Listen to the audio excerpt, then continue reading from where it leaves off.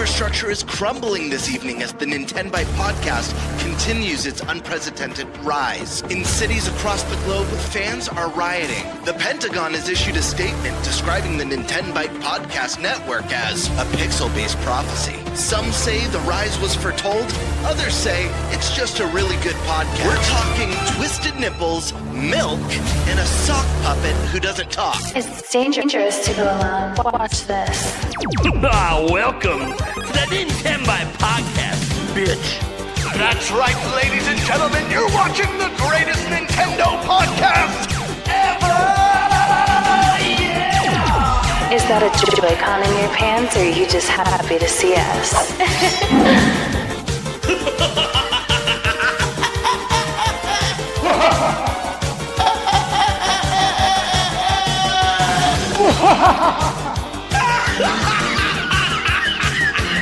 Shut up! Now feel the power.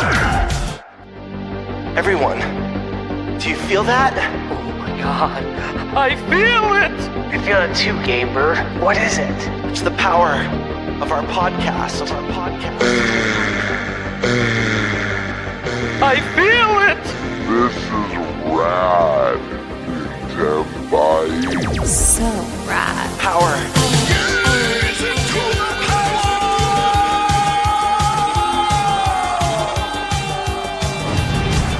Now bask in their glory. I'm Nintendo Brian. Oh baby.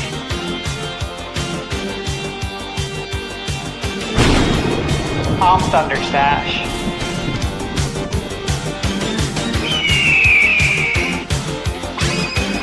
I'm GameBird Classic.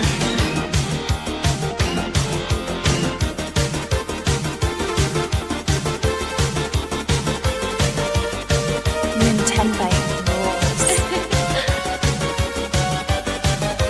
Let's rock. Hey everyone, welcome to the NintenByte Podcast, Season 3, Episode 49. And you can see there are no guests today. You just get the core four, but you know what? We have a lot to actually talk about. Some pretty big topics this week. And so who needs a guest? Guys, we got so much to go over. There have been a ton of games leaking for Switch 2 and Switch this year. A ton just in this past week. So we're going to be talking about that, but it's almost like a double topic because we're also going to be talking a little bit about the other kind of leak, such as Tamagotchi Life leaking before the game came out, something that has been prevalent all throughout the Switch 1 era. So we're going to get a bit into the whole piracy conversations as well. So it's kind of a double topic, but hey, it's just us four, so we're going to have a good time with that one. And yeah, we got the ratings board direct because there's just so many games coming from that. And then besides that, we also have a dealer's choice topic, which we don't know what it is yet. We'll figure it out when we get there. And we're going to be updating you guys on the Fantasy Critic because it makes sense in an episode with Just Us 4, which, as ThunderStash noted, it's been a while that it's been Just Us 4. Mm-hmm. Feels like the right time to, maybe trash talk a bit. I have no idea. I haven't looked at Fantasy Critic in a couple of weeks, so I'm just saying. I'm probably still getting my ass kicked, but we'll see. We'll see when I check it out later. All right, let's go around the room and introduce everyone. We'll start with Eric. Oh. It's spicy. We probably could have cut that first part of it out, but no. The anticipation. Spice Lord. Gotta love it. Hello, everyone. That's all you got. That's hello. That's all you got. Why is it spicy? All right. Then don't forget about Birdman.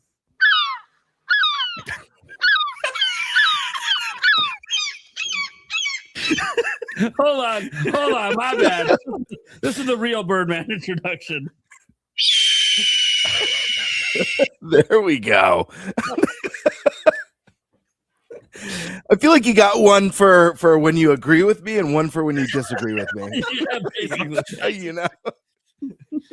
What's up, everyone? Happy to be here. It's another kick-ass NintenByte Wednesday, favorite day of the week, and yeah, Core 4, you know, kicking it old school. I don't know why I say old school. I haven't been around for that long, but that being said, takes 4 to tango. So happy to be here. All right. All right. Then we have ThunderStash. What's up? Wait, hold on. My bad. Wrong one.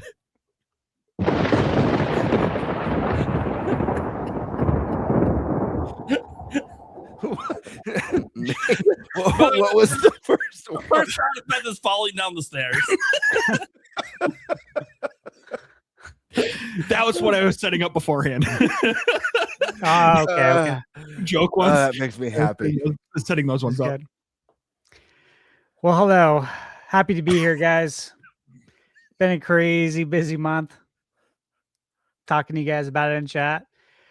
Lot of reviews coming. I was telling GameBird before we went live that I had said to Michaela, like, I think it was probably around like March 31st. It was after I did, I think, 11 or like 13 straight reviews. And I was like, I think it's going to lighten up just a little bit in April, which is nice. Like I was excited about it. And then all of a sudden, it just came like a wave. And I'm like, how is this looking like it's going to be busier now than March? This is bullshit. But it's good. Obviously, it's crazy busy. So small amount of sleep right now. Would you say it was a wave race? Yeah, dude. I would say it was a wave race. Yeah. Right to the finish line, man. Yeah, so fun stuff. Happy to be here, man. Lots of stuff to talk about. Oh, yeah. And then you got yours truly over here. Stop breaking the law, asshole! Whoops, my bad. I'm Nintendo Prime, bitch. How you guys doing? We got, a lot to talk. I'm really excited for this week. There's been actually quite a lot of news as well. That's why I'm like, hey, if I get stuck with dealer strike, I'm sure I'll come up with something. Because, dude, I've got like multiple 30-minute videos this past week because there's just so much going on, which is always nice for someone like me as a news channel, having things pick up. I was just texting the guys earlier. I'm like, dude, this has been kind of actually nice. Like, I'm really busy every day. There's been a bunch of news. So yeah, I'm excited to get this show going. Let's go around the room then and see who's going to be doing what topic. Who wants to go first today? Any takers? I'll go. Okay. What do you want, Stash? I'll take the ratings board direct. There we go. We're getting started with the fun topic right away. The one that I don't rant in, so that's good. Who wants to go second? Should make you guys rock, paper, scissors for it. Go ahead, Gabriel. Okay, Birdman. I'll take dealer's choice. Or actually, no. No. No. I'll do Game Leaks and Piracy. Okay. He's like, well, I wanted to think for a moment. No, I'm good. I just remembered I'm tired, so. He just remembered. You just wanted to give Nate false hope that he wouldn't get stuck with the dealer's choice. I was like, sweet. I actually don't know what the topic is going to be for once. Okay. Eric? Yeah. I mean, I can go last with the fantasy update if we want. Oh my God! Fine. Then I dealer's choice at 3, which I'll figure it out. I'll come up with something to talk about. Also, you guys obviously can super chat in ideas as well.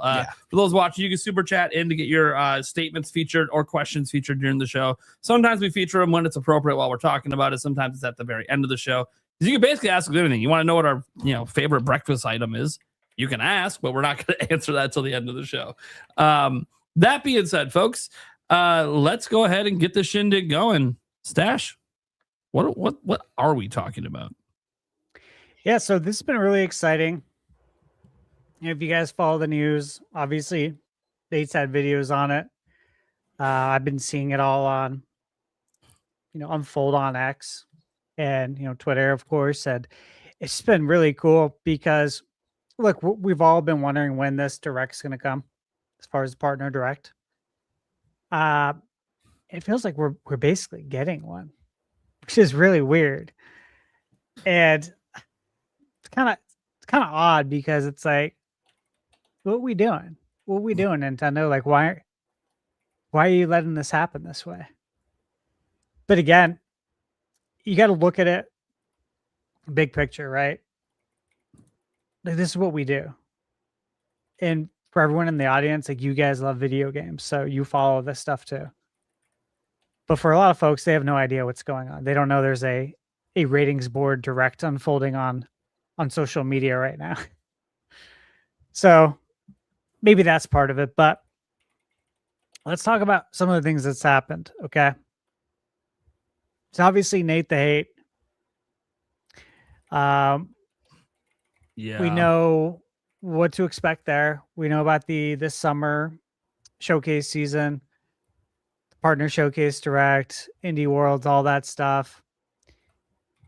And what's basically been unfolding is the Taiwanese ratings board has leaked a lot of games that have been rated for Switch 2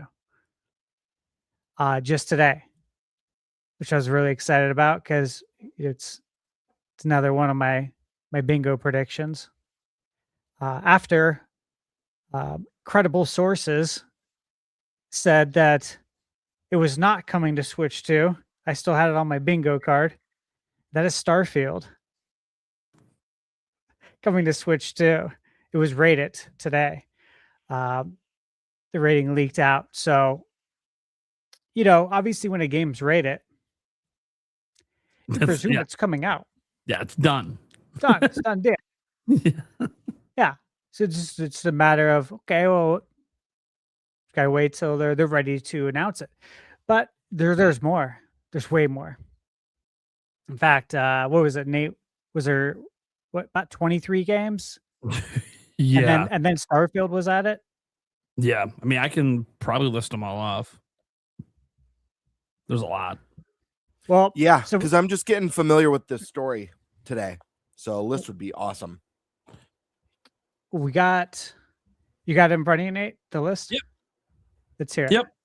Okay, so from the rating board, we have Devil May Cry 5, Devil Hunter Edition, Hell Is Us, Sonic Frontiers Definitive Edition, Unme, Blood West, Cliver's Barker Hellraiser Revival, Marvel's Guardian of the Galaxy, Diablo 4 Lord of Hatred, SnowRunner, Hi-Fi Rush, Blaze Blue Entropy Effect X Switch 2 version because it's already on Switch, Unbeatable, and then Starfield, which just got added today.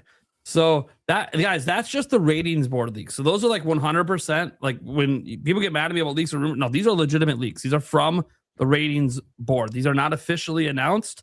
We have no trailers for Switch 2, no announcements for Switch 2, but these ones are, all of them are on the ratings board. And when that happens, that means these games are basically done and ready to go. So they're just not, got to get announced and we got to get dates. And then there's other games that have leaked as well that didn't leak through ratings board, but leaked either from a developer talking about it, a director talking about it, or it's like in the source code.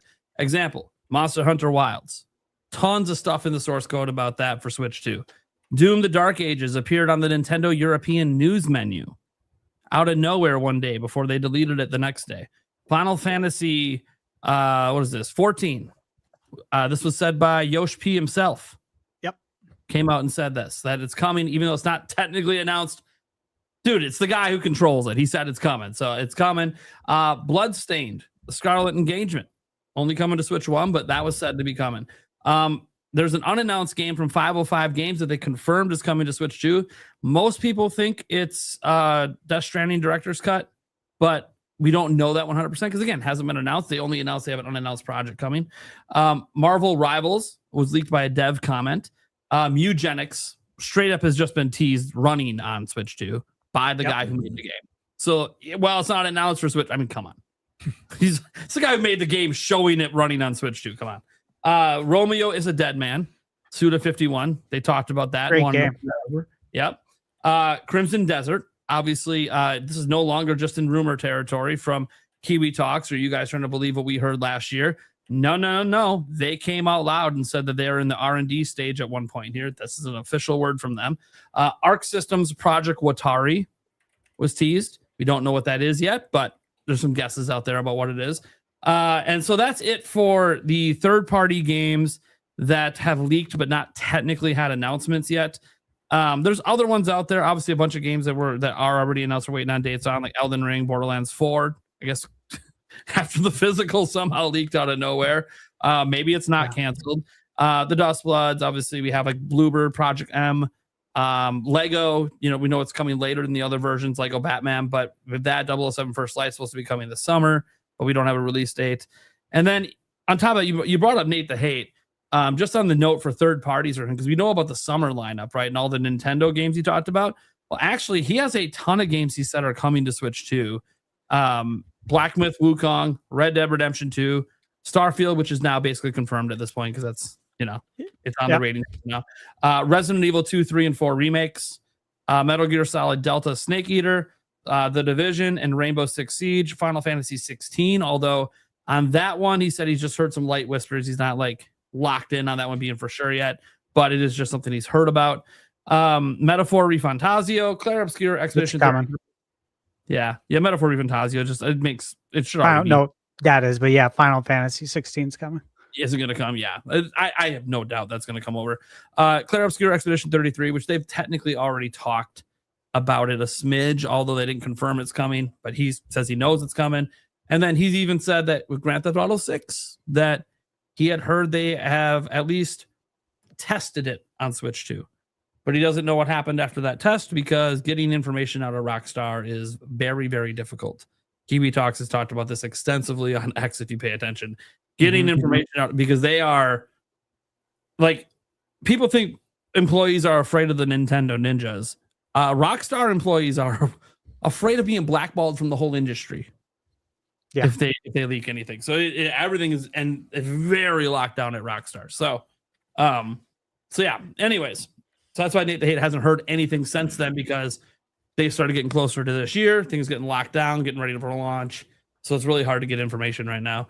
So yeah, that's kind of everything that is leaked and or rumored third party wise for Switch 2, which again is wild to think about it. That's like over 30, 40 games. And they're not even announced. And most of these are leaked. Well, let's talk about some of these because look, we've talked about some of these games. Diablo 4 is on my bingo card. Final Fantasy 16 is on my bingo card. Final Fantasy 14 is also on my bingo card. Most of these games are on my bingo card. Yeah, so if you wanted to know these were coming, all you had to do is tune in for first episode of the year. My bingo card in a while. For real though, these are the games I've been talking about, and there's more. There's more coming. You know that. This ain't it, but this is exciting. So, Devil May Cry 5, no, Capcom, just killing it. Just absolutely crushing it. It feels like NES, SNES era Capcom as far as support on Nintendo. Like absolute killer support. I don't know what the Devil Hunter edition will entail. Yeah, no idea. Hell Is Us. Yeah, I was interested in that when I first saw it. And obviously the release date came and went on PS5 and Xbox, but I was just too busy to review it. It's not that I didn't want to. So maybe this is a good opportunity then. Sonic Frontiers. It's what is it? It's Sonic's 35th anniversary. Makes total sense to get that out for the anniversary. And obviously to get it at 60 FPS on Switch 2. Because Sonic Frontiers was on Switch 1. Clive Barker's Hellraiser. You know, I'm not gonna play that. Hi-Fi Rush, finally, right? I mean, how long have we been talking about that game? How many years? Long ass time. It's been on a lot of bingo cards. Yeah. Well, it leaked with a ratings board for Switch 1 before the studio was closed. So it's been leaked for a while. Yep. But then the studio wasn't closed, broke off. Then everyone's like, well, the Switch 1 version must be canceled. But then they're still working with Microsoft anyways. So what a crazy story, man. Real full circle. That'll be fun. So that's exciting. The Blaze Blue entropy effect. I know some details on that game. I got an email about it. Yeah, I don't know if I can say anything, but that's legit. I'll say that's definitely legit. Yeah, I mean, it's very look. These games are literally on the rating boards. Like they're happening. Like there's no point in denying it. You know, it's just a matter of when they want to release them. And then, obviously, Starfield's going to be really exciting on Switch 2. Because again, that's a game that would be really nice to have in handheld.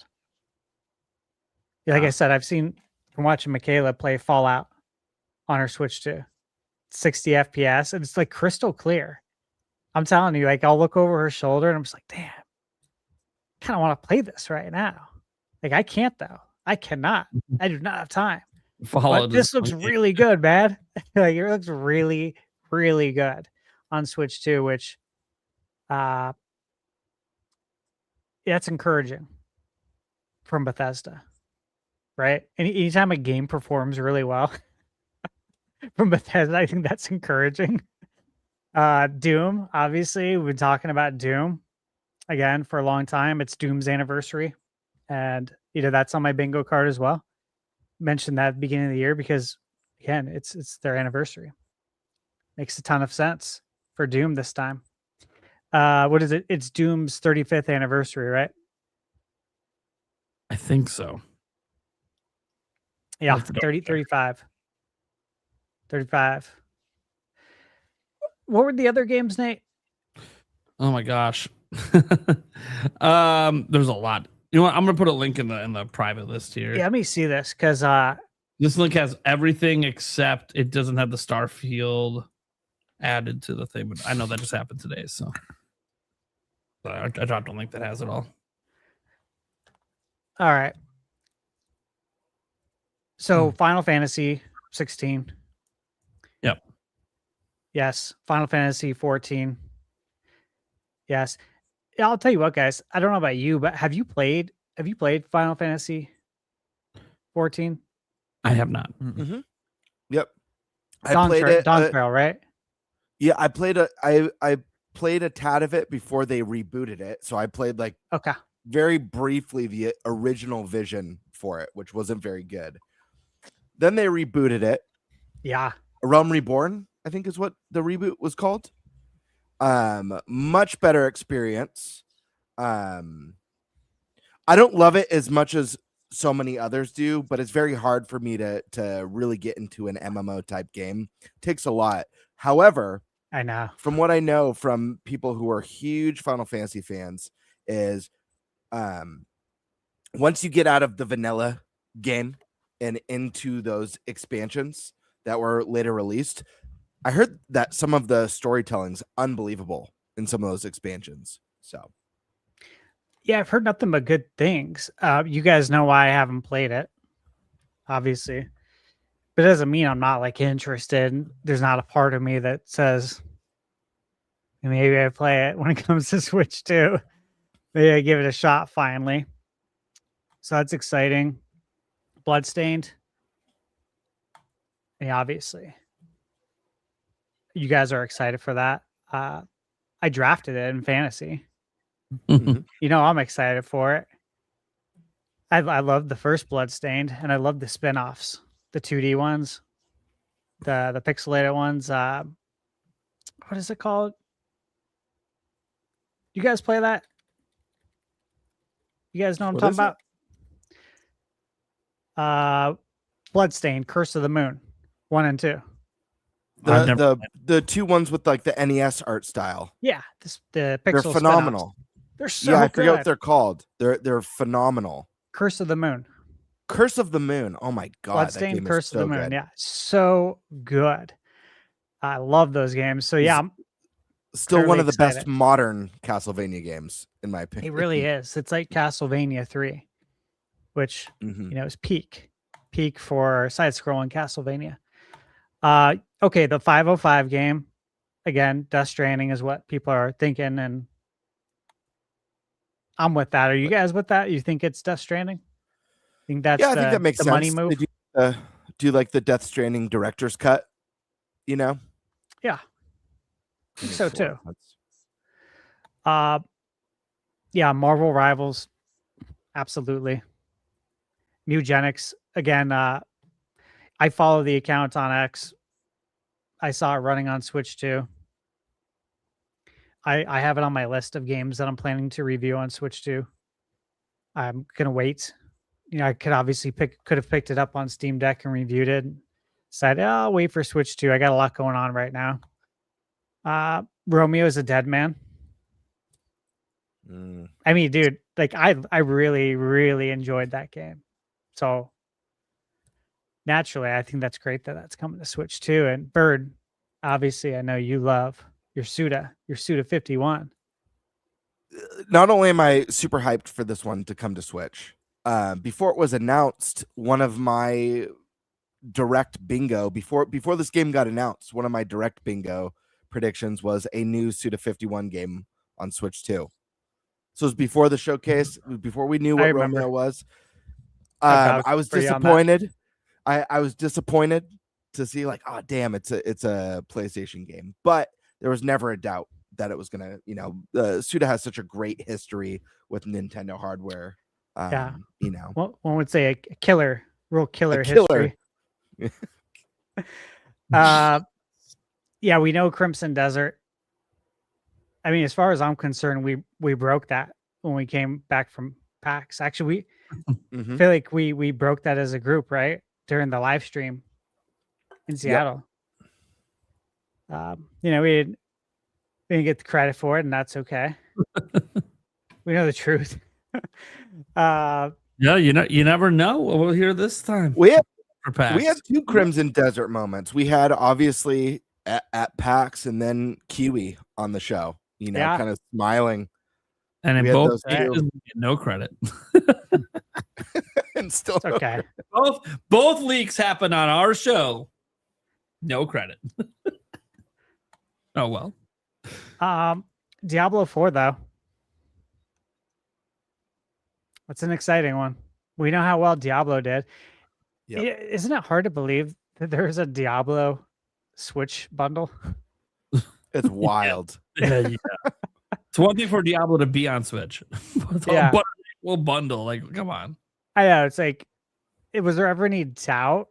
But there was. So many people doubted that Diablo 4 could, run on Switch too. I'm like, it's coming over. They're gonna make that happen. Come on. There was a bundle, guys. All right. So what else is on this list? Let's see. Donkey Kong 64. Smash. Okay, that was all part of the NSO leak. I remember that. DK64, Smash Bros, Glover. We got that Bloober Team Project M, that we're still waiting to hear what that's all about. And the Elden Ring Tarnished Edition, which of course that went up for pre-order and caused quite the stir on social media. Yeah, I think that reveal tarnished the hopes of many. Yes. Maybe we'll talk about that. Maybe we'll talk about that later. Because we didn't talk about it last week. About the price again. It's interesting.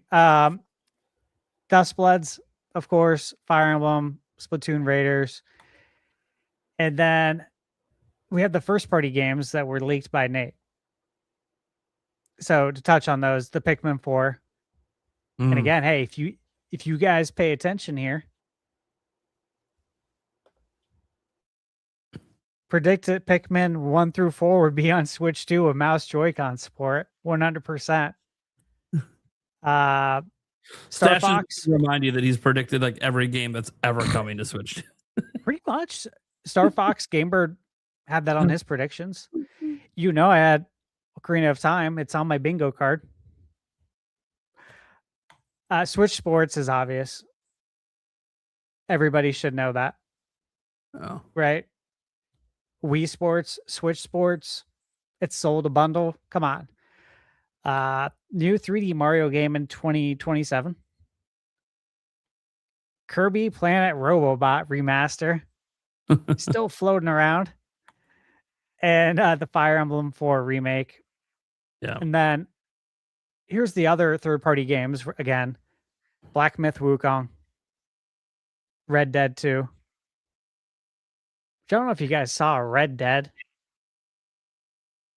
1 is going to be getting a physical release on PS5 and Xbox. When I first saw on X, I'm like, oh, is it Red Dead 2? And I'm like, Red Dead 1? What are we doing, guys? How do we not have a Red Dead 2 physical next-gen edition, but you have a Red Dead 1? So hopefully that gets announced soon here for Switch 2. Resident Evil 2, 3, and 4 remake. Also on my bingo card. Metal Gear Solid Delta Snake Eater, also on my bingo card. The Division and Rainbow Six Siege, again, Final Fantasy, Metaphor ReFantazio, also on my bingo card. Clair Obscur on my bingo card. And then GTA 6. Nobody has time to play all these games. Right? So let me ask you guys now that we've went through this list basically twice here. There's so many.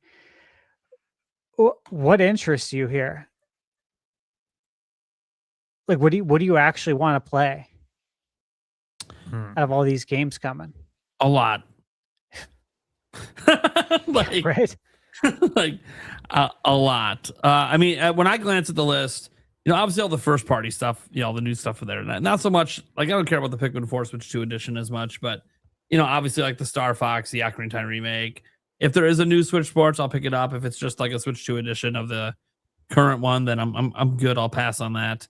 But then you look at these third party games, and it's like it'd be an easier list to make the games I don't want to play. Yeah, that would be easier. I mean, obviously, I want to play Elden Ring, Dust Bloods. I don't know what Project M is, but it's Bloober Team, so I'll probably want to play it based on just who's making it. That's the one where they said they could only do it like with this hardware, basically. Yeah. The one that we thought, or I don't think we did, but some people thought it was maybe Eternal Darkness. I mean, who knows? Maybe it is. Yeah. But I mean, that would be great, but I don't think so. But yeah, I'm interested to see what that is. Yeah. And then the ones I definitely want to play for sure. I'm just glancing at the list. I haven't played Romeo as a Dead Man yet, so that would be one I'd be highly interested in getting on Switch 2. You guys will like it. I've been holding off on Crimson Desert, so I can play it on Switch 2. Same. Let's see here. I never played Marvel Guardians of the Galaxy, and I've heard nothing but great things about it. That game is so underrated. If we get this on Switch 2, I highly recommend anyone to pick it up. We are really, really underrated game. Yeah. I mean, we are. But if you haven't played it, I highly recommend you pick it up. This game was so good. We deserve a sequel for this one. We may never get it, but really, really great game. Phenomenal soundtrack. I actually got they did like a limited time vinyl for it that has they made up a band called Star-Lord for this game that Star-Lord's obsessed with, and it's like your campy 80s metal. It's so good. I bought the vinyl for it, and it's just the Star-Lord album that's played in the game. But yeah, check this game out, guys. It's a fun one. I'll probably pick up Red Dead Redemption 2. Yeah. Even though I've already played and own it. Something about having Rockstar's Nest on Switch 2 just feels like I want that in the collection. I'm hoping it's a physical. If it's a key card, I'll probably still get it. I just want it in the collection. I'll probably play it on a live stream a little bit just to see, like, hey, how does this actually run on Switch? I'm curious. I'll probably get Metal Gear Solid Snake Eater Delta if that's coming over. Because again, that's just rumored, technically not confirmed, not a leaked one, just a rumored. We also have that Metal Gear collection coming over too for Switch 2. Yeah, it's a lot of Metal Gear this fall. Yep, I think it's what is it 4 or whatever, one that's never been re-released before. Yeah, Guns. What is it? Guns of the Patriots. Guns of the Patriots. Yeah. Yeah. It's gonna be cool. Expedition 33. Yeah, picking it up. I have not played it, and I know it's a disservice because I've been hyping that game up since its very, very, very first trailer in an Xbox event years ago. I was like, what? Expedition 33, it pops up going, oh, I don't care. Then you would start watching the trailer. Wait, what the fuck do you mean? Everyone dies and the number goes up every year. What the fuck? This is insane. And then it goes on to win Game of the Year and obviously is like a must play game. So just been holding off because it's got to come to Switch 2, right? I'm trying to support third party on Switch 2, guys. Not because I don't have other consoles to play it on. It's just I like to as long as it's a good version of the game, of course. If it comes out and it's like really, really choppy and stuff, then yeah, of course, guys, I'll just bite the bullet and get it on a different platform, probably for cheaper. But I look at a lot of this stuff. Like I like third parties on Switch 2, mostly because the cool thing about Switch 2 is because I can get that doctor experience, but I can take it on the go. And on the other ones, I have done, on Xbox and stuff, I've streamed to my phone before and stuff, and it's fine. I like the native playing and not having to worry about internet cutting out, especially when I'm traveling. So I think it's good. And there's obviously a lot of other third-party games that are official that I know I'm going to pick up and double dip. Like I'm going to get, well, actually, technically this isn't a double dip. Like I'm going to be getting Indiana Jones for Switch 2. May 12th. Even though I beat it on Xbox. Less than a month away.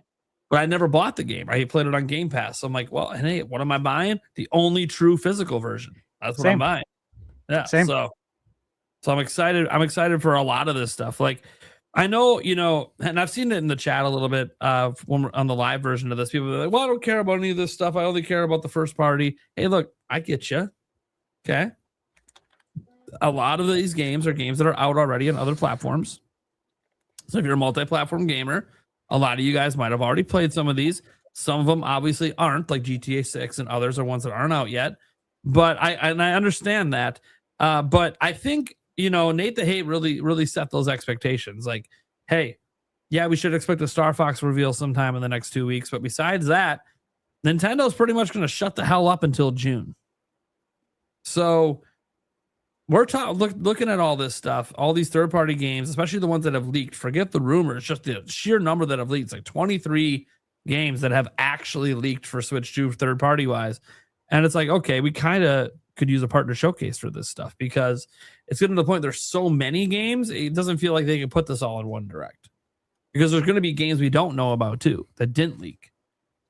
And there's going to be games that, have already been announced that we need dates for. They're going to eat up slots in a direct. So I kind of feel like this information and just the sheer amount of the ratings boards leaks, especially because those are the games that are like ready to go. It makes me feel like there's a partner direct coming like this month or early next month. Like if it's not this month, it's just because they're going to do Star Fox and let that have a small little window of hype. But I can fully see them doing a partner showcase before we get to a general direct. And I know the internet's going to bitch, and guys, internet bitches. No, even if it's a general direct, the internet bitches. So I don't worry about what the internet is doing. I want these games announced. I want them confirmed. And more importantly, I want to see what they look like on Switch 2. Because, I can go look at the Steam Deck version. That's probably the closest, I can get. But the thing is, on Steam Deck, you can customize all the settings. Every time you look at the footage, it's just whatever settings that person had it set to. That's not necessarily going to represent Switch 2. So, no. So, yeah, I really, some of this stuff, I just want to see how it does on Switch 2. Like, I got to give DocTray81 a little credit, although all of us have been thinking this.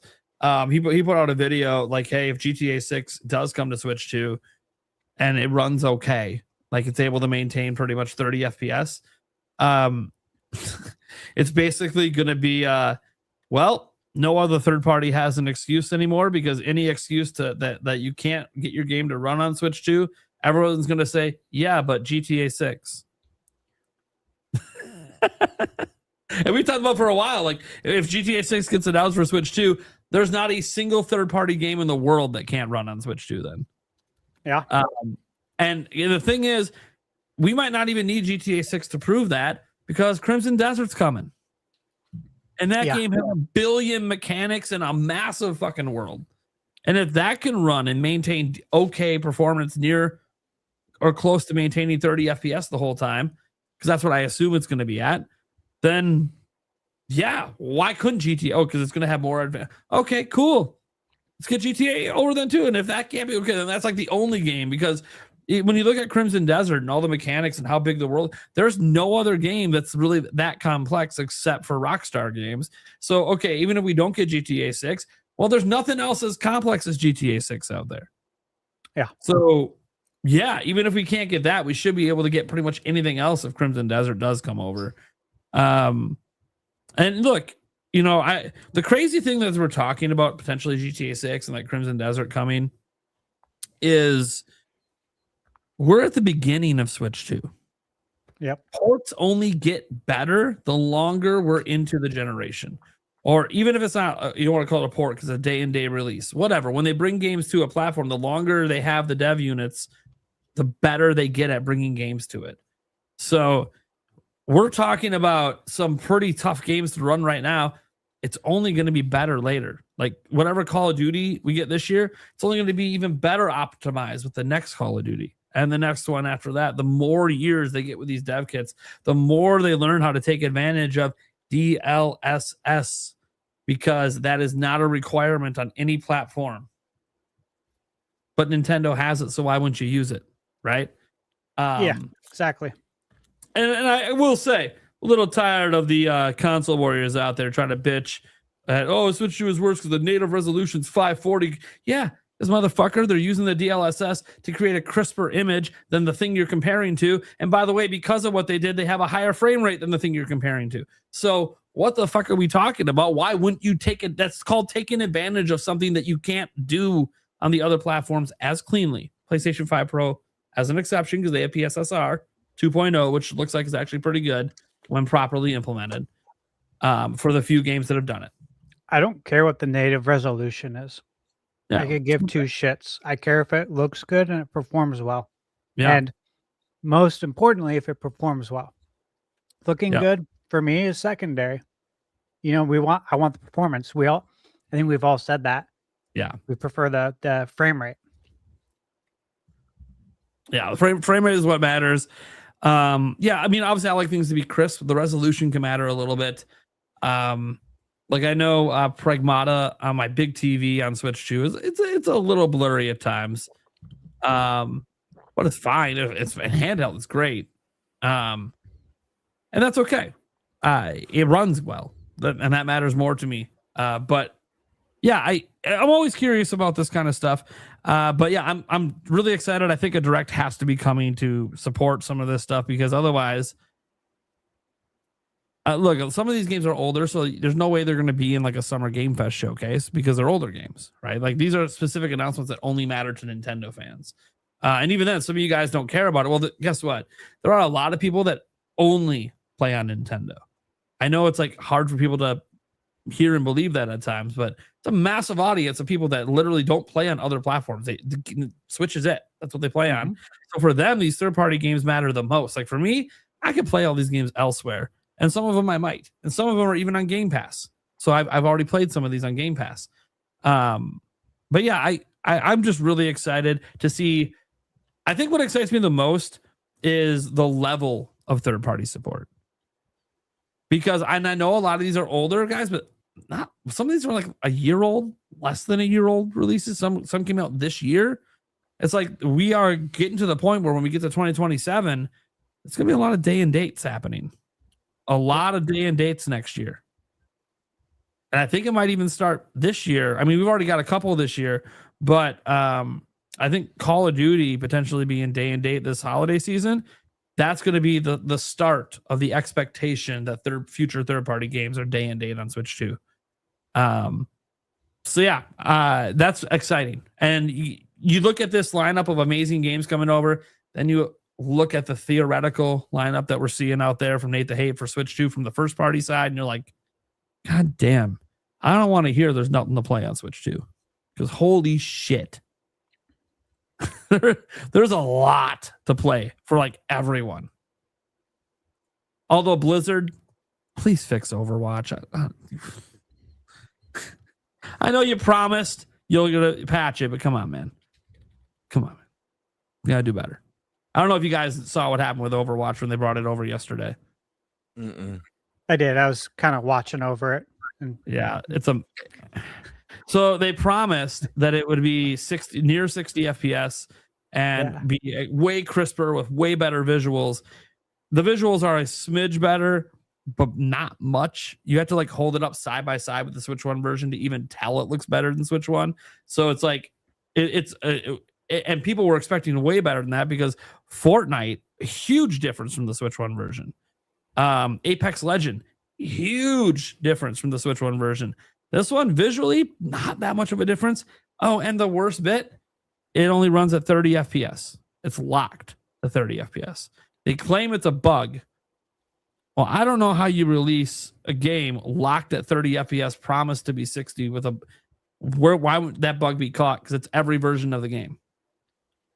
It's literally there's nobody playing it on Switch 2 at higher than 30 FPS. So like, how does that bug get through? It doesn't even make sense to me. So yeah, I'm very frustrated with that one because I actually enjoy Overwatch a bit, and I'm kind of like, you know what? Maybe I'll just wait and see if Paladins ever gets updated for Switch 2, and just that'll be my little kick of multiplayer on the weekends. Anyways. Yeah, I saw a lot of thumbnails when I scrolled through YouTube. I was at the gym, trying to get something to listen to, and I saw so many thumbnails holding up a Switch 2. The same thumbnail text. It's not 60 FPS much. So original, guys. It is what it is. But yeah, I mean, that's the thing people are most disappointed in is that it's locked at 30. It's like, dude, yeah, they did promise 60. That is yikes. Anyway. So what I'm saying is all these third-party games coming, please do a better job porting than that one did, because holy shit. We've seen some good ports, so I'm hoping that we're going to see more good ports. Like, at this point, from Ubisoft's end, I kind of trust anything they're going to do. Look what they did with Shadows. Look what they did with Star Wars Outlaws. Those are actually quality ports.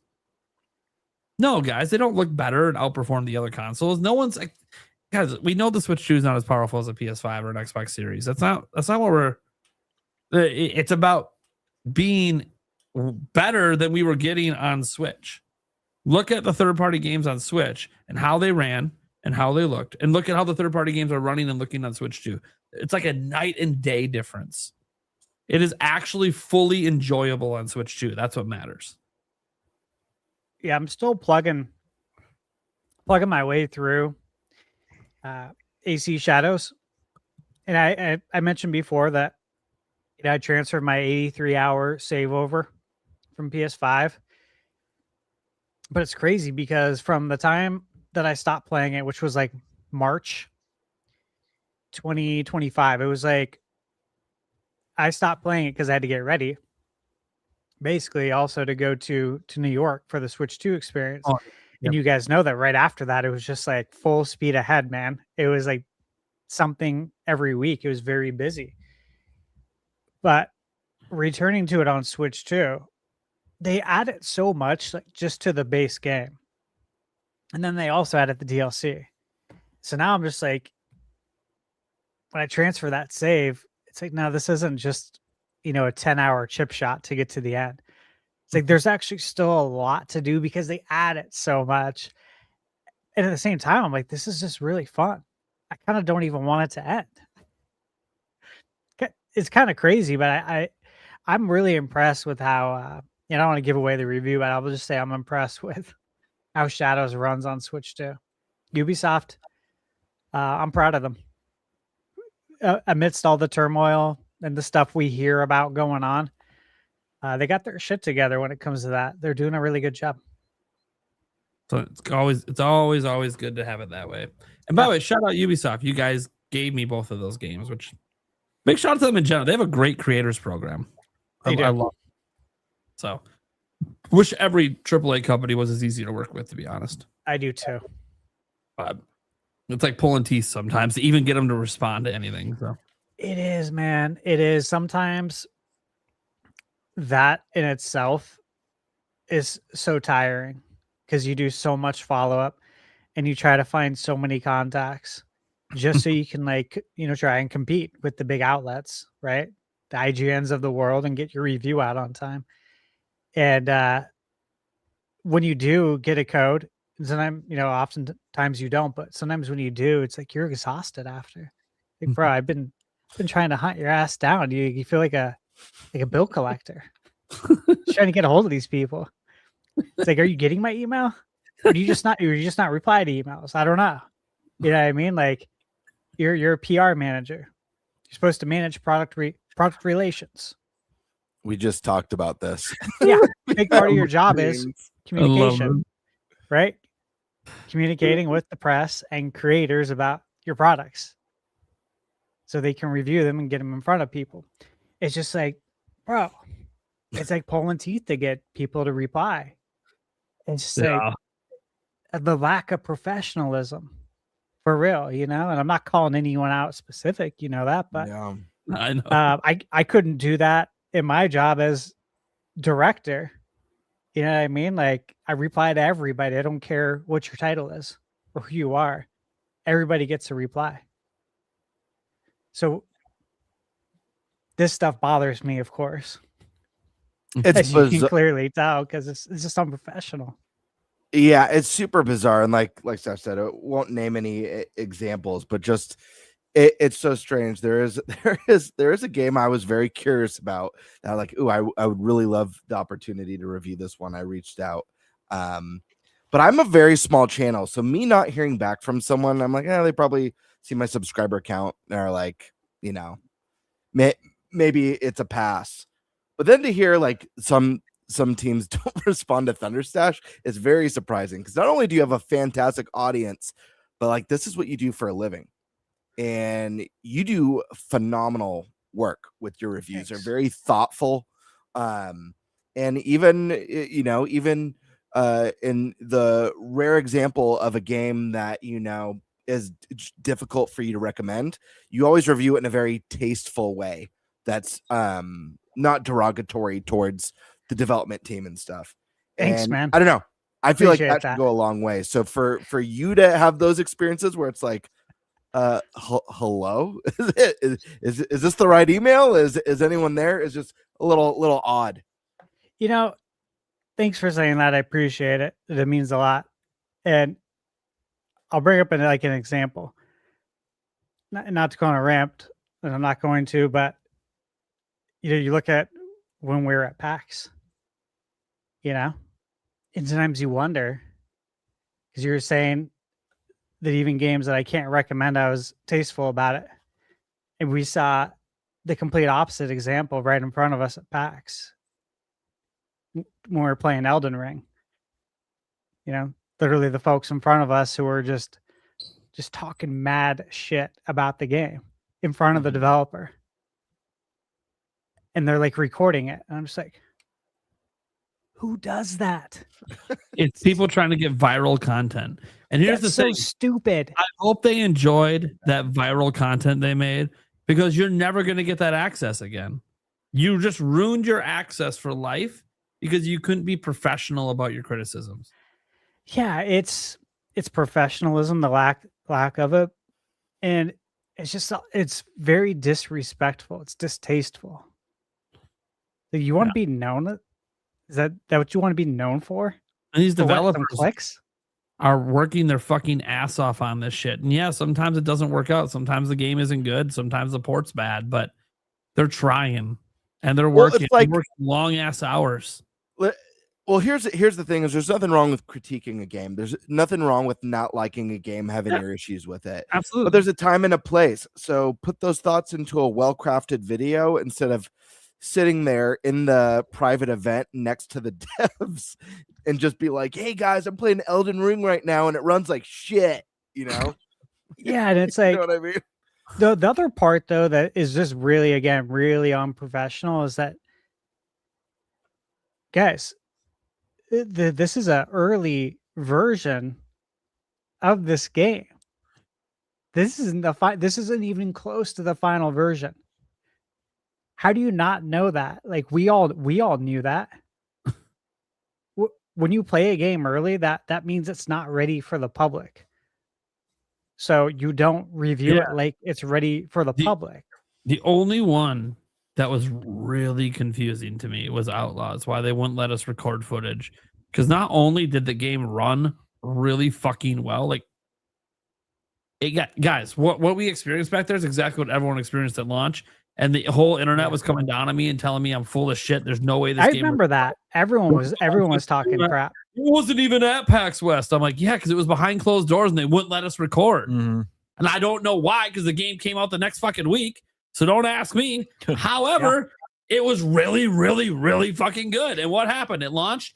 Look at that. Digital Foundry comes out and says it's really fucking good. And now everyone believes it. It's like, dude, I asked dude, it was a developer presenting the game. I asked all these pointed questions about DLSS and the resolution and the frame rate. I even asked questions about the complications that they encountered trying to get this open world game that has ray tracing to run on this platform, because it was going to be the first ray traced AAA game to release on Switch 2. It's like, and no one believed jack shit just because I couldn't record it. He was really cool too. He was super cool. Nice. Yeah, personable. Yeah, so because for those who don't know like how these events work at PAX West, so most of the stuff is on the floor. Okay, so you got your appointments, your media appointments, you're playing the same demos that the public gets to play. You just don't have to wait in the lines, right, to get access to it. You have like set times you're going to go there and play, groups sometimes, etc. And then for Nintendo, at least, they have a behind the scenes place to go demo not just what's on the floor, but also additional things that aren't on the floor. Now, we didn't know 100%. Well, I guess we kind of knew what was going to be in there. We knew the rules of what we could record and not record. Except for Borderlands 4 was Borderlands 4.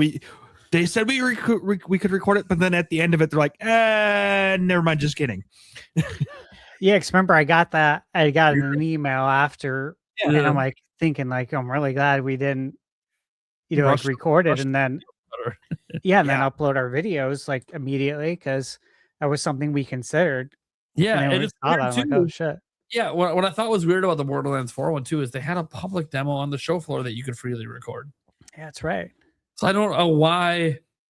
Like, I guess because of the feedback they were getting from, the media members playing it behind the scenes, that it's a little rough. I get that, but it's like, but you also have the public demo that's just as rough, and all that footage is getting out there. So I didn't really understand.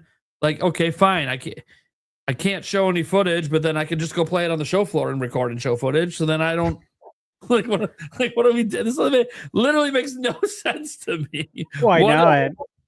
I saw, like, when I was editing all my PAX videos and putting them up on YouTube, I saw other people put up footage of Borderlands 4 from PAX, and I'm like, was it from the media event or was it just the show floor? No, it was the show floor. I'm just like, show floor, yeah, because you were allowed to record on the show floor. They can't do anything about it. Yeah, I know. It's like, dang it.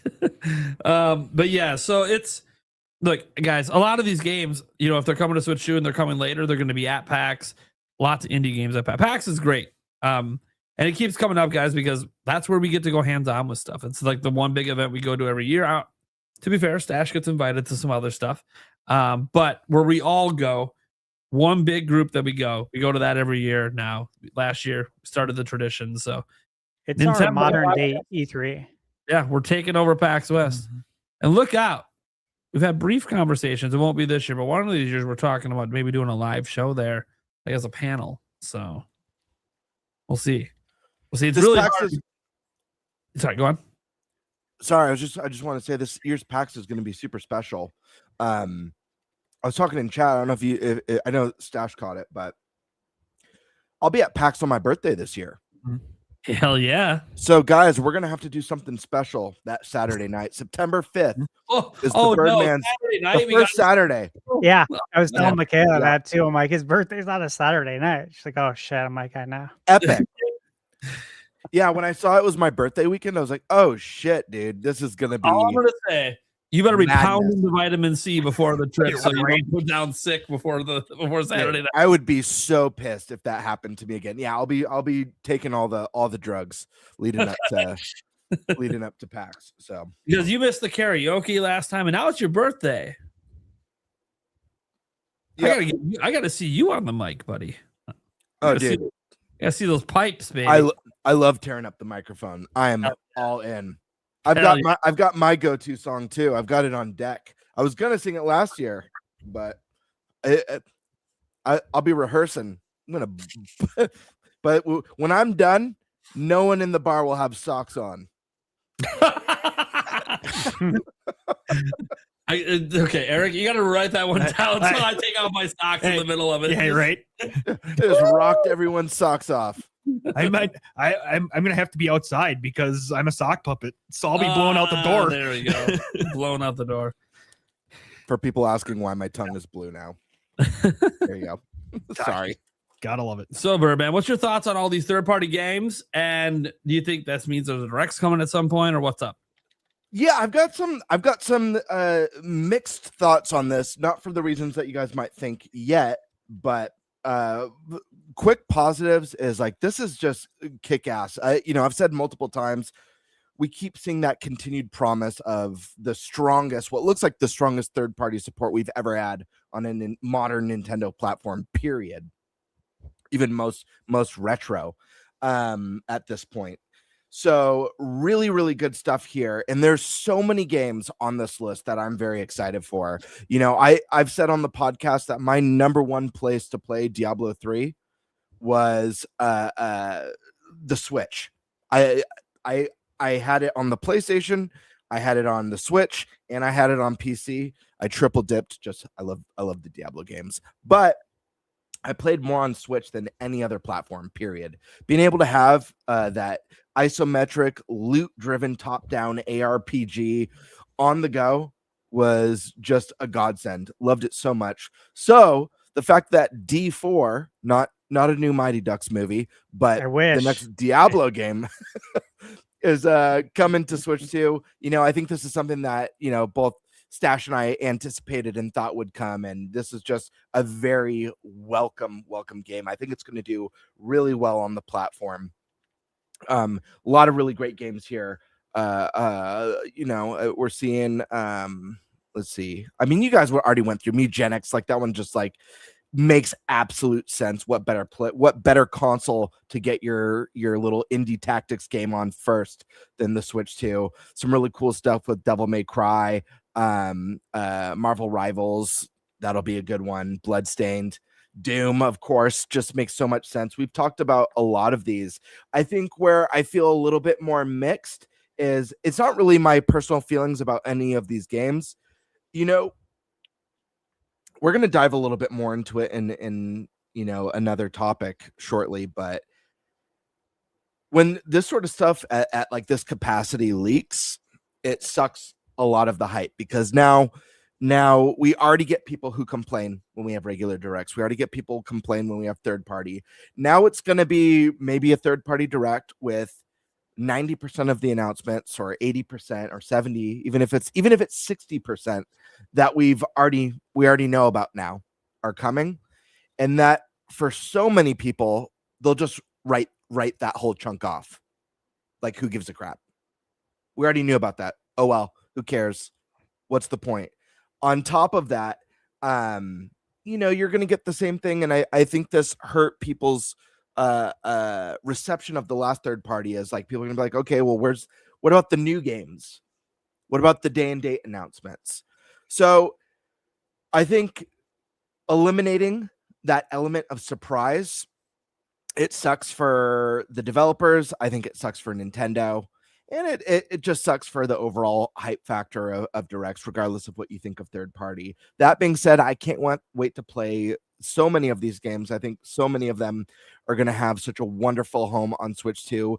This does not ruin my hype for the future of Switch 2. It doesn't ruin my hype for any sort of direct. I already know there's going to be surprises in a third party showcase, you know. And I think the one missing piece of the puzzle last time was solid. I think they missed one thing, and that was in it like a new third party one more thing. Doesn't have to be a system exclusive, but for example, what if the rumored Black Flag remake gets revealed for the first time in a third party partner showcase? Like that sort of one thing. It doesn't even matter that it's coming to other platforms. I think if they could nail an epic one more thing that isn't a game that came out a year ago, I think they'll be doing all right. And if it's at the caliber of a Grand Theft Auto, like no one's going to care about anything that was announced. Doesn't matter how cool the other third party stuff is. No one will care about anything else that was announced. I think they just need that powerful one more thing, and that'll kind of be the Band-Aid. But yeah, I mean, for me as a fan, it's never like, it's exciting, especially because we've talked about so many of these games, and it's exciting because so many of these I want to play. But you know, sometimes I love the element of surprise, and it's something that Nintendo genuinely, in my opinion, does better than any of the other big companies. So when that surprise is robbed, it could be a little bit of a bummer, you know. Let's be real. As excited as I am for Star Fox, the potential of a new Star Fox on Switch 2, nothing would have beat the hype of getting that reveal in a direct for the first time without Nate the Hate mentioning it. Like nothing tops that moment. How about a Nintendo Today moment? Because that's what it's going to be. I know. But it wasn't going to happen. It would be nice if it would be really nice if they did instead of a Nintendo Today announcement, if they did stay tuned next week for a special announcement. You know, they kind of like set it up. But that being said, yeah, let me look at this list again. Diablo 4, I mean, that one's top of the list. Dustbloods, it's another one where it's this is a really big deal. Like this game's a huge deal. You know, we're expecting it this year. You know, it sounds like it's going to be coming later this year than a lot of people expected. But having some gameplay, having some sort of a deep dive trailer in a third party showcase, I think would be really, really amazing. Let's see. There's so many good ones. Guardians of the Galaxy. Again, this game's so underrated. Please, for the love of God, play this game, guys. I'm not even the biggest Marvel fan. You know, I like the Guardians movies, but I'm not like a diehard Marvel fan like a lot of people. This game kicks ass. It's so fun. And then what do you think? You think it's gonna be 40 or 50? I'm gonna say 50. 49.99. How much was Hitman on Switch 2? It's a good question. Same dive. But Hitman also, I think, came with a bunch of DLC too. Yeah, I think it's a complete game. Yeah. Like I have that on PS5, and like the amount of gigs it takes up is insane. You'd think you were downloading Call of Duty. It would be nice to see it. Let's just say that. It'd be nice to see it at like 40 or 50. Hitman might be a sweet spot. Nation Signature Edition was $59.99. Okay. It is, I should say. Not was. So I could see it at 40 or 50. Metaphor, guys, that's another really big one. Switch 2 needs Metaphor. It makes more sense there than any other platform, in my opinion. But I also view, like you guys know, I view the Switch and the Switch 2 as the ideal RPG machine. Every RPG, every JRPG should be on the Switch or Switch 2. Period, in my opinion. But yeah, I mean, those are my quick thoughts. I don't have anything too compelling to say other than we have that continued promise. And I mean, if we even get half of these this year, third parties are just crushing and continue to crush on Switch 2. And I look forward to the future of day and date releases. Capcom's already doing it. It's only a matter of time before you better believe that like Square's going to be trying to get all their big future Final Fantasies day and date, Yeah, I think they will. And Dragon Quest and all that stuff. And they already did it. They did it with Dragon Quest. Yep. 1+2 HD. And I expect that going forward. Yeah, and remake part 3. Yep. The third remake will be there day and date. So the Eric, only announcements, last thing I want to mention before we jump over, the only thing that's missing here that I think we really, really need, and I pray for this. My prayers have been coming true, guys. I've been making some video game prayers. They're happening. Works. Started with Star Fox. Guys, if we get, and I live streamed last night. I mentioned this on the live stream because I was talking about how I prayed for a new Star Fox. It sounds like we're getting a new Star Fox. Before that, I prayed to the game gods for a brand new Onimusha. My friends, we've got a brand new Onimusha on the horizon. I'm praying for that game to come to Switch 2. My friends, I also prayed to the game gods for a brand new Okami. We're getting a brand new Okami. Capcom is making my wishes come true. I need one more thing. This one's from Sega. So I'm just going to put it out here. I said it last night. I brought this guy out because of my live stream. And that's Skies of Arcadia, my friends. I am waiting for some fresh Skies of Arcadia news. Whether it's Skies of Arcadia 2, finally, after all these years, whether it's Skies of Arcadia Legends coming to NSO on the GameCube NSO, or a Skies of Arcadia remake. But yeah, just want to throw that out there. The wishes are coming true. It's time for some more. Eric, take it away, my friend. Oh, goodness.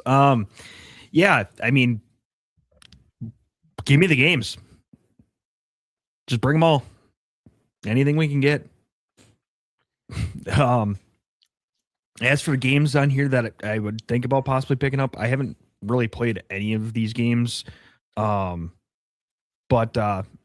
Red Dead 2, I would think about possibly picking up on Switch 2, just to see how it works or how it is, things like that. Yeah, I mean, it's exciting to see, so many third-party games and big titles too coming to Switch 2.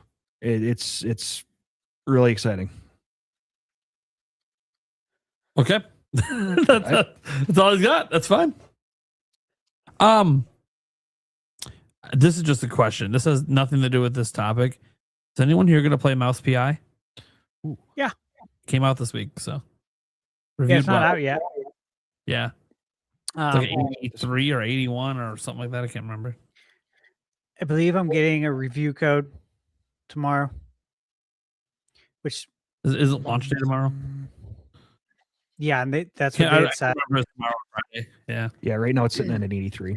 They replied to me on Twitter and said that the code requests through Keymailer are going to be going out on launch day to content creators because I'm not press. Even though I know content creators who got a code as press, but that's just the way things shake out. And this is why I get bogged down with some of the BS and trying to chase people down just so I can cover your game. It's like, that I'm not going to make much money from this video. And the amount of time that I put into making it is not going to equate for me. You are going to come out much better than I did. What I mean? That's why these in-person events like PAX West are important, though, because then you get to actually meet them in person and develop some relationships. Yeah, so. All of those have been maintained, thankfully. That is like a huge benefit of going. Could not agree more. Okay. Oh, the other part of topic one. Wait, sorry, we're on the ratings board direct, so we're good. Never mind. We're good there. Well, I have something I want to say on this next topic, but I believe it was going to be GameBird's topic, right? Mm-hmm. And he, of course, vanished. So, he's out of here. God damn it, Stash! Why the fuck you eating Andy's mints in front of me, you fucker? God damn it! Well, yeah, you know what? Inspector Void said, "Ew, mint chocolate," and said that's gross. But He's Andy's are. How could you not like Andy's mints? They literally come, look, from the Andes Mountains, man. Do you know about the Andes Mountains? Yeah, show some respect on that, man. I'd be kidding me. Oh yeah. Go try to hike the Andes Mountains, man. Yeah, and get out of here! Like mint chocolate chip ice cream isn't fucking delicious. I love it. I love mint chocolate chip ice cream, but it needs to be green. I don't like the white. Yeah. And I get the guys that the green is technically food dye. I don't care. I don't care. Yeah, it's better. It feels wrong if it's not green. Mm-hmm. Yeah, it's not as good. It's not as good. I can't tell you how many times over the years, back when they didn't have like the little plastic on the top, it was basically like a window to see what color it is. Yeah. And then you take it home and you'd see it's white. You're like, I don't even want to eat this, man. I'll eat it because I ain't gonna waste food. But I ain't gonna waste it. This isn't what I wanted. At some point, just close your eyes and eat it. Imagine it's green. Yeah. Yeah. Okay, buddy. Yeah. All right. Let me just remind you what Birdman really sounds like.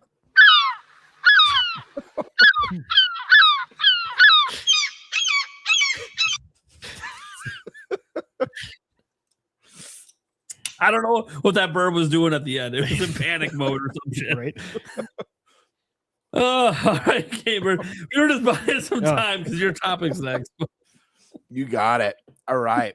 Hey, what are you drinking there? This one is just a Diet Pepsi. Oh, okay. Watching, not as it's no RC Cola. I got Summit Cola over here, baby. It's basically off-brand Pepsi. Hell yeah. In a red can. Listen, I much prefer Coke over Pepsi personally. Same. Although there was that was freaking delicious. If you guys, it was only around for a limited time. I think last year or the year before. Pepsi Nitro. Did you guys try this at all? Yeah. Yeah. I tried it, of course. So good. It was like whatchamacallit? Like a Guinness almost in its like texture. a nitro coffee, like a nitro brew. Yeah. Brew. Yeah. Yeah, delish. Anyways. Yeah, that was good. I wish that you would do that again. Yeah, super good. They had like vanilla. Mm-hmm. They had like a vanilla cream, and then I think it was just like regular. You know what I want right now? Grape soda. Man, that sounds good. I haven't had that grape soda in forever, years, dude. And an ice cold grape soda is just so good. What about an Ecto cooler? Did anyone go for an Ecto cooler? Oh, obviously, I want one of those. Did you make it? Oh, no, I didn't. I didn't. The recipe, yeah. You gotta get that. Gotta do that. Gotta do that. Yeah. Bring it the facts. What about I got another one for you. What about Crystal Pepsi? Of course. Oh yeah. Yeah. Yeah. Absolutely. That was a special time. I think they brought that one back for a little bit as well. But probably wasn't it in like a white can? Something like that. Probably. I don't remember the can. I know the bottle was just I remember like the 20-ounce bottle. Yep. Yeah. Alrighty. Making me thirsty. I have a drink and it's making me thirsty. I gotta go get a soda after all this. Go grab an RC, dude. I'm gonna grab something good. All right. Oh, we went surprised. Right. I'll wait to start the topic for Stash Man. Eric, what kind of drinks do you like? What's your soda of choice? Diamond. Diet Mountain Dew. Okay. What about what's the one that everyone loves? Mountain Dew mixes with everything. Mm-hmm. Well, it was designed as a mixer. I know. What's the good one that everyone loves that you could only get at Taco Bell, but now you could buy? Oh, Baja Blast. Yeah. Baja. Are you a Baja Blaster? Yeah, Baja Blast. Yeah, I don't It's mind good. No, the one they have there now, like midnight or whatever. Baja Blast Midnight. Dude, that shit is so good. It is. I've never had that. Baja Blast Midnight. It's like Baja Blast with grape like injected into it. A grape flavor is so fucking good. So you're a grape flavor guy. Well, no, I like more than that. No, but like a lot of people don't like grape flavored like popsicles or grape flavored candy or grape flavored soda or medicine. I always thought I was the weird kid because I prefer grape flavor in medicine, popsicles. I love grape flavor. I like it in popsicles and I like it in ices. I'm not really a fan of it in the candy, but sure. Okay. Basically cold things. Okay. But yeah, I also like dude, like Orange Crush. Mm-hmm. Oh my god. Yeah, Orange Crush is good.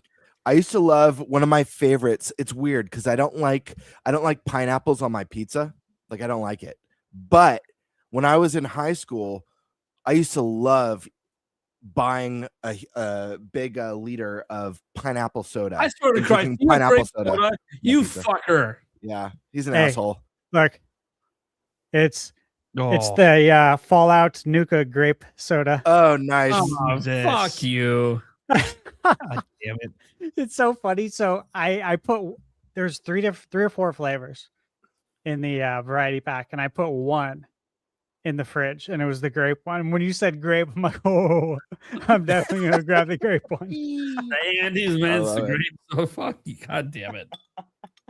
DoorDash. Oh, yeah. I'm just kidding. Fucking pay $30 to get one bottle in my house. Have you tried this yet?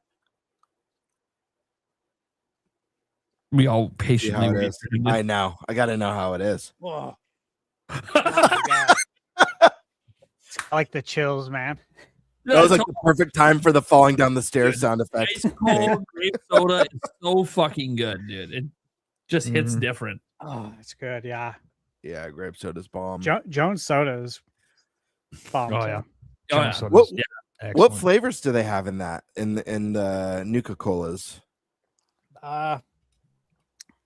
Obviously the grape. They got sarsaparilla. Okay. I think Sunset sarsaparilla. I don't know. There's two other ones. There's a blue one. Let's see.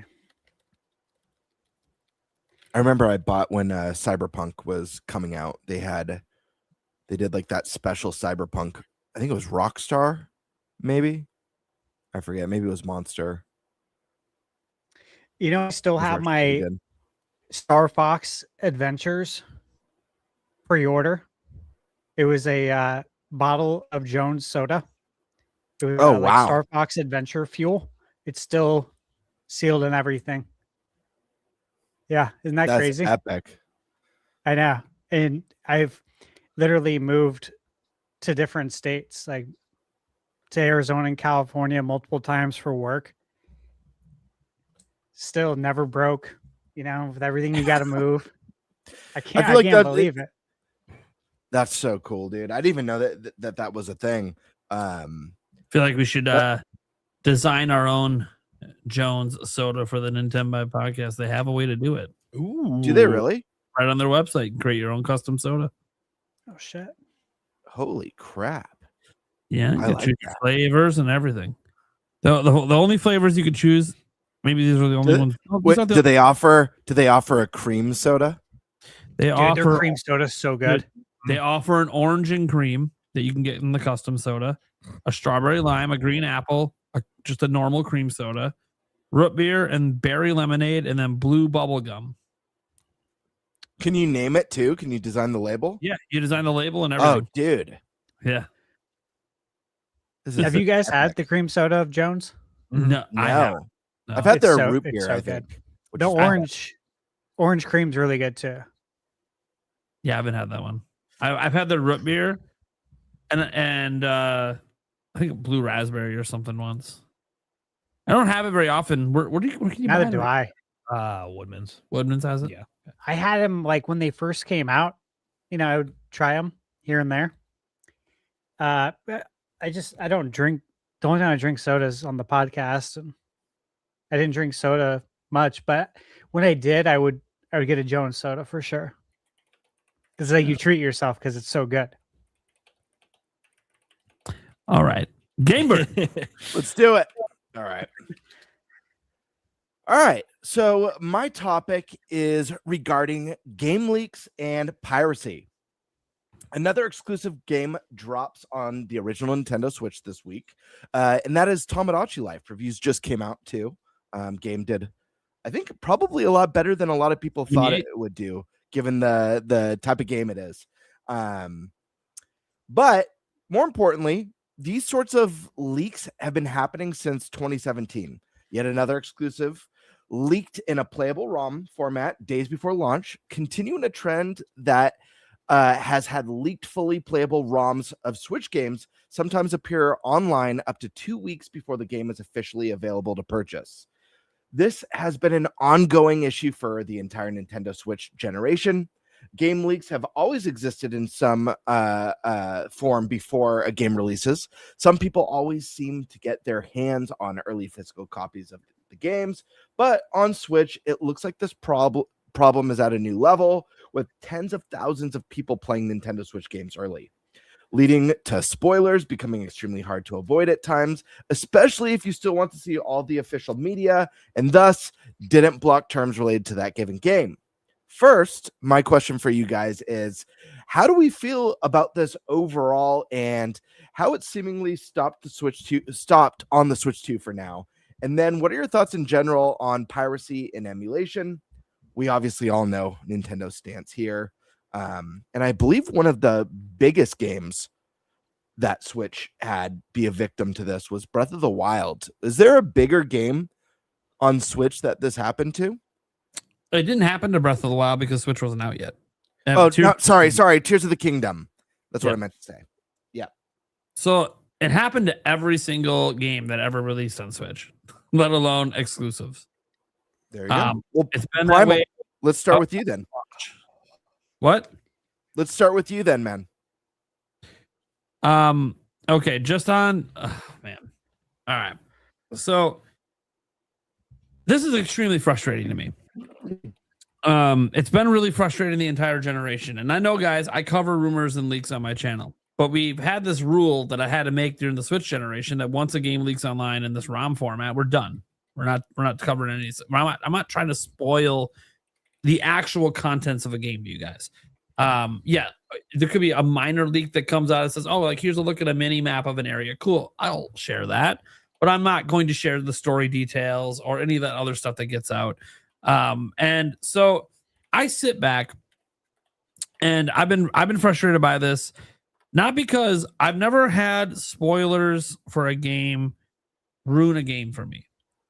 For some people, it absolutely does. For me, maybe it's just because I expect it because of what I do. I expect to see stuff. I expect to get spoiled. I don't know, but it doesn't ever affect my experience because it's always about the journey. Even if I know what the ending is, how did we get there? That matters to me. So I've never had a game fully spoiled for me, although I've seen a number of spoilers.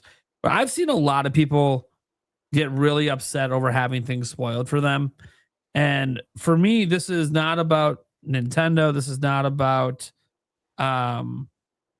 anything for me other than the actual consumers who are spending their hard-earned money on the game.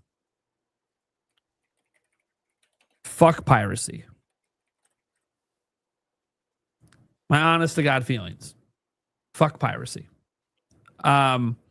I don't care if you're pirating games that are no longer available commercially.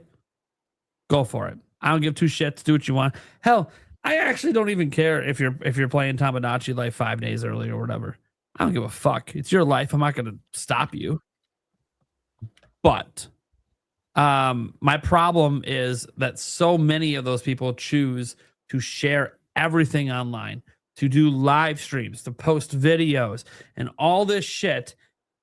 And it leads to it getting spread all over social media. And it doesn't matter that we warn people.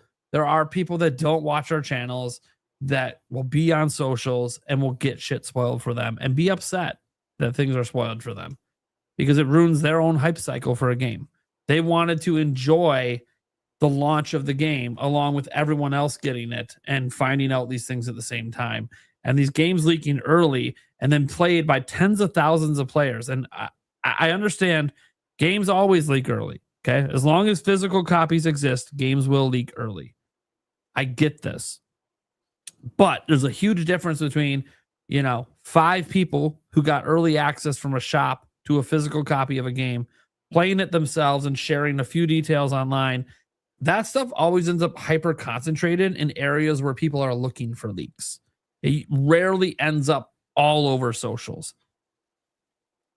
But when tens of thousands of people are playing it because it's a ROM, it's impossible for it not to get all over socials. In fact, some of these people do it intentionally to spoil people. They actually enjoy trying to ruin other people's fun. Some of it's just because they claim they hate Nintendo. Some of it's unintentional. I can't speak to the motives of those kind of people, but I can say that it's really pissed me off the entire generation.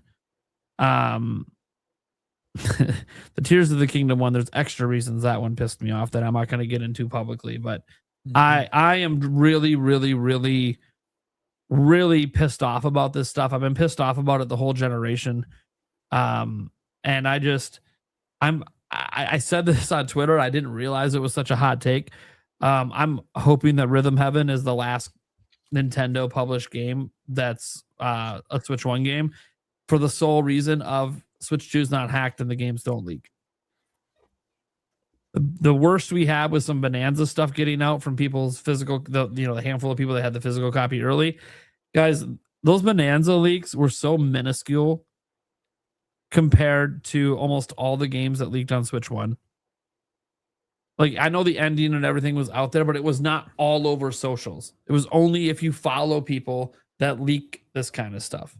Otherwise, you didn't really see it. So I didn't see. The only reason I saw Bonanza leaks is because I'm on the Gaming Leaks and Rumors subreddit looking for stuff. So I'm going to see the leaks because I'm on literally a subreddit that's about leaks. So I'm going to see stuff. But you don't have to go there. So you don't have to see it, it's very unfortunate. I hope this stuff stops with Switch 2 anyways. Because, it feels like it's been just a really, really prevalent thing. But as I said, I'm not anti-emulation, and I'm not even anti-piracy in the sense of games that are no longer available to buy commercially. And I don't mean you go into a store and find used copies and all that. I understand that. I mean, there are times. What was it? So I was watching a Linus Tech Tips video the other day, and someone did a setup makeover, and they bought 2 old copies of 2 old Fire Emblem games. Spent $400 to buy legit copies. None of that money is going to the people who made the game. I don't give a fuck. Pirate that shit. I don't care. What do I care? What does Nintendo care? You're not even taking money out of their pocket. But anytime you're pirating modern day games that are still commercially available, and I know the excuse given is games are stupidly expensive. That's always the counter. It's 2 things they say. If buying something isn't ownership, then pirating isn't stealing. That's a very common thing said. And then the other thing said is gaming's too expensive, so fuck the corporations. I'm going to take it. Well, my response to that second one is very, very, very, very simple. You are not entitled to be able to afford video games. Which means you're not entitled to steal the game either. In the end, this is an optional entertainment medium. This is not a need. This is not a person living on the street stealing a loaf of bread because they need it to survive. This is completely optional. Video games could vanish tomorrow. And a lot of people's lives would change. However, you're not going to die because it's not a need. Right? Food, clothing, shelter. Those are the things that you need.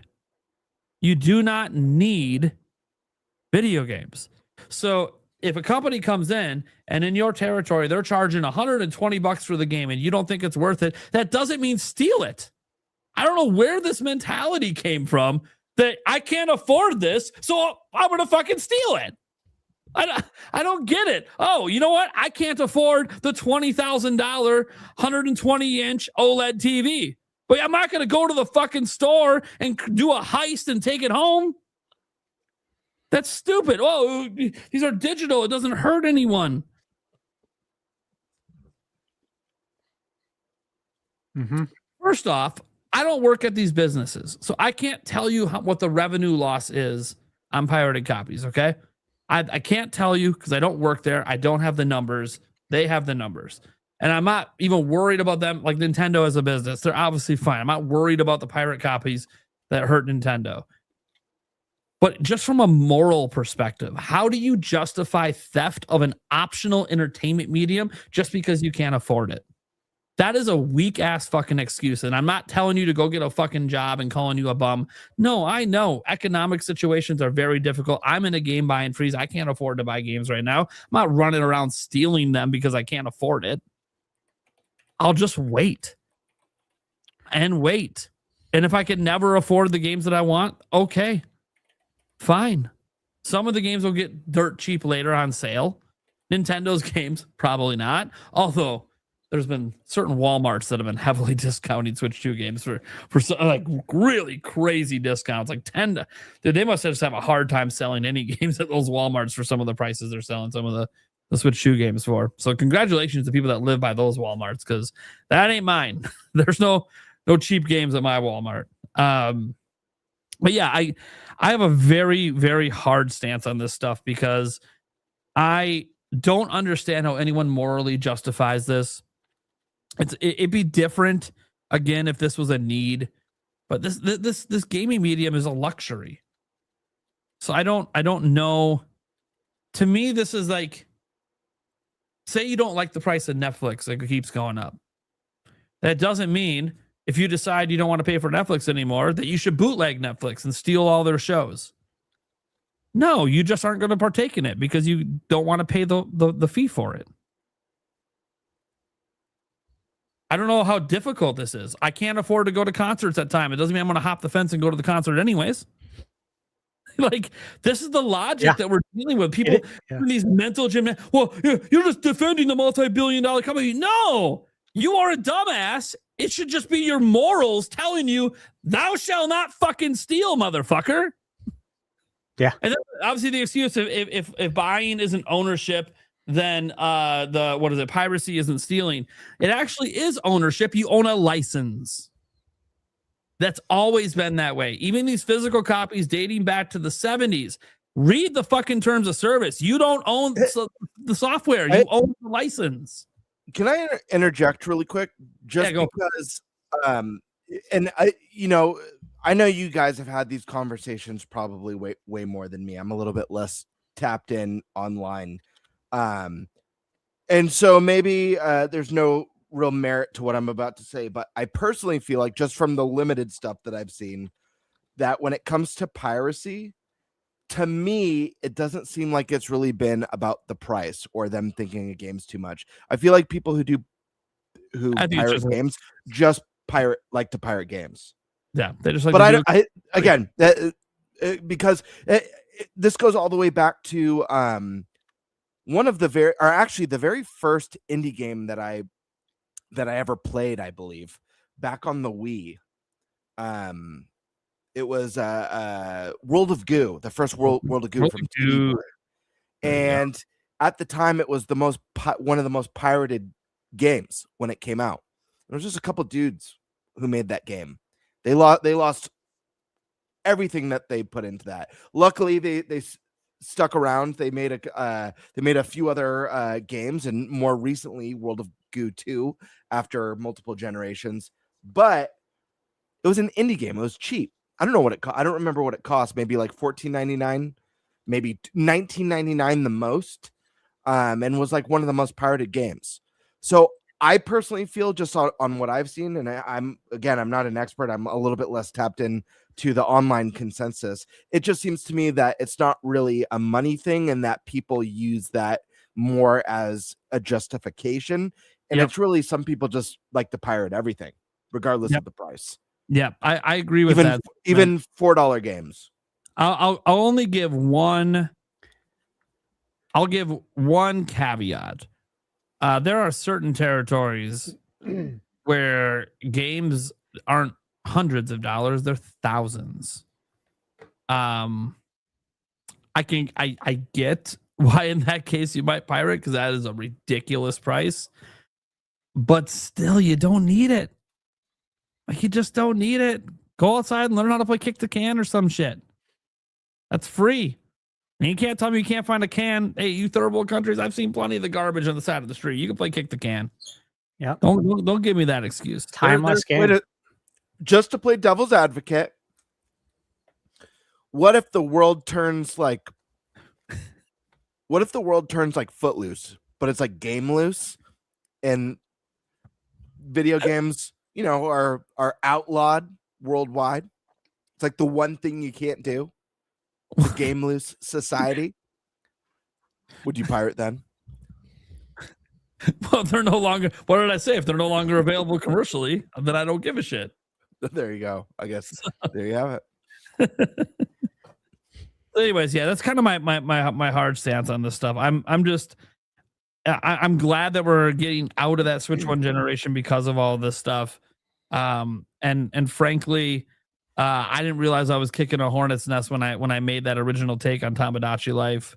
I didn't think it was a hot take. I thought it's pretty obvious that, hey, you notice I don't cover the games when they leak online. And there's a reason for that, because people are pissed about spoilers. And I thought my comment, ironically, as people were calling me a bootlicker over and over, hundreds of people calling me a bootlicker when I made that comment. I said, weird. I thought it was the weirdest thing ever, because my comment was as pro-consumer as pro-consumer comments can get. I'm trying to not have literal consumers have their fucking games spoiled for them. How the fuck is it anti-consumer for me to tell you to stop pirating fucking video games before the goddamn release date? We're talking about before the game's even out. I don't know how this is a hot take. Yeah, so I'd read through the replies. I was just scrolling through, and I was just like, man, you know what I was thinking.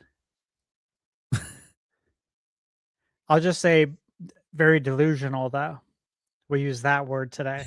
Just felt delusional. Like, what world are you living in? And how did you take it the completely wrong way?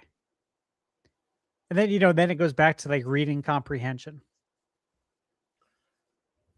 Yeah. And you got to ask, where's your reading comprehension level at, and your discernment? You can't seem to tell what's going on.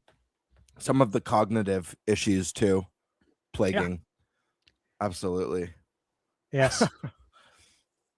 Right, Prime? Yeah, sure. It was the weirdest discourse though in those comments. I'm like, what? Where do these NPCs come from? And the thing is, I'm not out there seeking out the accounts that pirate stuff and telling them what to do. This is my account. This is my community. And apparently in my community, there's a bunch of fucking pirates. So what did I say in a later tweet? If you're someone that's like that and you support this and you want this, fuck you. Unfollow my ass. Because I don't want to hear about it. I don't want to see it. And here's the thing. You guys are going to, all these people now, every time a game leaks, they're going to fucking spam me with it. But they don't realize I see the leaks anyways. It's not me that I'm trying to like protect. It's the fucking consumer that I'm trying to help out. Not you. Congrats. Send me every game spoiler you want. I've already seen it. Yeah. Literally. I've already seen it. Hey, well, but I know the ending to 007 First Light. I've already seen it. Some people tried pointing fingers at you, saying that you literally make videos on rumors and leaks. It's like, yeah, these are like that's part of your job, because that's what's being reported elsewhere. You need to report on that. If you don't report on it, Nate, you're not doing your job. But these are rumors and leaks based on games that are coming out. Yeah. This isn't leaking like stories and plots. Yeah. Is that do you guys not understand the difference? Yeah, I literally said like there's a big difference between saying, "Hey, a new Star Fox game will be revealed this month." And by the way, here's the entire fucking story and every character in it and all the plot points and over an hour of footage. Have a good day. There's a huge fucking difference. Yeah, like if I get on X like I do every day to check my news and I see all the rating boards leaks. Like that's news to me, and I know that means these games are 100% coming out because they were rated. And if Nate doesn't report on them, he's not doing his job. It's like he didn't deliver the newspaper that day if he doesn't report on it. And it's like, how do you not understand that? Like if that news is out there, he has to report on it. That you have to. Otherwise you're left behind. And I'm like, how do people not understand that? It's not that hard. In fact, it's not hard at all. The difficulty level is very low. But that was my take on it when I was reading through it. Bird, you want me to give my thoughts on this stuff now? Let's hear it. Nice. Well, all right. So let's see.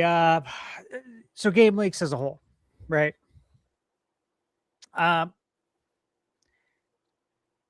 I feel like I don't see them.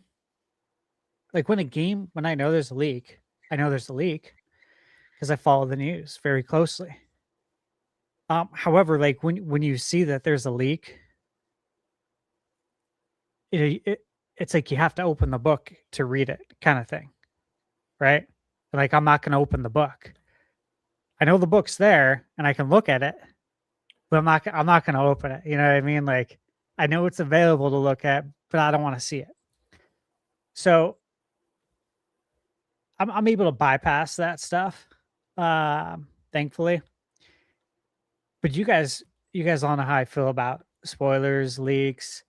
You guys know how I feel about even movie trailers, video game trailers. Like I don't need to see 5 trailers for a game that I knew I was buying when it was announced and I hadn't even seen one trailer.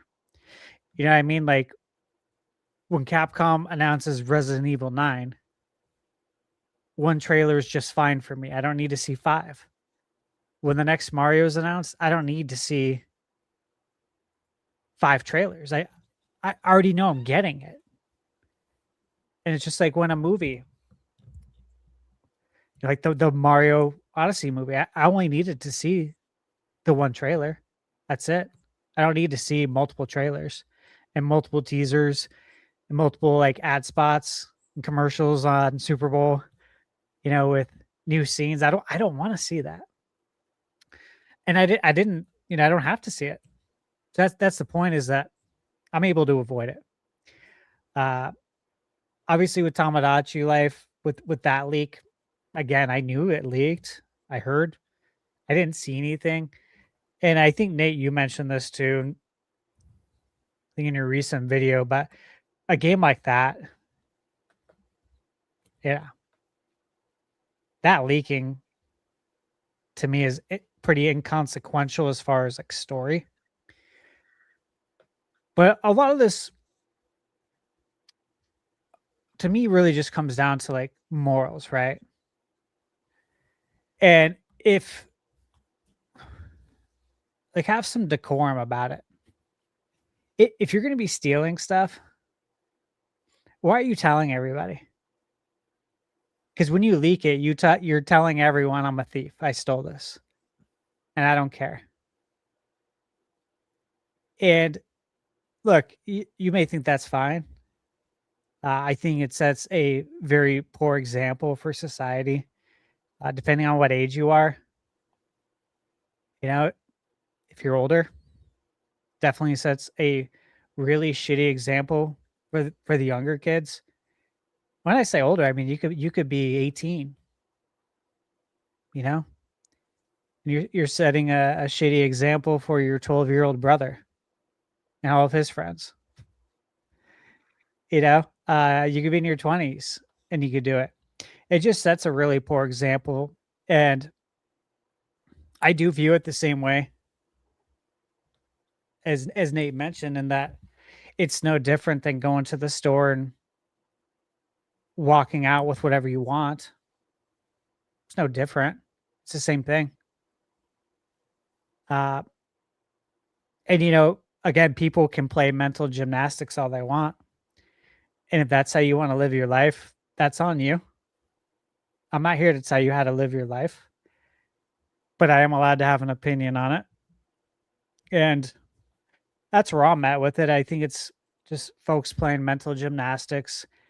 Again, being able to play video games, it's not a necessity in life. It's not a loaf of bread. You know, it's not paying bills to keep your water and electric on. You're just literally stealing stuff for entertainment. And at that rate, I would say, you know, you might as well, if you have time to steal video games because you can't afford them, I would say that means you have time to work more hours. Like if you have time to steal shit and play video games, that means you have time to work more and actually make more money and get ahead in life. And that would be my suggestion. Because look, hey, yeah, I'll be 41 here in what, 3 weeks. And you know, I'm playing more video games now than like I think I'll say for sure than I ever have in my life, because I'm doing it now full time. But I mean, for all the years, all the many years that I worked, I didn't get to play a lot. And that's life. We all know that. I worked crazy hours in restaurant business and crazy hours in mortgage. And, you know, I'd be at work working and thinking how nice it would be to, you know, come home from work and not be exhausted and actually have a little bit of energy, have an ounce of energy so I could play a little bit of video games before I got to go to bed and do this all over again. But, you know, that's what you do. We work, you make money, spend the money how you seem fit. And that's why it's like, if you're going to steal these games, like you got to look at everything else that impacts too. Because if you're doing it and you're telling everyone you're doing it, and then other people are doing it, hey, before you know it, layoffs happen. And to GameBird's point, why are you stealing indie games? Let me give I guess an analogy, right? But stealing an indie game is like stealing from a mom and pop store. Okay. That's how I look at it. Right? Stealing an indie game is like stealing from your local hardware store, where you know these folks are like just barely getting by. So to me, that's especially like, where's your conscience, man? How do we think that's okay?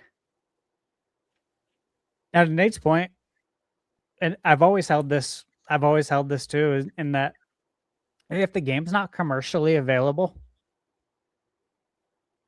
you know, to actually go buy the game and make sure the people who made the game get paid for their service. Meaning like you have to go on eBay to go buy it from someone because it's not sold in stores anymore. I think at that point, all bets are off the table. You can't buy it anywhere.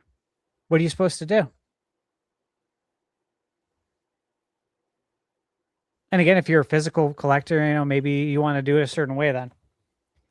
And you have to get it on eBay then and go buy a physical one. But if you're just trying to play the game and there's no way to buy it, I don't see anything wrong with that.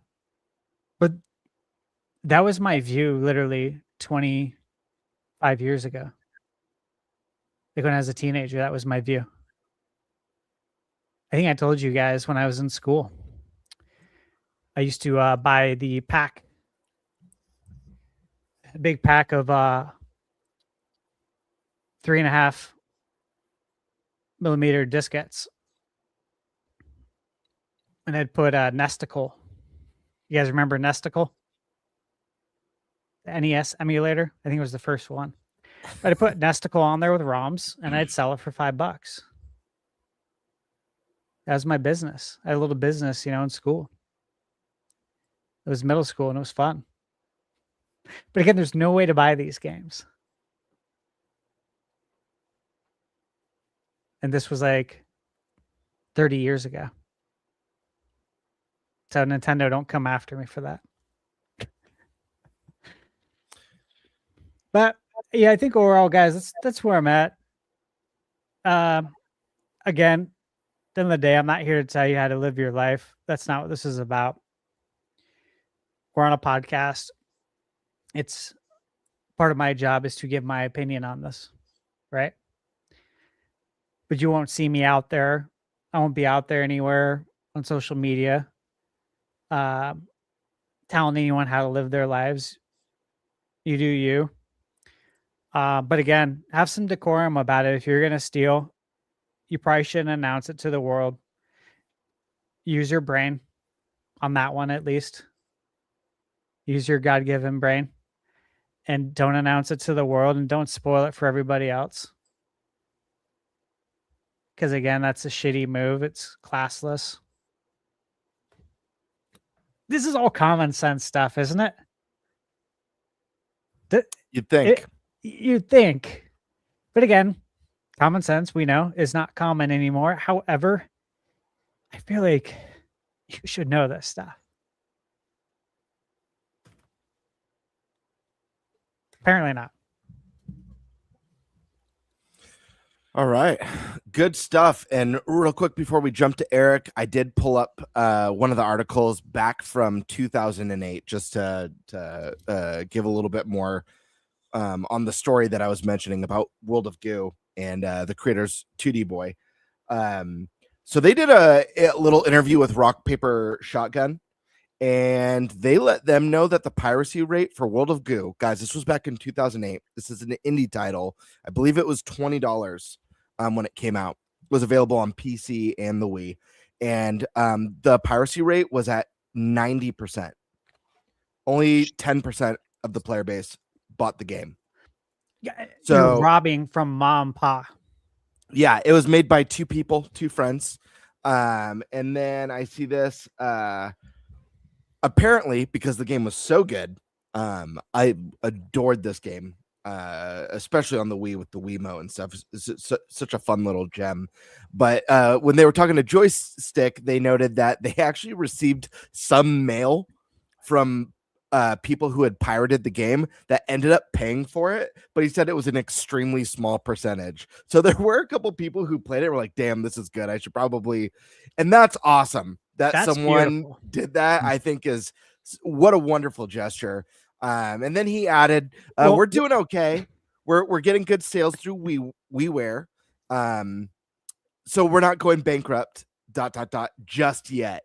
But I just wanted to point that out because, again, I'm less tapped in, but everything that I've seen, it just seems like there's a group of people who think there's nothing wrong with piracy. I almost never see people use as a defense. I can't afford it otherwise, or it's too expensive. I can't justify it, but I want to play it. It's always people are just pro piracy because who cares? Didn't they mention, Bert, they made World of Goo too, right? Yep. Didn't they mention that like the reason why it took so long to make was because of that? I don't recall that. They did have two other games that were really fun, very different, that came out. Little Inferno. I remember that. It's a little bit more simple than World of Goo. And then I forget the other one. The other one's like you're like an employee and you're working your way up through like this high rise. Same art style, same great music and cryptic storytelling. Anyways, but yeah, it's sad. It's just sad to see stuff like that. And I don't want to jump too much into my thoughts yet. We got Eric up. Eric, my friend, how are you feeling about this? Piracy, all this sort of stuff. I don't really know what else to add. Sure. Shut up. Jesus. I told it to mute, and it's like, fuck you. Yeah. NBA playoffs. Right. Yeah, I got on. I know. I'm like, I saw a stash over there. I'm like, I bet you he's watching. I gotta watch. We play the winner of this game because we dropped the ball. Yes, you did. And Portland also played extremely well, but we dropped the ball too. Yeah. Let's not get into that. Hey, at least you made the play. Yeah, dude. Hey, I was in the steam room this morning at like 5:30. Yeah. I get in there. It's all old dudes. You know, like 60s at least, 70s. I'm the only, I guess, youngish person. But we're literally having a therapy session in there. Talking about the Suns. We're all talking about it at the same time. It felt like you're at school at the cafeteria, like sitting at the table and everyone's talking. Nice. But we're all talking and like we can't even see each other because we're in the steam room. And it's like we're all just having our therapy. And I texted Michaela after. I said, you know, I didn't know how much I needed this, but this was really good to come to the gym this morning and talk about this. It felt good to just get off my chest. I feel a lot lighter now. At least you're not eliminated too, right? Not yet, anyways. Yeah. But if we do get eliminated, we'll be the only 7 seed to be eliminated from the play. Ever. I know. It's never happened. Be, you know. So Suns like.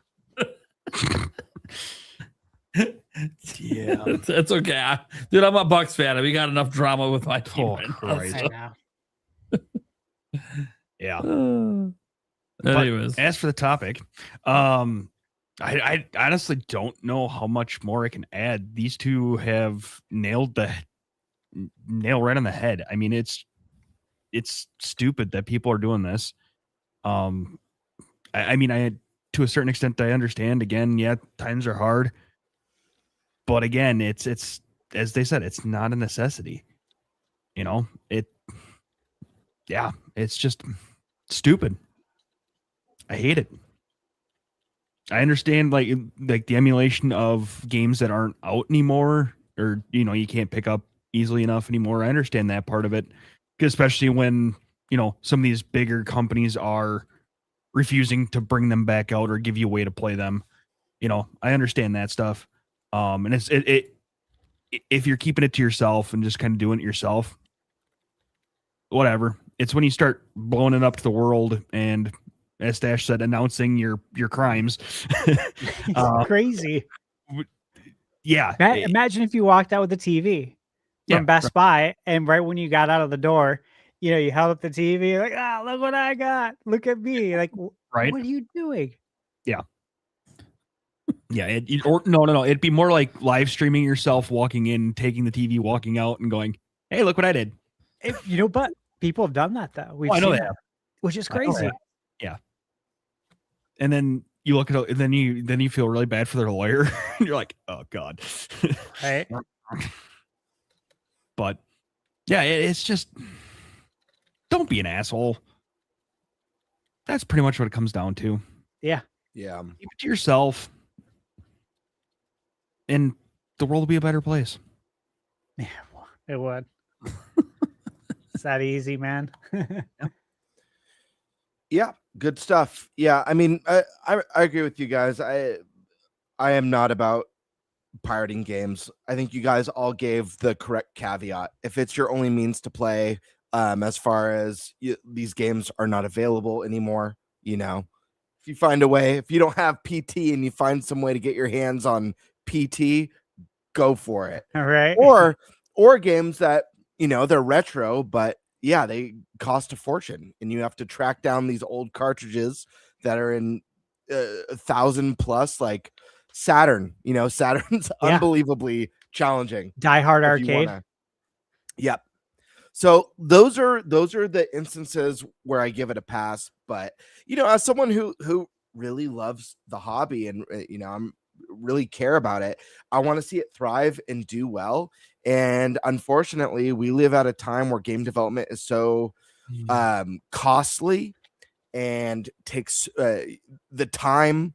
The gap between development and release has become so big that when games don't perform, studios shut down.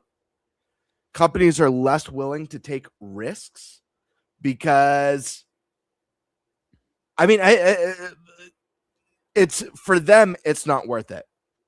And so when you see a game like, I don't know, Capcom's new Pragmata, this is a new IP.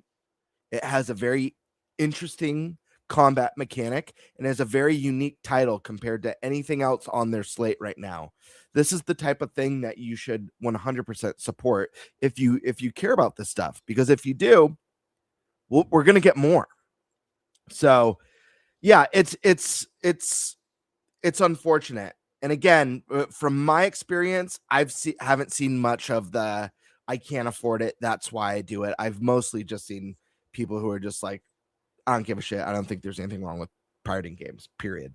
That's usually what I see. As far as the other side of it, the spoilers side, don't be an ass. Like, whether or not you care about if story or gameplay gets spoiled for you, that's between you and you.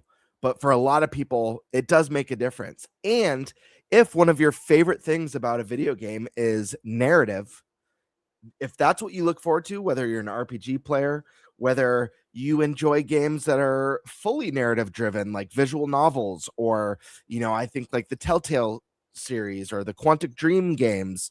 Like, I loved Heavy Rain so much on the PlayStation 3. And that finale of that game was such a wonderful surprise for me.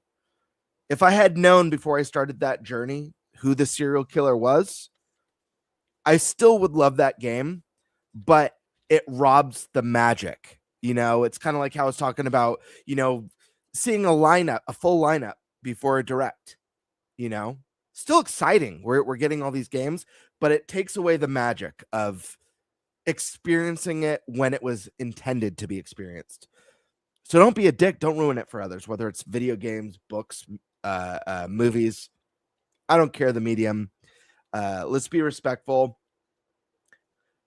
You're going to do what you're going to do. You're going to pirate games. You're going to pirate movies. And if that's what you're going to do, enjoy it in your own time. Don't ruin it for others. Yeah. Really. I mean, there's not really much more to say than that. And if you want the industry to thrive, and if you want teams to thrive, and if you want indie teams to thrive and unique experiences to thrive, support those games. There's a reason why I'm a day one Suda 51 fan. I love his games. He creates unique experiences unlike anything else out there. And without people to pay and support that, he wouldn't be around. There's a lot riding on Romeo as a dead man. Yeah. Because he doesn't have this massive pocket and huge publisher backing everything and taking care of them. So support the games, and if it's a game that you think is overpriced or you don't care about, speak with your wallet and don't buy it. But don't steal it and ruin it for others. I was going to say, they aren't buying it, they're stealing it. You're not sending any sort of message to make the industry more consumer friendly. If anything, you're pushing practices on consumers that end up being less consumer friendly because publishers try and protect, whether you agree with that sort of reaction or not, publishers are going to try and protect their IPs and protect their pockets. And they'll end up just pushing practices on consumers that are even more, and not only or even less consumer friendly. You know what I mean? Practices, GameBird, that leads to higher game prices too, because they have to develop that type of stuff. Yeah. It's not, they aren't just going to sit on that and develop it for free. It's going to get passed along within the game price. So by you actually, stealing this, they're going to have to try to counter measure it. And that's going to raise the price because it's longer development. And you can guarantee that they're probably going to throw extra little bit on there for, we know this is going to get pirated, so let's make a little bit more off the ones that actually do buy it. I'm not saying that's going to be a ton of money, but I'm sure there's some of it.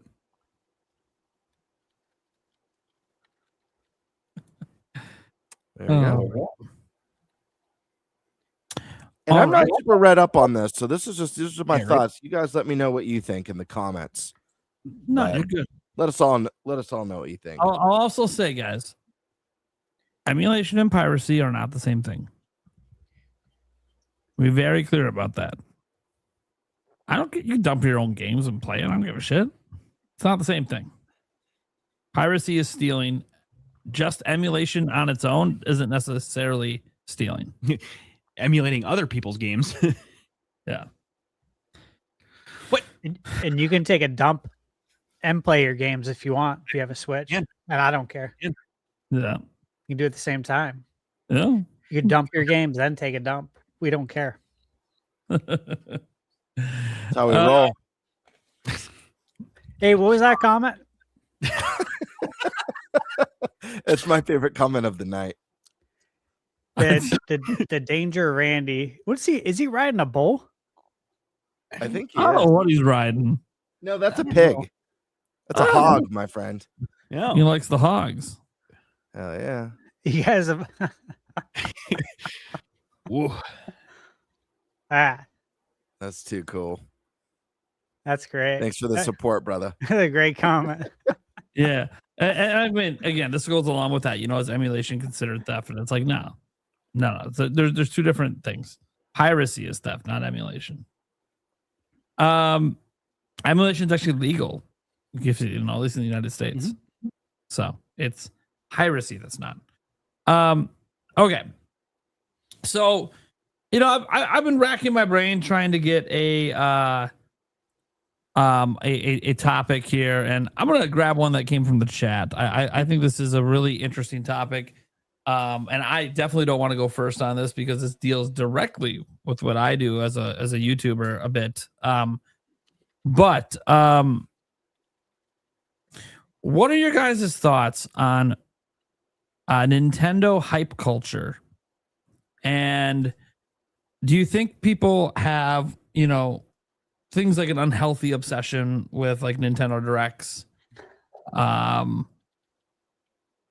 In general, just like how do we feel about like this hype culture?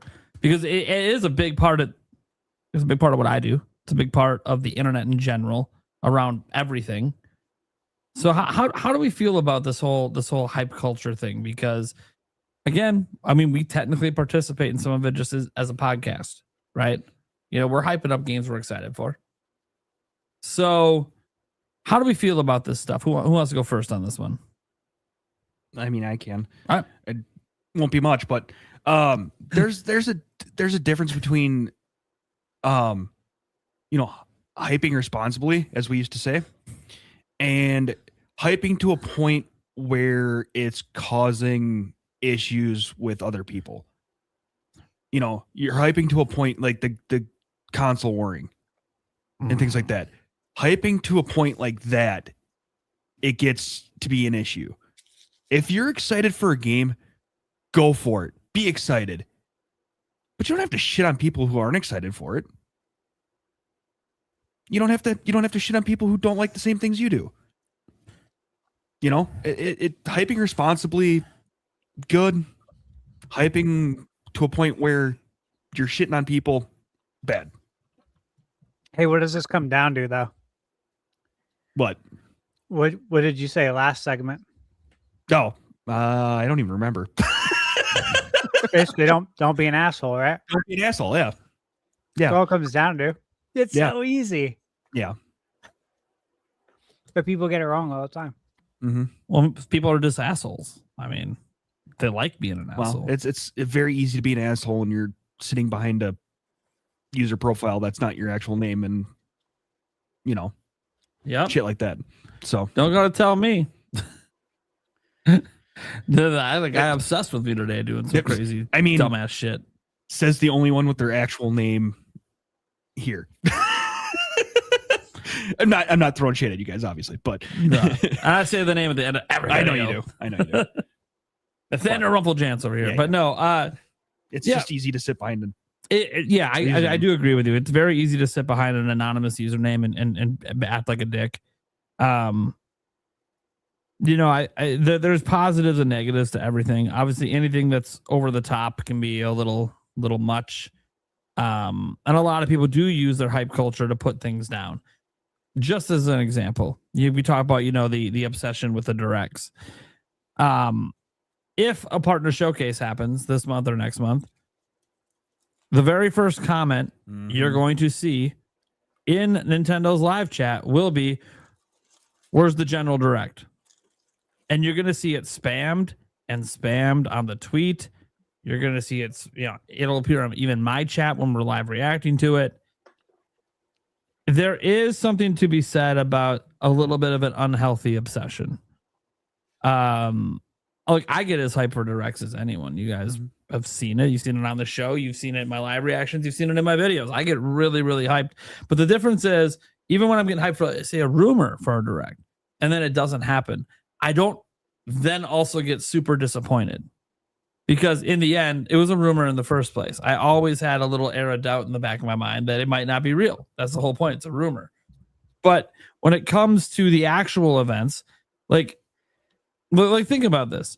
People are going to bitch about a direct. And then when we get a direct in June, let's say Nate the Hate's right about everything, and pretty much that's all Nintendo shows is exactly what leaked. People will then be mad that Nintendo didn't have more surprises to leak or to put out there. Can I pause real quick? Yeah. Because I'm confused. Are we talking about our thoughts on hype? Yeah. Or our thoughts on complaining? Well, it goes hand in hand. Because it does go hand in hand. Because people who hype to an extreme level use it to complain when the hype isn't met. Gotcha. Okay. Who wants to go next? Eric, that was good. I can go. You want to go? go? You go. Take it away, you man. Go. No, you go. Oh, you shouldn't have. You go. Listen.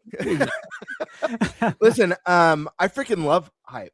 I love video games, whether it's Nintendo, Sony, Xbox, doesn't matter. I love it. And so when I see, like, for example, let's take Kind of Funny Games. It's a popular YouTube channel. Greg Miller, Tim Geddes, Blessing, Snowbike Mike, Andy Cortez. Tim Geddes has been one of my favorites for a long time. Yeah. One of the big reasons, one of the things that I love about Tim, it's not just that he's kind of the resident Nintendo fan there. It's not that.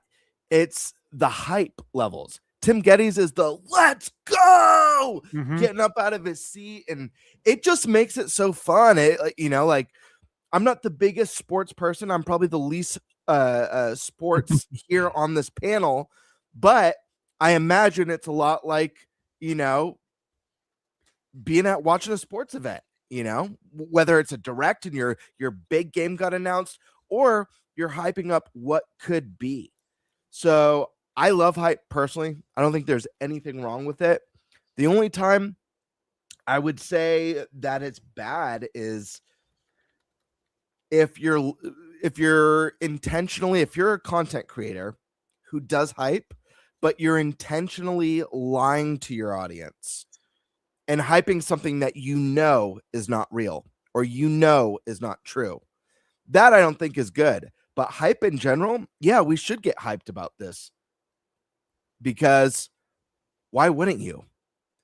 If you love The Legend of Zelda, you should get hyped for a potential Ocarina of Time remake. You should get hyped for a teaser trailer for the next mainline Zelda game. You should get hyped when you see set photos from the Legend of Zelda movie.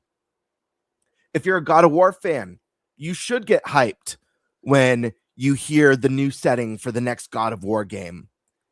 And it's totally fair game to speculate and think about what those things could be.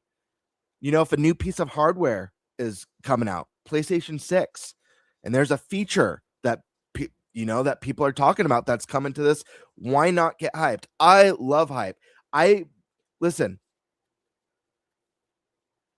I've been hyped for presentations for what could be, and that what could be didn't happen. And I didn't feel anything over that. As far anything negative. Because you're each responsible for your own hype. And being hyped for something doesn't mean it's the word of God, that it's a guarantee that it's going to happen. And at the end of the day, it's video games. So why are we losing our shit?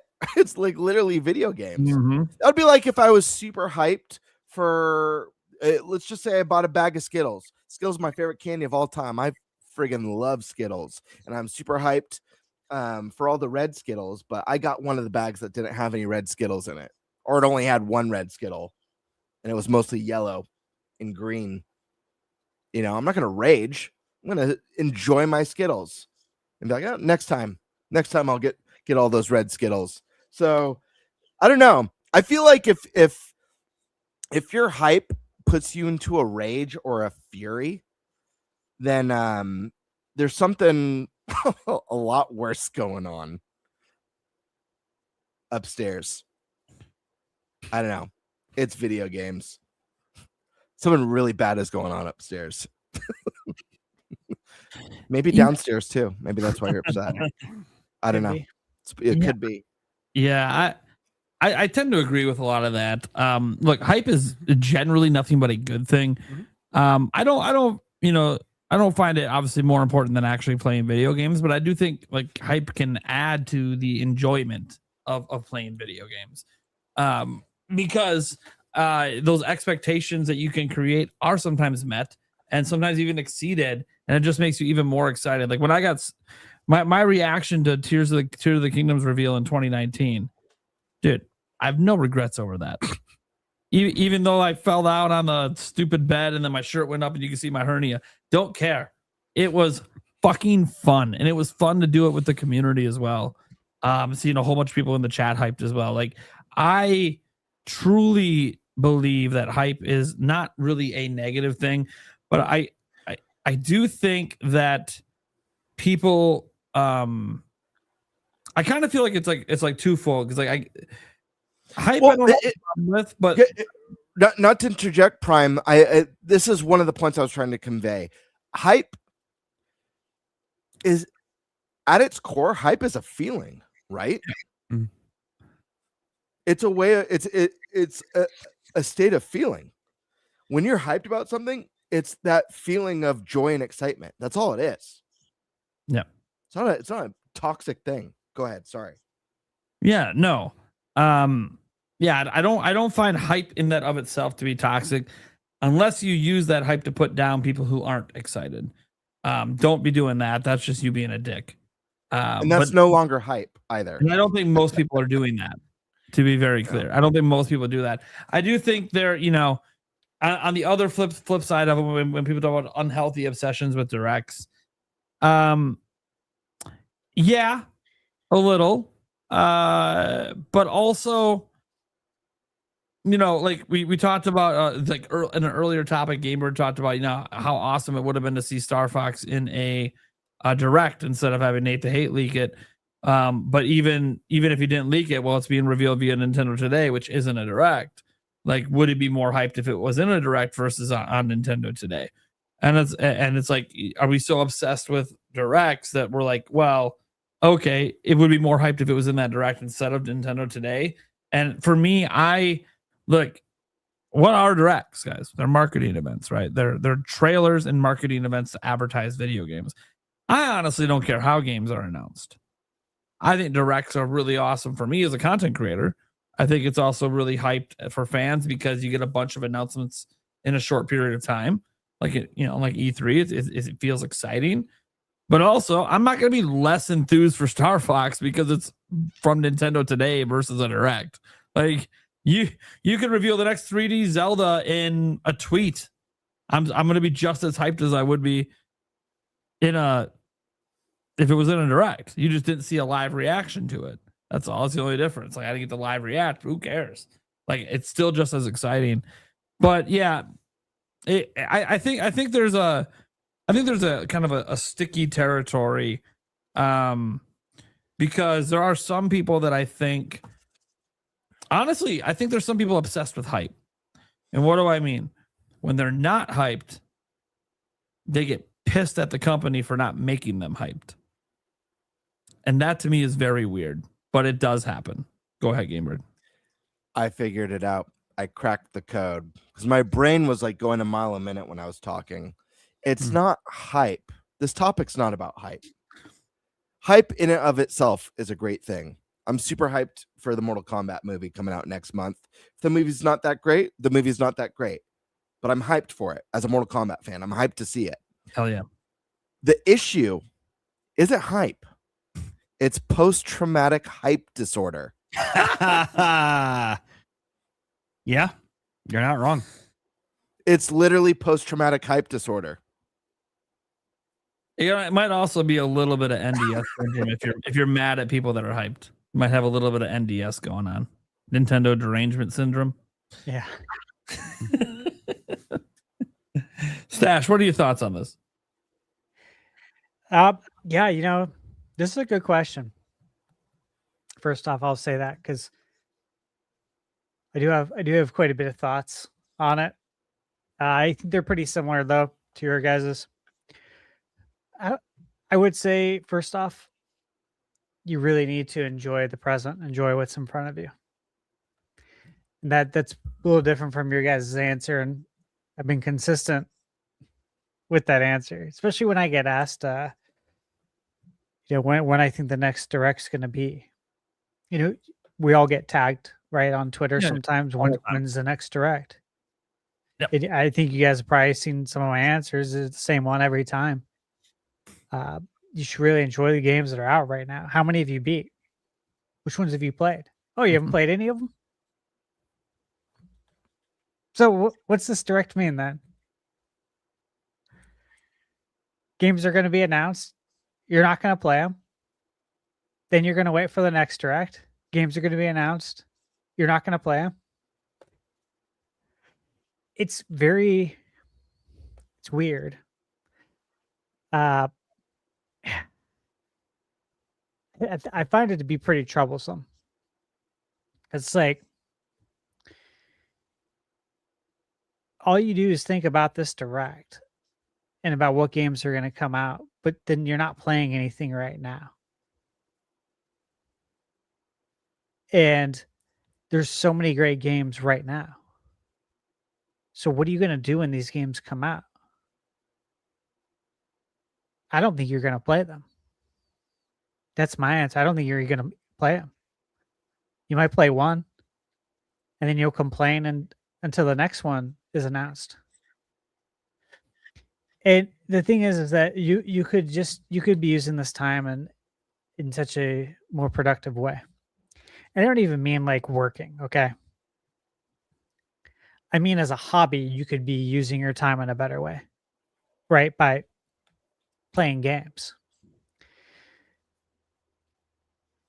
I would like to see the folks that just talk about directs all the time maybe contribute, maybe think about contributing to the gaming community in a different way. Because that's not really a contribution. You're really not helping anything. Nobody wants to hear you complain. Nobody wants to hear anyone complain, right? I mean, let's be real. We all have our own shit that we deal with, right? And you know, we all got our hands full in different ways, and so people don't want to hear it. When it's your friends, it's different, right? But when you're on the internet and you're just venting your complaints, I don't know you. I don't know you from Adam or Eve. And yeah, I don't know why you're complaining to me about it. I've never met you. I never said there was gonna, it's gonna be a direct. I review games on my channel. I review tons of great games, and these are all games you should play, and you're not going to, because you just have like this weird one-track mind, which I see a lot, and it's like you can't play anything until the next direct is announced, and then even when it is, all you do is think about the next direct and like what's going to be announced, and all you do is get excited about it. And look, the excitement is great. I get very excited too. Bird, like you mentioned, Tim. I really like Tim. Always liked Tim. Always have. He seems very real to me. Like he's a real fan. He gets it. He's one of the people who understands that this is something that he gets to do, not something that he has to do. I really respect that about Tim. Always have. And I see Tim's excited. That's how I get. That's been my whole life too. That's how excited I get. For pre-3, for Space World back in the day. For the issue of Nintendo Power to come in the mail, the E3 issue, right? Yep. All that stuff. Like that's been my whole life. So I totally get it. And you should do that. You should be excited about it. What I don't want people to do is lose sight of what's in front of them in the present, because there's so much to enjoy right now. And if all you do is look forward to that next direct and you don't play anything right now, what are we doing? It's just a circle. And you never stop and do anything different. You just keep going around and around. So I would just like to see people play more games, talk about the games online, contribute in that way, but going online and just complaining about when the next direct's going to be, when's Call of Duty coming to Switch, and when's this and that. If you love Call of Duty so much, why don't you have another console to play it on? It's just, there's some odd stuff out there. Well, I will say this for the Call of Duty one. It's possible because the 10-year contract was signed, so Call of Duty's coming to Switch 2. They might have sold their other platform to buy a Switch 2 because it's expensive. And they figure my favorite franchise is coming here. So now I get that plus the Nintendo games. Yeah. Well, for that, I'll just say be patient. Obviously, it is going to happen eventually. Yeah. It's going to be. But if you're that addicted, man, you should wait until it's literally on store shelves. Look, if you're missing Call of Duty that bad, guys, you have a phone, right? Call of Duty Mobile's still there. Yeah, you can answer the call there because it's a phone as well. Look, I don't want to sound down on it. Overall, I think it's really great to be excited and hype. I actually love the hype culture. I really do. I haven't Nintendo fans get more excited, I think, than anyone. If anyone out there thinks that Stash doesn't like hype, because right now he's kind of talking kind of mellow about things, all you got to do is see any of our episodes right before a direct happens, because they always announce the directs on Wednesday, so that we do our episode and we're predicting that you should see how excited and how smiling, because it's excited. It's like gamer Christmas. It's like Christmas, yeah. As a kid, not as an adult. As a kid. A new Metro game's getting revealed tomorrow. That's exciting. Yeah. That's awesome. 2039. Yeah. Yeah. I love all the showcases. I watch all of them. Like the Triple I initiative last week. Watch that. Watch the post show with the Castlevania, of course, with the Konami director, and it was it Evil whatever? I missed the post show, or Twin something. The guys who made obviously Dead Cells. Okay. It was really nice little roundtable conversation, and they actually talked about how the game is a direct sequel to Castlevania 3, Dracula's Curse, which I did know that. I don't think most people caught that in the months ago when they announced it, but that the game itself is heavily inspired by Symphony of the Night. I'm like, oh, speaking my language. I'm like, yes. Like I literally, when they said that, I literally yelled out like, fuck yeah. I was so happy. I'm like, this is exactly what I wanted to hear. But I also went into like listening to it with no intentions, right? That's another thing, though. I will say this with the directs. Got to go in there with an open mind. Mind. Because there's, we look at the indie direct that we had, right? I mean, look at all of the indie directs. All of them are the same way, where we have it and people are upset with stuff. They wanted something else. But like Mini Shoot Adventures, I cannot believe how good that game is. You know what I mean? But like I came out of that indie direct saying like, dude, there's a handful of games I want to play. You know that. I come out of every direct like that. So I'd like to see people go in with an open mind, not with what they want to see, but ready to be, as Nintendo would say, surprised and delighted, and try some new stuff, man. It's really nice to grow as a gamer and try new things, There's like certain genres that I didn't play 5 or 10 years ago. Like Unicorn Overlord. A really cool game. Yeah. I wouldn't have played that like 5 or 10 years ago. I would have been like, hey, it looks cool. Art style looks nice.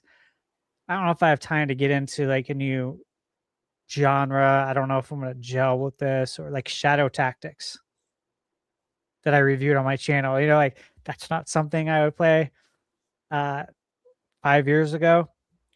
Stuff like that it's just give games a try. And a lot of these games that I give a try to, I want to say, they're not that expensive.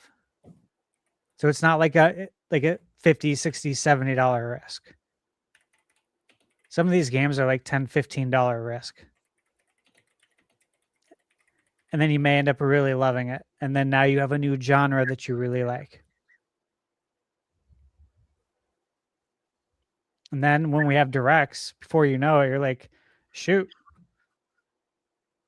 3/4 of the games announced I want to actually play. Then you walk out of every direct like, I don't know how I'm going to play all these games. Yeah, I feel that way every show. Like there's so many. I also understand though sometimes where I'm like, I can come out of a direct and be like, listen, I get why people might not enjoy this presentation, or there's not much for them. I play such a wide variety of genres that there's just so much for me. And I feel very lucky that I enjoy so many different types of games. So, whether it's filled with like, in the last partner showcase, we got a sequel to an awesome game called Paranormasight. We got a sequel to that in the last showcase. That's an awesome announcement for me, but for a lot of people, it's like, what even is this? So I get that, but if you guys are in that position of feeling like there's a drought, where's the next big thing? Kind of like Stash has been saying, live in the now, experiment. There's so much good stuff out there. And Stash, you talk about playing I'm sorry, what game was it again? Phenomenal tactics game. Unicorn Overlord. Thank you, Unicorn Overlord. How you mentioned how 5 years ago that wasn't a game that you probably would have picked up and given a shot, and I would have admired it from afar. Like, hey, yeah, it looks great. Vanillaware, like they have good art style, this and that. But I wouldn't have dove in. Yeah, and you loved it. I'm sure you're glad you played it. So glad. Absolutely. So good. And that's a really cool feeling. And I know I've had that too. Anytime I dove into any sort of genre that was kind of new or different, my first tactics game, I didn't know if tactics were for me. I grew up playing these expansive JRPGs and adventure games like Zelda, and then seeing like this grid format and like the grid tactical. throws I'm you like, off at first. I'm like, this looks like work to me. I don't know about this, and now I love them. And I think Triangle Strategy is one of the best games from that team. Another one, I don't know if you played this, not from the team that made whatchamacallit, Unicorn Overlord, but what was the game? Did you ever play 13 Sentinels? No. It was the developer Aegis. Yeah, something like that. See, I haven't played it, but I know that I know these random facts, but yes. I know you're not going to feel a drought stash, but if you ever do, pick that one up. You'll love it. Okay, yeah. Try new stuff, guys. Yeah, you should. And like roguelites too. I know a lot of people are like, oh, I don't like that, you can get like items, but then if you die, you lose them. That's like how the genre started out. But as the genre has matured, and I think as developers have taken player feedback, they've learned that, okay, we need some of these abilities to stick, right? To where they feel like they're actually getting somewhere in the game and they're improving their player. And they've done that. Like I remember Hades when that came out. I was like, I got to play this game. I've never played a roguelite. I'm going to play it. Absolutely loved it. I'm like, I was addicted. Then I told my cousin about it. He's like, what's a roguelite, dude? Like, what is this even? And he was not happy about the idea of like losing your progress when you die. I'm like, just play it. You'll get it once you play it. And then now I've played so many roguelites. They're great. Bird, you played the beat 'em up roguelite. Yeah, Absalom. Amazing. Yeah. Which, as you know, I'm gonna get on Switch 2 now. It's just waiting for it to. The physical is announced already. Just waiting for the digital. But yeah, that's the thing, man. Is like those are all genres that we hadn't played previously. The strategy game, the tactics games, roguelites, roguelike. There's a distinction with those. Mm-hmm. Yeah, there's just then indie too, man. There's so many great indie games. Too many. People got to put some respect on that.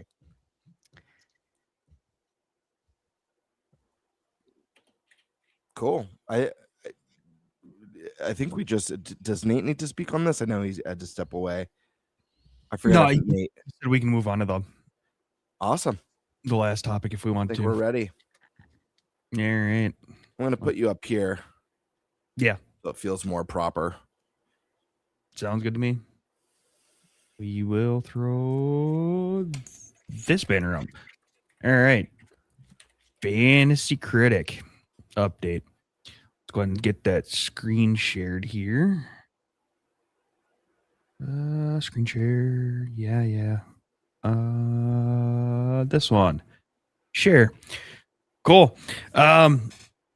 So yeah, if you haven't, go ahead and create a Fantasy Critic account and follow our league. I think we're pretty close to the front page again, but yeah. So as you can see here, standing so far, looks like GameBird's in first, ThunderStash is in second, I'm in third. Oh God, why did I space Polonius Maximus. Yep, is in fourth, and Prime is in last. Yeah, as you can see, here's the upcoming releases. And then my team here at the front end here. So far, I've had Resident Evil, Crimson Desert, Monster Hunter Stories, Twisted Reflection, Mouse for PI for Hire, Demon Tides, and Darwin's Paradox all being scored 89, 78, 85, 83, 86, and 76, which kind of sad for Darwin's Paradox because it looked like a pretty decent game. But yeah, I was kind of hoping to be a little bit better on that one. How are you feeling about some of your picks that haven't come out yet? Is there any in particular that you think are going to be big players for you, or any that you're concerned about?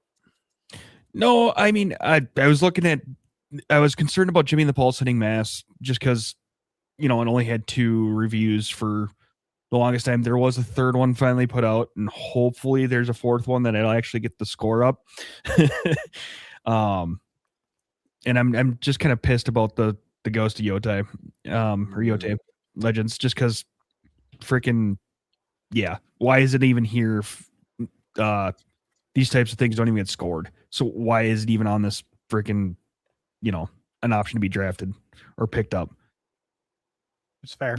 That's my only gripe on that one, is if we know that free DLC normally doesn't get scored or doesn't get scored, period.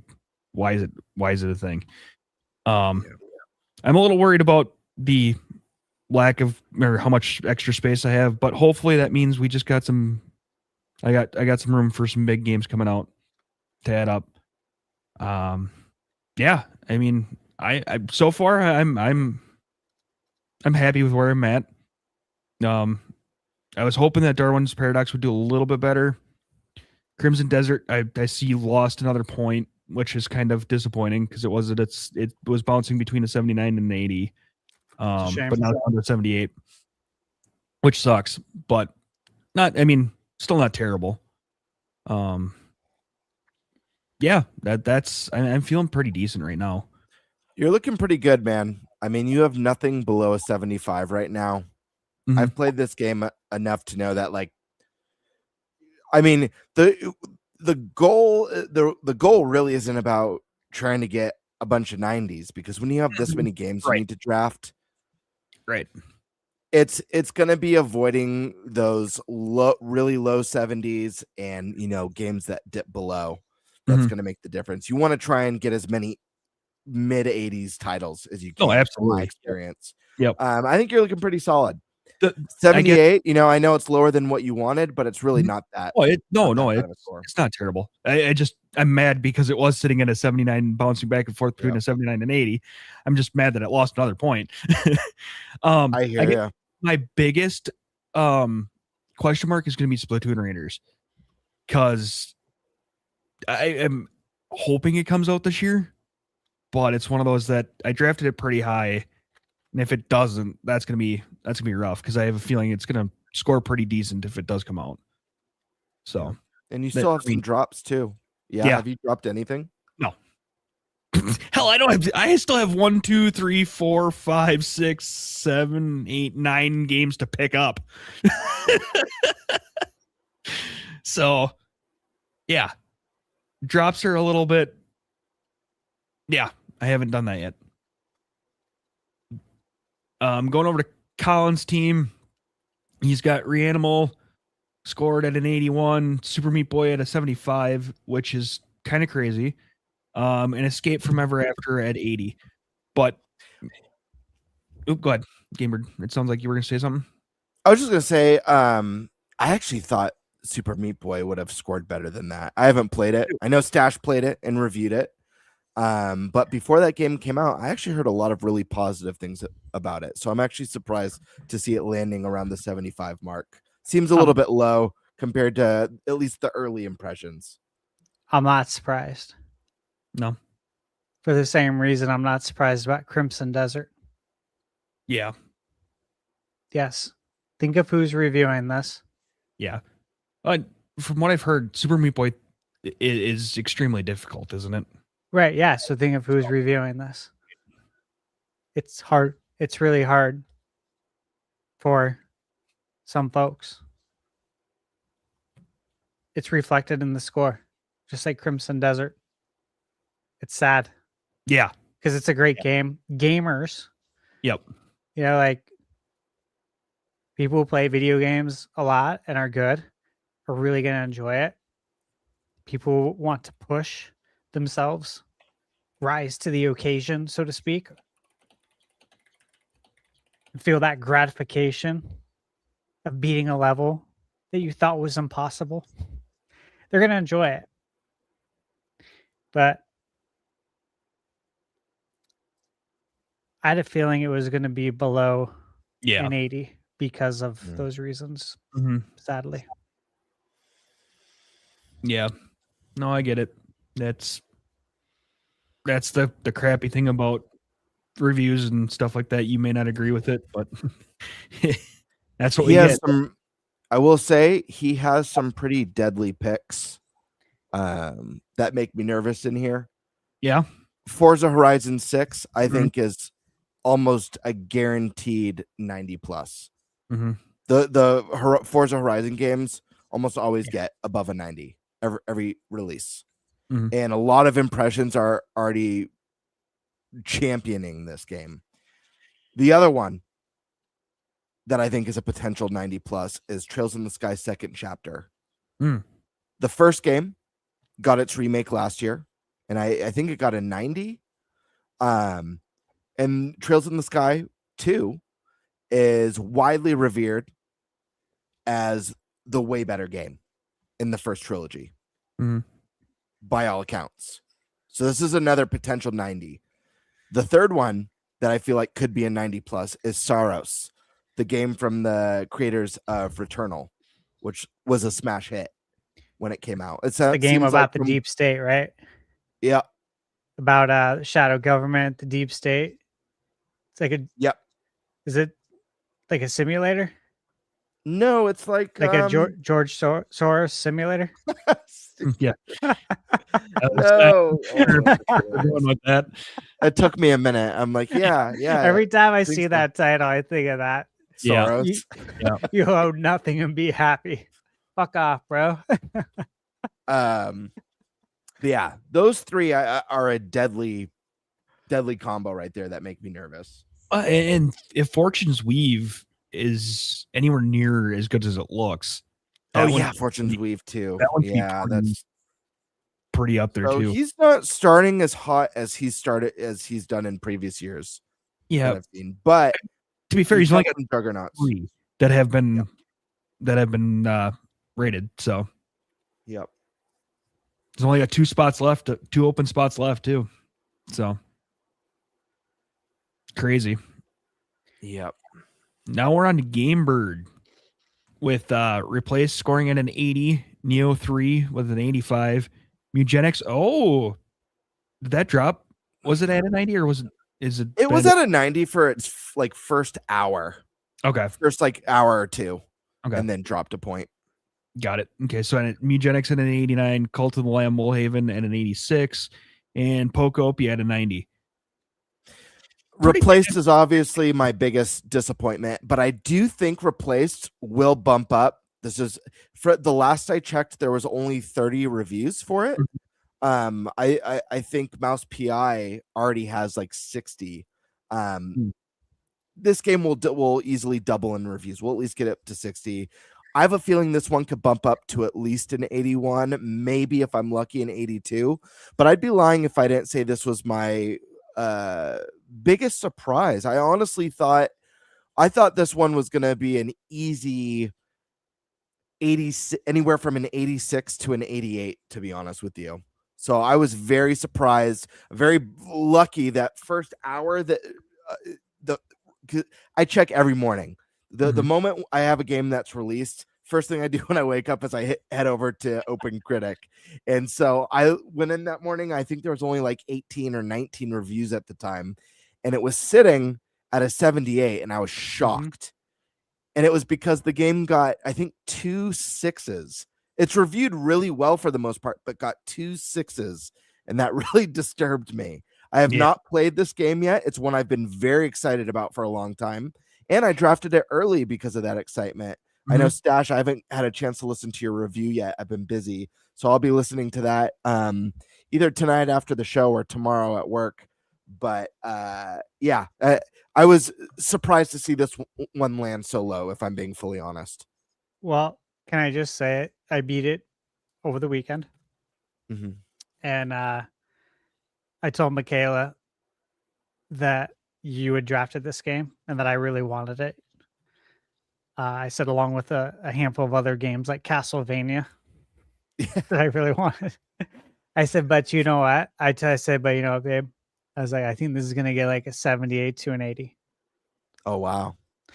And she's like, but you really like it. I'm like, well, I know. It doesn't matter if I really like it. It matters the people reviewing it, right? The outlets. And I think they're going to find it to be hard. Mm. And I've read some of the reviews. I've read some of the notes, and that's the direction it went in. It's you won't have a problem with it. You're going to love it. Hell yeah. But the score should be higher. I mean, just again, which is sad. Like, it makes me annoyed because I know why some of the scores are lower. It's like, sure. But yeah, I was hoping to really nail that one. I have some concerns with some of my picks, not based on reviews, more based on, here's the thing. This is a really weird year because of a game that ThunderStash has drafted, and that's Grand Theft Auto. And one of the reasons why I cannot wait for this game to land is so we could start getting some release dates for some other stuff, because you just know everyone's waiting for that locked in GTA release so they can finally announce official dates for their stuff. So I'm more nervous about things moving out of the way to save themselves from the juggernaut that's coming. But as far as ones that I'm feeling pretty good about right now, I'm feeling really good about the DLC for Dave the Diver. I'll be honest. I think it looks really good. It looks meaty, and Dave the Diver is fantastic. The other one that I'm feeling really good about is Onimusha. Part of that is just a bias for the series, but guys, it is no secret that Capcom is freaking flying on all cylinders right now. They don't have a single miss. They are just crushing. And if this game does indeed still launch this year like it's planned, I don't see any reason why Capcom wouldn't win for Publisher of the Year this year, because they're dominating, not just in their games, but they're delivering the highest quality Switch 2 ports around. So those are two that I feel really good about. Some of the other ones, I mean, I feel good about all of them. It's more, like I said, Grand Theft Auto and games that may or may not end up releasing this year due to some of that chaos. But yeah, I'm feeling really good. Replaced. It's my only disappointment. I was expecting somewhere between 86 and 89 on that one. I thought it was a lock. This was obviously, not having played it, just based on the team working on it and everything we had seen leading up to its release. That's it. Yeah. Okay, then we move on to ThunderStash's team. He's got Dragon Quest 7 Reimagined, rating out at an 83, Final Fantasy 7 Remake Integrate, rating out at an 88, Mio Memories in Orbit at an 83, Pragmata at an 87, RE7 Switch 2 at an 87, and RE Village Switch 2 edition at an 80. How you feeling about your team there, Stash? Well, I will say that once my points for Pragmata are added, I'll be in first. I haven't been at it yet, of course. Yeah. So got 17 points waiting to be added there. Who knows? Maybe more. It was probably going to stay there, but yeah, I feel good. GTA, obviously happy. Adventures of Elliot, nothing's changed there. Lego Batman, Threads of Time. Haven't seen anything on it lately. Goldman, I played the demo. I think it's going to do very well. Mariachi Legends, very excited for that. Heavily inspired by Symphony of the Night as well.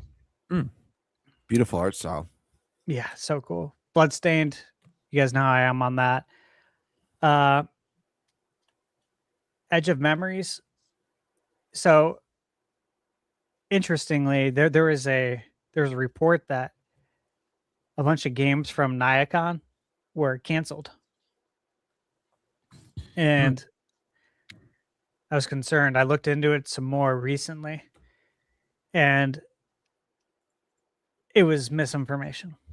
The I was about ESRB physical edition is canceled. The report was that these games are canceled, period. It's like jackass. Yeah, I was about to say, usually Terrible Fantasy reporting. Critic is really quick, like same day a report like that comes out, they will put the will not release this year. Yeah. Like usually very quick, or will not release. Game is canceled. Little asterisk next to it. Yeah, so I'm happy about that though, that it's still coming out. Again, Beast of Reincarnation.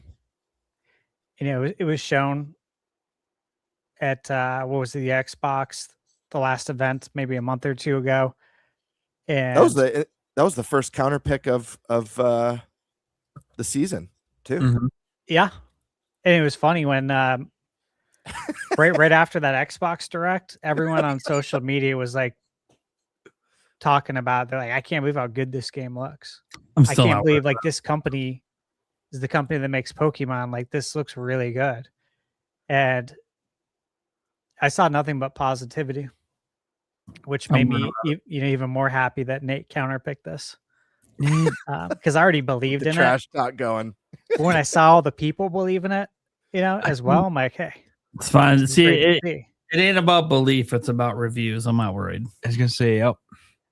Not worried one bit. So hopefully it's not too hard. I think it'll be in the 70s. You know, if it's too hard, it's going to be a 78 at best.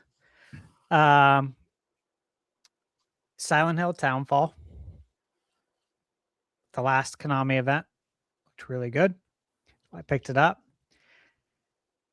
And, you know, I picked up these ports because so many people shit on Elden Ring for Switch 2. And I believe in it, and I felt compelled to get that one because of that. I really did. Look at the score in the 80s. Either way. Yeah. And you guys know I love indie. I still have, 6 picks to make. And I have all my bidding. Mm-hmm. And, you know, GameBird. Bird, was it you that snuck in Ocarina of Time, or was it That was Calinius Maximus. Yeah. You snuck that in there. You know, when Nate the Hate came out with that, I thought someone for sure was going to bid on it. I was like, people are going to fight for this, but I made the decision, whether or not Nate is wrong or not, I made the decision to drop Mario just because it seemed more and more likely that we're not going to get a spring mainline direct. And the closer we get to the end of the year, the less likely I feel we are to get a 3D Mario landing this holiday. I think we'll see Mario 100% this year. That doesn't mean, again, I I'm on the record many times saying like there's no rules when it comes to Nintendo, and you should feel that way. Nintendo could literally announce 3D Mario in June and release it for the holiday. They could do that, no problem. I just didn't want to take the risk of someone locking me into it, and it doesn't release or get announced this year.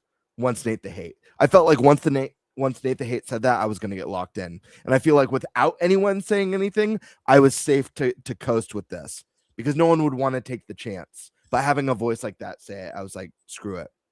That being said, it never feels good to do a drop because they are limited. So I made it. I will feel absolutely horrible if Nintendo announces 3D Mario. Horrible in Fantasy Critic, not horrible outside of this. I'll be thrilled and to the moon. But I will feel awful if I drop 3D Mario and I have the lowest budget out of anyone right now. Yeah, I don't think you're getting that one back. Yeah. It was the worth the risk to me in the event. Yeah. I keep wondering when Mina is gonna drop, because I always have my calendar, and there's like an insane amount of games,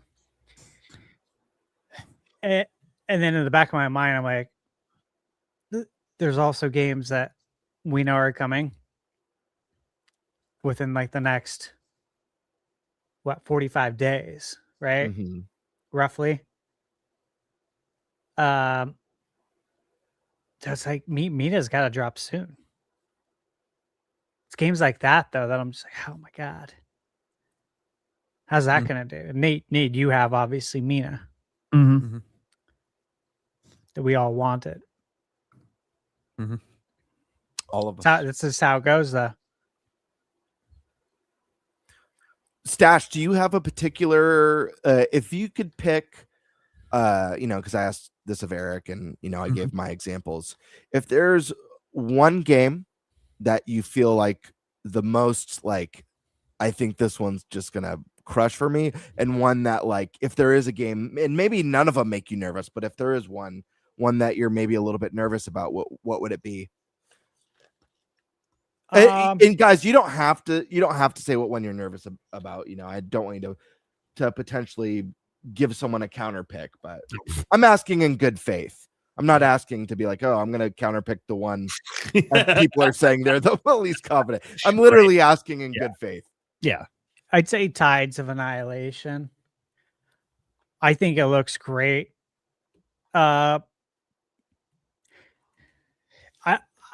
It's tough to say because it's like, it's got a female lead.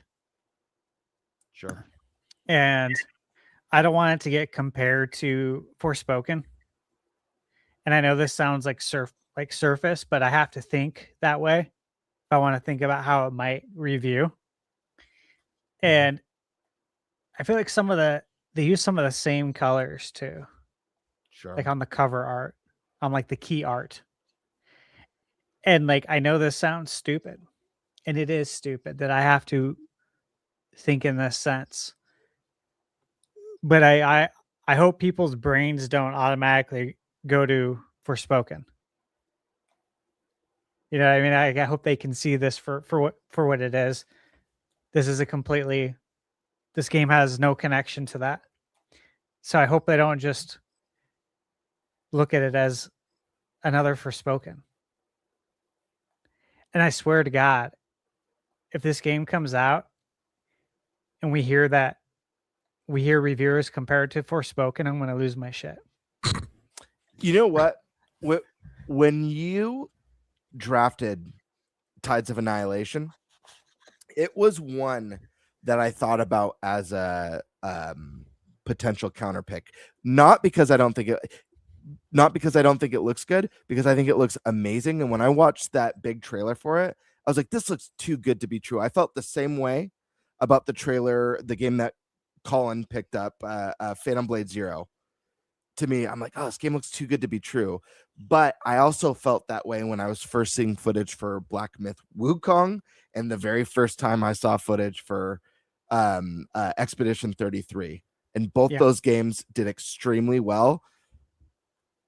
Ultimately, I would never counterpick that game, but I did feel like is this going to be as good as, because they show a boss fight off in this game that looks so unreal, where it's like the realm. I don't know how to describe it. Like the realm, or like the astral plane is like changing, like seamlessly. And I'm like, I just remember thinking like, dude, this looks too good to be true. Is this real? But yeah, the game looks really kick ass. This is their first game, and it's China-based developer. Yeah, just like Black Myth Wukong. Just like Black Myth. Yeah, and you know, I looked Phantom at that Blade, too. I think too. And I looked at that too, and I'm like, you know, obviously there's not a long history of games being developed in China. But for what we've seen, it seems like they got their shit together. Yeah. You know? I don't know if they've missed really yet either. And so I kind of felt a little bit better about going with a first-time developer because of that. I think they just take a lot of pride, a whole lot of pride. Yep. Oh yeah. Which is good for us. Yeah. All right, moving on to Nate's team. No, I'm just kidding. He's got Yakuza Kiwami 3 rating it at 74, World of Warcraft Midnight at an 84, and MLB The Show at a 74. Worst rated MLB The Show ever. Right. Literally. Yeah, I know. I was How? They're all in the 80s. I know. Until this one. Yeah. I was watching you look them all up, and I'm like, right back. Oh, shit, that's a sneaky good pick. And then, nope. Nope. Literally, I looked up every single MLB The Show, and I'm like, dude, this is an easy. Who's not picking MLB The Show? It gets in the 80s every year. Nope. Just kidding. Just fucked. And Yakuza is just a disappointing one. Mm-hmm. That's just after how well they did with the first two and how well they reviewed, and they literally delivered exactly what fans wanted. They fucked up the third one so bad. And the last new entry was a Game of the Year candidate. It got like a 92. Yeah. You it got felt the short like end of the such a stick with that safe one. fucking pick because Yakuza always does so fucking well, and then they just fucked it up. So mad. I'm so mad about that one. Like, even forget about my team. I'm just mad in general because I'm a new Yakuza fan. Like I played it for the very first time, you know, with the game that came out at launch, and it's just so disappointing to me. Anyways, sorry, just man, that pisses me off. So look, obviously I got a really interesting team here. You know, Dustbloods is one that I'm very confident in because of Miyazaki. How can you not be? Like, I don't care if you Nintendo fans out there are excited for this. Don't give two flying fucks. I trust the guy making this game. He doesn't know how to make games that aren't great. He just doesn't know how to. The thing is, the one part that's nervous is having Nate the Hate say that, oh, it's going to be a really late this year release, which means it's also a candidate to be delayed. Hoping not, because it might not come out till December, but we'll see. If we get past the next direct and there's no date for it, I'm going to be very nervous. Like, I don't know if I'm going to drop it, but I feel like I got to consider it. But we'll see. Mina the Hollower, I've never been more sure that a game is going to review well than I am in Mina the Hollower. Even more sure than Miyazaki's Dustbloods. The demo's fantastic. And what we got to learn behind the scenes with this game, the way it looked at PAX East, they did a panel there. It looked fantastic still. Yacht Club Games, this is like a love letter game. I am not worried at all. It might even be my top performer of the year. I can easily see this game getting like a 90 or a 91. Then you get to some other ones like Rebirth. Obviously, I assume Rebirth is probably going to do well. It did well in other reviews, and obviously it's already announced for Switch 2, so it's just a matter of has to come out and hope it's a good port. I'm assuming it is because, again, remake was, but you know what happens when you assume Yakuza Kiwami 3 happens. Again, though, we know what Rebirth is. So, like, as long as the port is done well, it's going to review well. I don't know why. I mean, the estimate of 7 there is just because the game wasn't in the database at the time. It's officially announced now. It's still not in the database, but that's okay. Tomb Raider Legacy of Atlantis. That one I feel is more of a risky pick. But is one that I'm still pretty confident in. I've re-looked over the trailer a bunch of times. It looks really good. Blood of the Dawnwalker. I don't know why it's only estimated to give me 7 points. These estimates suck. They do. That's going to be in the 80s. Have you guys seen the trailers on that game? God, it's so good. It's so good. World of Warcraft did exactly what I thought it would. So finally, one that actually has performed the way that historically expansion packs perform for World of Warcraft. The Half-Life game, I'm surprised no one's counterpicked me on that one yet. Especially with like the Steam machine being delayed. I was like, God, at what point do I decide to drop it? Because it ain't coming out if the Steam machine doesn't come out this year. And I don't even know if that's going to happen this year now. Persona 4 Revival. I'm never really worried about Persona, nor are even the estimated reviews have it up in the 80s. Professor Layton, we got to see it again. Finally, in a recent event, we got to see Professor Layton. Again, looks great. I have no major concerns over Professor Layton. They always review pretty well. This one's been cooking a long time. Assassin's Flag Black Flag Resynced. Apparently, media is playing this thing tomorrow. So it's either going to be revealed tomorrow or it'll be revealed next week because the embargo for the preview they're playing tomorrow is next week. So either tomorrow or next week, we're going to see this game. I am not worried at all unless the previews come out and they're like, it's a fucking mess. I don't think it will be. Ubisoft needs it to not be a mess. Expedition 33 obviously is what it is. It just has to get announced. But I still think it's coming out this year. Enter the Gungeon 2. I just had a lot of faith based on the reviews of the first one. I hope that this doesn't come to bite me in the ass, but we'll see. MLB The Show fucked me. It is what it is. So the risk you taking sports games, apparently. Even though MLB The Show should have been the safest sports game to take ever. Total Warhammer, that is just the Warhammer 40,000 games always end up reviewing pretty well. So I'm just kind of going off his historical data there. Delta Rune Chapter 5, all the other chapters reviewed very well. So I always figure that one. When K's are cut, I'm fucked.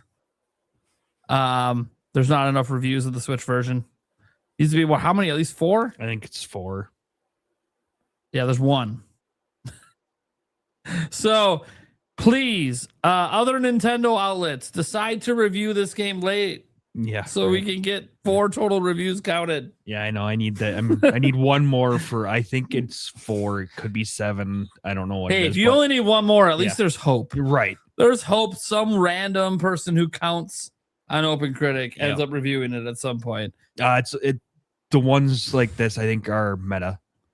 Those ones come from meta because they. Okay, either way, even on meta. Yeah. Even on meta, it's fine. Like, I know meta can fill in. Like, didn't we say, what is it? Meta fills in if there wasn't enough reviews or some shit? No. Or meta had enough? Or like, if it's not an open, I think meta comes in. Oh, yeah, if it's not an Open Critic. Okay. Yeah. Either way, Caves are cut, I'm fucked. Like the specific Switch 2 edition ones, I think those come from meta. By the way, I don't even know if the Switch 2 version is a good version of it. I just know PC gamers fucking love it. It's got a fucking 90. Yeah. It's funny. Nintendo Life is listed as a top review for it. Even they're the only review for nice for Switch. But anyways, yeah. So I'm that one. I think I'm just screwed. It's basically I'm not going to get any points for it. And then the Witcher 3 DLC. I'm still pretty confident that's coming out this year. And like, how can I not have faith in those developers and what they're doing? Probably more faith in Witcher 3 DLC than I even do with what they're going to do with Witcher 4. Okay, so look, obviously, guys, my team's in last place. Okay, there's no bones about it. I have the least amount of reviewed games, but also 2 of my 3 reviewed games are the worst reviews, and like out of everyone's teams, are pretty close to the worst reviews. So that it is not good. And a 4th game that's already released isn't going to give me any points. So I am not doing well. Now, on the plus side, I've only had four games released, which means I have a lot more opportunities here to come back, but I need other people's shit to suck. And here's the problem. Other people's shit keeps coming out and not sucking. So it doesn't even matter if the rest of like right now, if the trends continue, all the rest of the games I have here could average an 85 and I would still lose if the trends continue. So I actually have found myself doing something quite unique when a game releases. Like, well, like the next one, I was looking at it earlier. I don't have it open right now. What's the next game releasing that's getting reviewed? Mouse PI is already done. Technically, it's just not added in. Pragmata technically is already done. Just didn't count it yet. So, Vampire Scholars. Yeah. So when Vampire Crawlers launches, I'm literally going to be opening up Open Critic and praying it sucks.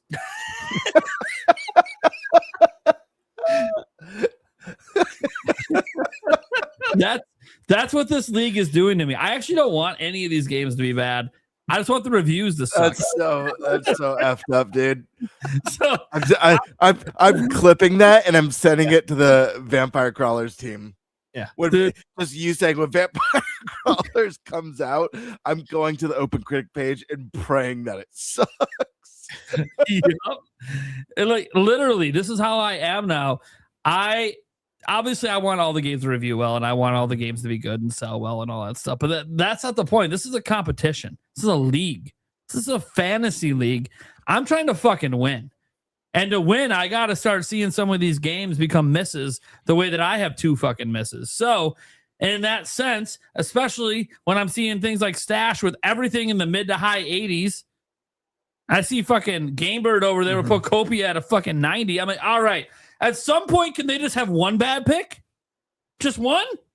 Can that happen? Please? So yes, every time a game drops, I keep hoping it sucks. But dude, nothing will tickle my pickle more than if GTA 6 drops and it reviews at like a 75. And I'm just going to sit there and just laugh and laugh and laugh and laugh. And Rockstar will laugh too as they sell 100 million copies like they want anyways. Because it's also the game where the reviews matter the least. Because it's They could release a 6 out of 10 and it would still like hotcakes. But it's Rockstar. They don't release games that review like that.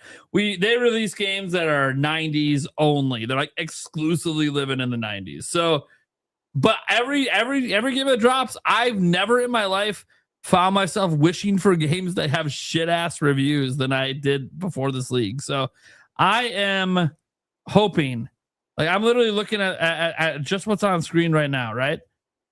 I'm looking at like ThunderStash and GameBirds there, and I'm sitting there like, God, I hope Marvel's Wolverine is just a trash ass game, man. I hope Insomniac has finally hit the fucking wall. Everyone's bored of this gameplay. They're like, it's too repetitive. Reminds me of Spider-Man too much. Fuck this game. 72. Why do you keep picking my games? Vampire Crawlers and Wolverine. What did I do? Well, I gotta admit, I think you're the favorite, personally. Yeah, I am the projected winner. Not just projected. Forget the projection. The projections don't matter to me. The projections have fucking weird shit. We have games. That's true. They really don't matter at all. Yeah.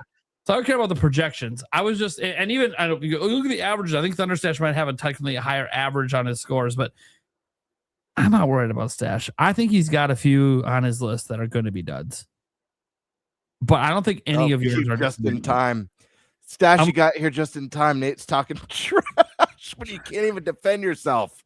Well, first off, you went on a full-blown assault on me. I didn't even do anything. Talking about like all the games I have that he's praying get horrible reviews. What? He's all when Vampire Crawlers comes out, I'm going on to opencritic.com. I'm going to stare at that page and pray to God that this game gets shit reviews. That is a terrible thing to say. I said, someone clip it and someone clip it and send it to the devs. That's what I'm saying. People's livelihoods are on the line. Yeah. Mortgages are on the line. Good for them. I'm my fantasy league win is what matters to me. Okay. He's gone. I really said I hope GTA gets like a 75.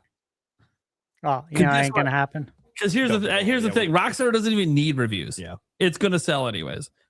That said, they don't make anything but things that are in the 90s. So it would be very odd if that game drop the ball, considering that the next 10 years of the company are based on this game. What if all the journalists decide to give it like 100? I would give it make it the highest rated game of all time.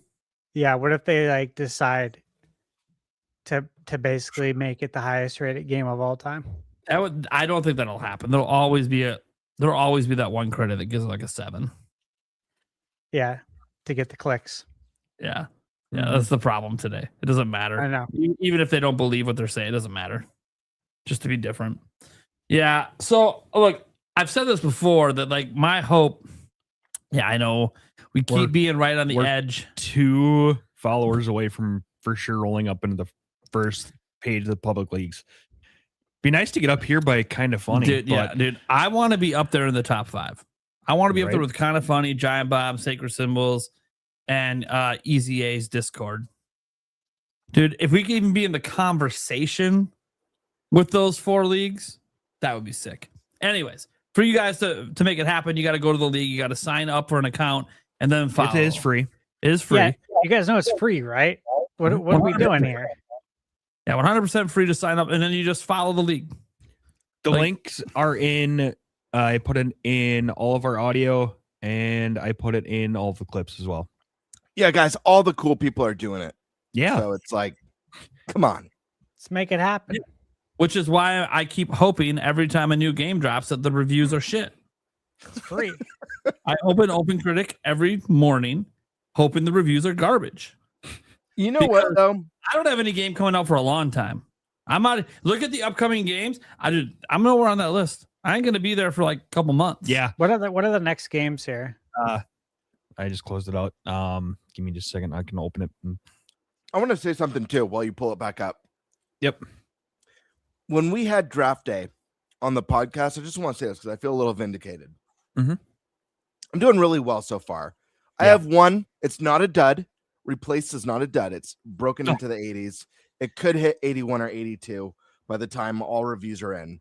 Fingers crossed. But I have a very strong start in this. And on draft night, people were laughing at all my picks. Mm-hmm. And people were saying GameBird's going to lose. Well, we know one thing. GameBird's going to lose. Yeah, they were.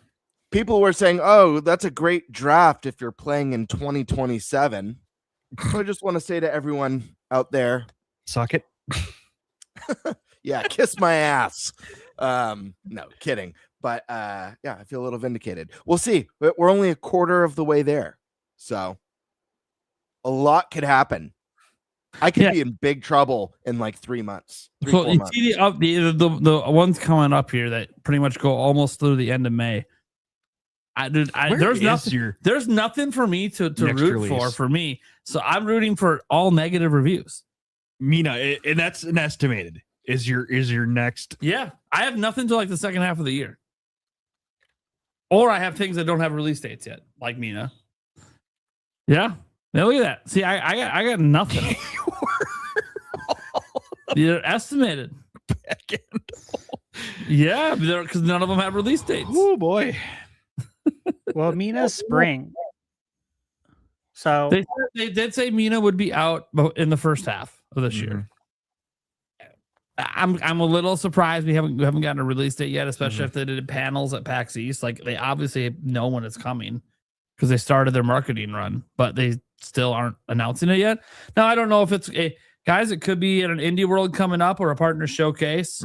Maybe they want a PlayStation showcase. Or PlayStation. Like they might want a bigger venue to possibly announce that release date, state of play. So we'll see. But yeah, I got nothing coming anytime soon. So all my entire Fantasy Critic life is spent hoping your games suck. All of them. Developers, I had nothing against you. I just have a league to win. That's all.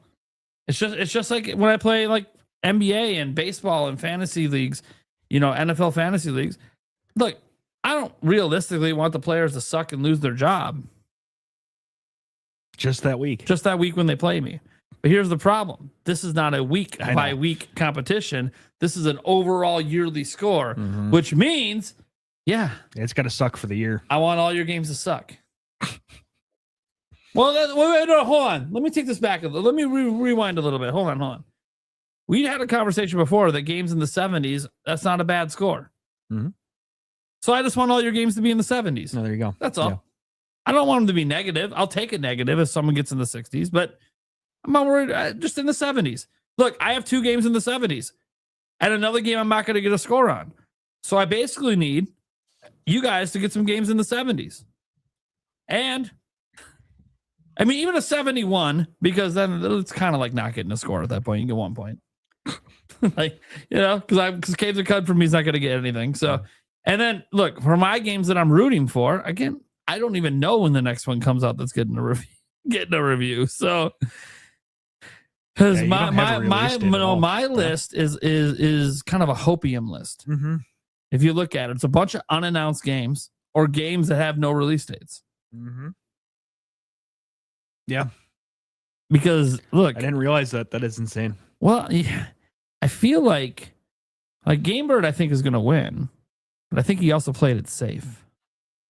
He has the safest list. That is not true. Yeah. I take a lot of chances. Let me pull up this list again. Hold on. There was no. Keep in mind, I drafted 3D Mario like 2.5 months ago with no announcement. It was a risk because no one locked it in on you, so you could always drop it. Hold on. But you also have to keep in mind that. Hold on.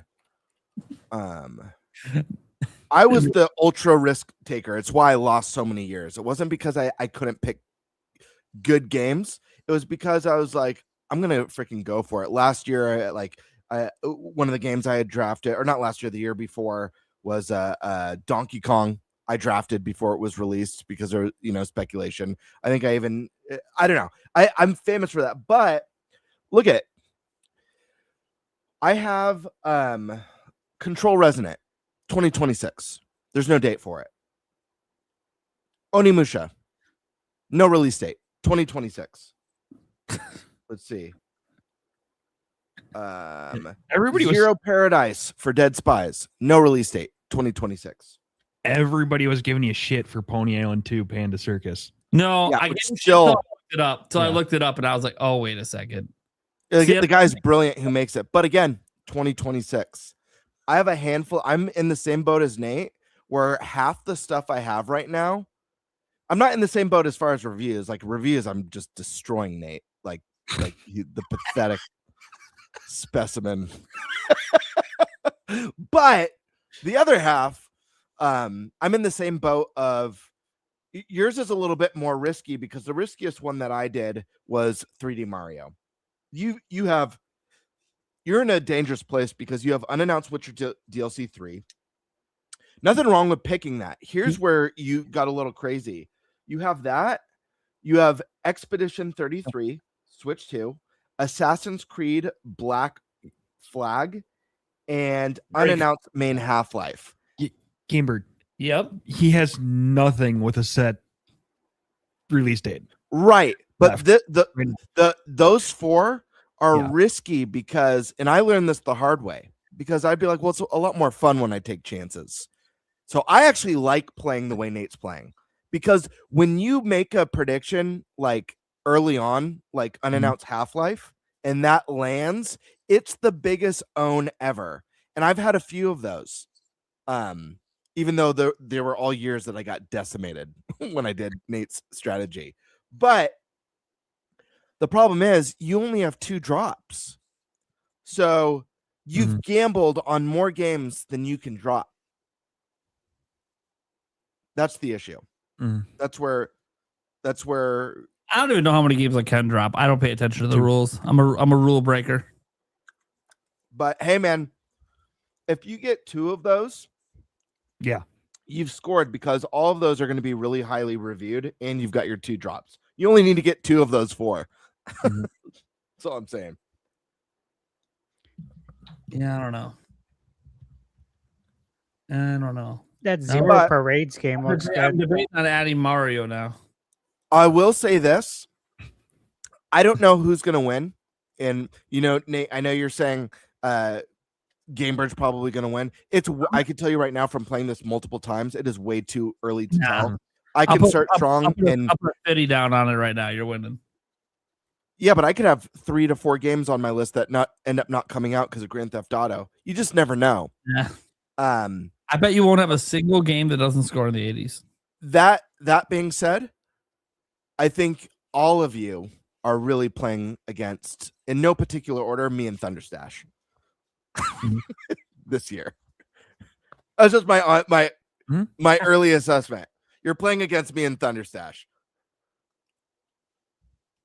Yeah. I still have, 6 picks. So I'm interested to see what else is going to drop. Mm-hmm. Yep. What the fuck is this one in here right now that you can pick? PVK, Planet. What the what the fuck is this? Do you guys see this? Oh, I gotta share my screen. What the fuck is this game right here? It's in the Fantasy Critic thing as a possible pick. What is this? Like, That looks like your next draft. That's my next pick right there. It's coming this summer. Whatever the fuck it is. Let me click on this thing. At this rate, you might as well just draft it just for. Can you imagine? Can you imagine your ace? I just drafted for shits and giggles, and all of a sudden it's fucking game of the year. Yeah. Right. I mean, that is the name of the game. Was it like Russian or something? I don't even know. Probably. Anyways, okay. So obviously, guys, you know, I'm getting my ass kicked in Fantasy Critic, but you know, here's the way I run my life. Okay, I learned this from a movie. This movie has guided my entire life, and that is, if you're not first, you're last. Oh God. So obviously, my goal is to be first, but whoever is first, the rest of us are last. We're all the same. It's all relevant. So it's not like we're in a league, and I've been in leagues like this, fantasy leagues, where there's a lot. You know, the champion gets the money, gets the trophy, and all that. But the worst record, the last place team, they get punished. Mm-hmm. See, we don't have punishments this year, so we're all just going to be last, and GameBird's going to win. It is what it is. It's fine. This is a feeler year for me. Don't worry. Second half of the year. I think a lot of people wrote me off early on. You know, I love this community. You're all amazing in the chat, but I feel like a lot of you guys wrote me off early on because I'm the new guy. You know, I'm the new crew member. The new guy. I don't have the history of kicking ass and taking names. Just act like you haven't been here for almost 100 episodes. No big deal. Or the fucking new guy. Jesus Christ. Oh my God. Anyways, would Colin technically be the literal new guy? Yes. Because he's not even part of the show. So. And then notice how I never said he's gonna win. No. See, I do have an internal goal to not literally have the worst point score. So I'm going for Colin because he's the one I think I'm going to actually have a better score than. What? I don't think I mean, here's the thing, Nate. You stepped away. Colin actually scares me because of 3 titles. I know he's starting off low. Forza Horizon 6. Every Forza Horizon scores in the 90s. Sure. All of them. Until I'm out of the show, 26. Soros from the makers of Returnal. A lot of people, the George Soros game of the year. The George Soros game. And third, Trails in the Sky second chapter. People say it's better than the first. Well, a lot of people say it's way better than the first game. The first game got its remake last year and was a 90. So I'm just saying he has a possible. He could possibly have more 90s than anyone. I don't know. We'll have to wait and see. Nah. Mm-hmm. The game won't be won by 90s, though. It will be won by the least amount of 70s games. That's really what it's going to come down to. Mm-hmm. Nah, I'm looking at his. I'm not worried about his list. I don't even think some of these games are going to come out this year. If I had another counter pick, I'd lock him into a few of these that are definitely not coming out this year. Which one? Maybe I'll use that against him. No, I can't tell you what I'm thinking. No. I'll just look. You already gave it away. I gave away that I don't think a few of his games are coming out. Okay. I mean, you just can research it now and see which one's not coming out, and then I'll know the answer. Won't be hard. Hey, at least you had to put in the work for it. Thanks for the tip. No problem. I don't know why you're laughing over there. GameBird said he's your number one competitor, so you should be worrying about games that he has going on. But what do you got there? Internet? Ah, beautiful. Yeah. Beautiful. It's a work of art. Delicious, man. So good. I wish you nutritious. each had one right now. I don't like Internet. Yes. Oh, you don't like it? I don't like the sauce. Gotcha. I think the sauce is boss. But I mean, I can get it, and then no sauce, which it just feels wild to order no sauce on a fucking burger, and then put ketchup on it when I get home or some shit. But Yeah. I don't know. You mentioned a burger on one of your live streams that you love. I think it was called a smash burger or something like that. I've never had that before, but smash burgers are awesome. sounded interesting. They're not healthy, and they are very unhealthy, but they are very tasty. actually, you know what? I think there might actually be. Yeah, Culver's does smash burgers. Five Guys does smash burgers. Then I'm saying I make homemade smash burgers. Culver's. Mm-hmm. Good. Culver's good shit. Do you guys have rallies? Here or and there. checkers? Yeah, here and there. Yeah. There's some in Wisconsin. We had one in the town that I went to college in, and I like they got checkers. shut down Checkers for and rallies. dealing drugs out of the back of it. That sucks, man. Because it's so good. It is good. Extremely good. Like maybe you should have just let them deal drugs out of it because it's worth it to have it there. The crazy part is hold on, let me see if I can find that building. The fries are so good there, though. So good. Dude, the fries are so good they don't sell them at the store. Yeah, I think they're unparalleled. Like no one's got anything on them for fast food fries. They're very good. Yeah. Very, very good. Oh, come on. But yeah, and they serve A&W. Oh, sure. Which it's a big plus. Here you go. Yeah, A&W is good. Yeah, I think doesn't come on. the A&W restaurants, don't they do smash burgers too? They might. I feel like they're smash burgers. It's so rare to see one. God, I don't even know if we have any in Arizona. We have a bunch of them around here now. We used to not have any, and now we have like 3 within driving distance right now. Okay, here it is. I gotta. Oh boy, here we go. This just screams dealing drugs out of the back of it. That just looks like deliciousness to me. I mean, yes, but but I'm ready to pull up and get some good fries right now. that building. If you had to pick a building that looks like it was dealing drugs out of the back of it, that would be. I went with you. It looks like it's pulled out of Silent Hill. Yeah, they got a big oil stain too on the drive-through there. Oh yeah. You sure it's oil? They need to pressure wash that. See if they can get it out. Kind of clean up the image a little bit. Yeah, when you're dealing drugs out the back, I don't know that you're worried about the oil stain in the front. I honestly don't know if that's what it was, but that they were. It was just rumors. What the hell did they actually close down for? I have no idea. Oh, they were just foreclosed on. That happens. Yeah. Anyways, all right, cool. Well, look, I'm not gonna look. It's funny because every time we go over this, I'm like, well, nothing's changed for me. So what am I gonna say? Yeah. Haven't picked up any new games because there just isn't anything coming out that's like that no one has picked that I'm really like, okay, yeah, that's gonna do well. Kind of waiting for the next round of showcases. We have a little bit of an Xbox One tomorrow. Don't know if there's anything in there I'll be interested in picking up on my list. We'll see. Kind of June is probably the time that I'll finally fill out my spots, especially once we get things that have locked in release dates. Like there are some games I want to pick up right now that don't have locked in release dates, and I'm like, dude, every game I have does not have a locked in release date. I can't keep picking up more games that don't have release dates. Yeah. Like it just doesn't make sense. So I'm waiting. I might not even add anything till June, but we'll see. Could be an indie world or some sort of indie event that happens that leads to me picking up something. But right now, I just keep hoping for that Mina date to come one of these days because I'm very confident that that's going to might even be the highest review game on my whole list potentially. I honestly think it's got a shot at a 90, but we'll see. I could have a little too much hopium. It's just God. Did you play the demo for Mina? Yeah, I beat it with each weapon.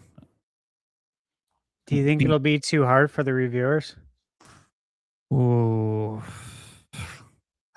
That's a good point.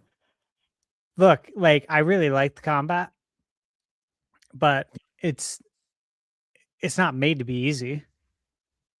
You know, it's there's some depth to it. Like you can't F around, you know what I mean? Like you can't be sloppy with your combat. You got to be on point. I still think it's going to review well. I hope so. I hope so. It'll be in the 80s minimum. I feel like outside shot for the 90s, but the 90s shot, the high 80 to 90 shot, that requires them not to be turned off by that difficulty. Yeah, because I do think it gets in the 80s regardless, but I do think it has potential to go like 90. I mean, I think I'm going to take a guess. Development time into it was Shovel Knight. That's what blew up for him, and that was an 89. I think it's going to be. I'm going to take a prediction. I think it's going to be an 87. I think 87 too. That's the number I was going to give. Yeah. I just need a release date. just give me a like it's going to drop like any moment. Like I look at this calendar and how full it is, and I'm just like, I know it's gonna drop at a really busy point. I'm gonna be like, fuck. What am I supposed to do? They shadow drop it. Oh God. It's your face. He's all just shaking his head. No, don't do that to me. Yeah. I don't know, guys. Like, look, Fantasy League is what it is. First year doing it. We'll see what happens once I actually start having some of my games actually come out at some point. Let's just say there might be a time later this year where the upcoming games where it says, you know, upcoming releases and who's going to be scoring. It might just be straight my team for like 2 weeks where it's just, oh, no, I got the next 6 reviews coming out because, hey, look, 4 of my games are coming out on the same fucking day. Does happen, especially we've seen this in the industry. Like you'll get a bunch of like really good games drop on the same day, and you're like, "Fuck, man, how's anyone supposed to have the time to play all that?" And the reality, the answer is they're not supposed to. I mean, you know, not everyone buys all the games. So, okay, well, I think we can go to the Q&A quick. We don't have that many today, which is all right. Is this what happens, chat? We don't have guests. You don't have questions. You know us all too well. Sorry that we have no surprises for your asses. Let's see what you have for us, though. First off, Nintendo Ninja Prime Beyond. Bring back NFL Blitz, NBA Jam, and NHL hits. We had a double whammy on that because, of course, Demonic Brawler kept his tradition alive and doing that as well. So we got the double shout out for NFL Blitz, NBA Jam, NHL hits. Dude, I don't care if we get 70 super chats. Let's say this. Will this shit into existence? Tell EA to get their head out of their ass. Give us what we want. Get back in the game. Yeah, no shit. Supposed to be in the game. It's in the game. Ain't in these games. Let's go. It was in the game. Yeah. One point. Has been. So Starry-Eyed Production 7553 says, have you heard of Wild Blue Skies? It's a Star Fox clone, apparently. Yes. I have. Yeah. I don't know if I've heard check of out that the one. trailer. Is that one where you're in old school planes, or am I thinking of something else? You're thinking of Crimson Skies. Yes, I am. On Xbox. God, I love that is what I was thinking of. I've never heard of Wild Blue Skies. It's one of the best dogfighting games ever. So good. Wild. Dude, they need to bring that game back with a full from the ground remake right now, man. God, he was so good. Did you just Google it? Yeah. The initial images you see, like, you know, there's a fox. Is this game already out? I see it looks like there was a official demo trailer I'm watching. It's not. Wait. Oh my God. God. On Steam. Wow, this looks great. Design of the ships. Yeah. Look like Star Fox ships. Is this out? Is this, dude? The demo trailer is a month old. So I don't think it's out. Unless it already came out and they released a demo. This looks great, though. 26. It came out in wait, what? It's already out on PC. Steam. In February. Wonder if it's favorable. Scheduled for release on PC, Steam, Xbox Series X and S in 2026. Yeah, it's not out yet. I just checked Steam. I'm gonna add it to my wish list so I get notified here. Yeah. It does look like First Squadron a lot. Again, that's First Squadron Phoenix. The art style is like the same. That's what you get for looking at the AI overview. Dude, I love. There's so much of this that looks directly ripped from Star Fox. It's great. It's like, but that's the thing. It's probably really fucking fun. Someone's got to make Star Fox games, right? So, someone's got to do it. Yeah, right. Of course. At least someone's keeping it alive until Nintendo decides to make one. We'll see. Well, there you go. So you got that game talked about for a bit, guys. That'll be the second one, I think, this year, because the first one was that other one that the Stash reviewed. That was First Squadron, Phoenix, yeah. First Squadron, yeah. That one's good. All right. Whoa. Just lost one. I'll have to find where that one fucking went. I didn't tell it to go away. So true, dude. You know what they say? Piracy is no party. Oh, that's funny. So the one that vanished was from Wink Demand, and he said, "Do you think Nintendo would have still survived the '80s video game crash if Famicom was released as is here in the US?" So they're saying probably without the redesign to the NES. If they dropped it as what the Famicom was in Japan, would it have been as successful? No. Now the design it was more like a toy. It was more like a toy in Japan. Yeah, they wanted it to look like a VCR here in the US and slot in like you're putting in a VCR tape. Because of all the damage that was done with Atari, and it's well documented. We all know that. We all know the story. If you don't, it's great in chat. Plus, you guys all know it. The look of the Famicom in Japan, I feel like would look like too much like a toy. An electronic for that time period here. I think the one that I love the look of the original Famicom. It's like iconic to me. But you're right, it does look more like a toy. The one that I think actually maybe even looked better, if you guys remember, the Famicom that took the floppy games. You guys remember this? Yeah, the disc system. Yeah. FDS. Yep. Yeah, it's awesome. It's so cool.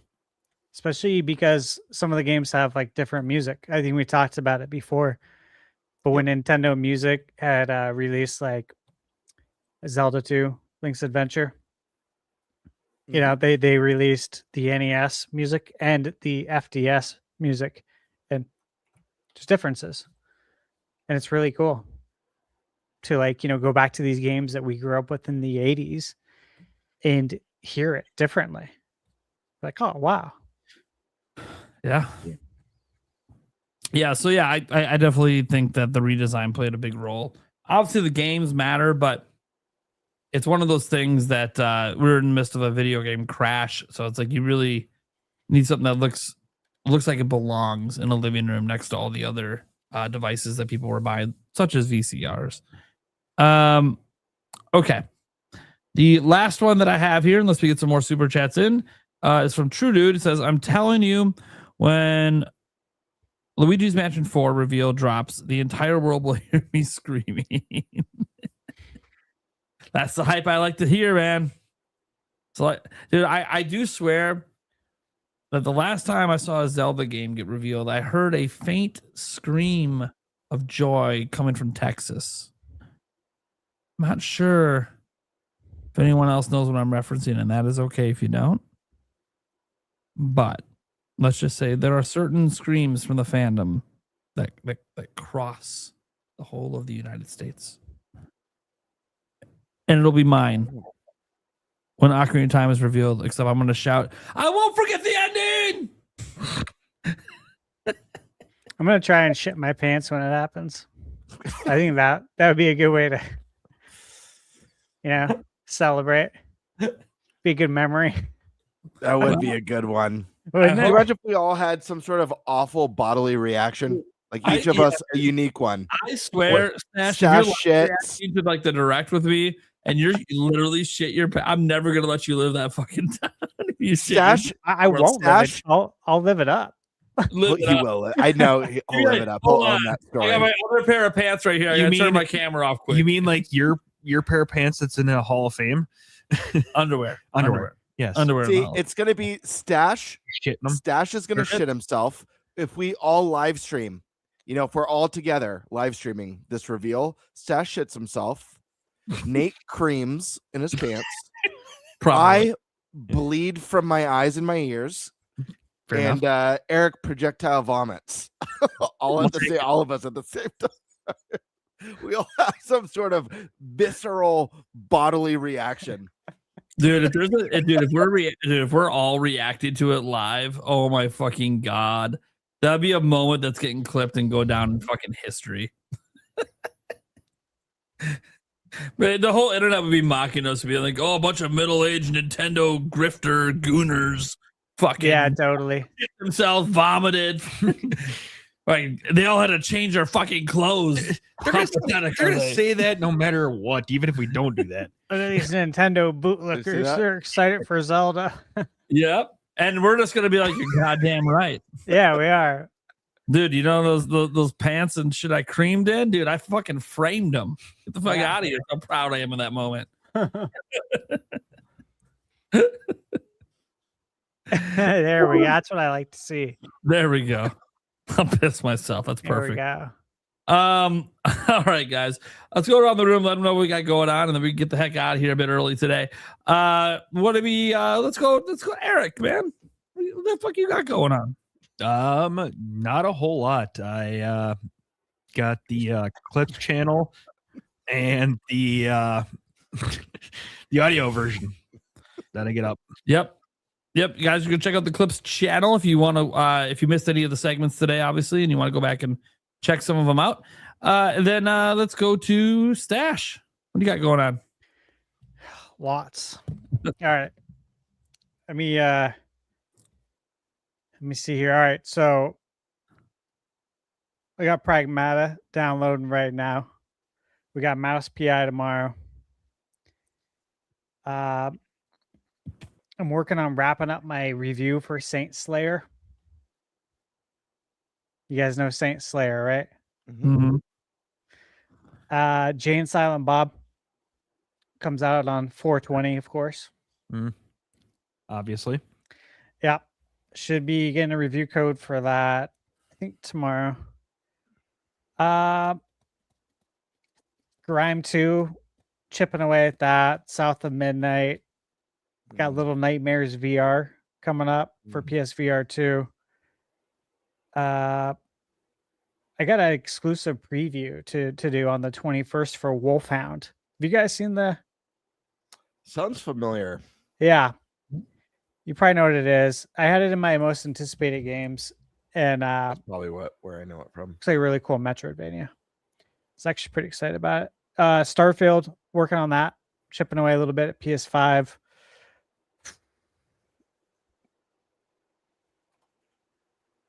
There's a few more things.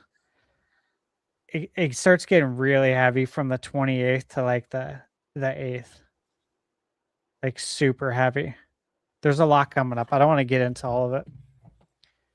We got future episodes.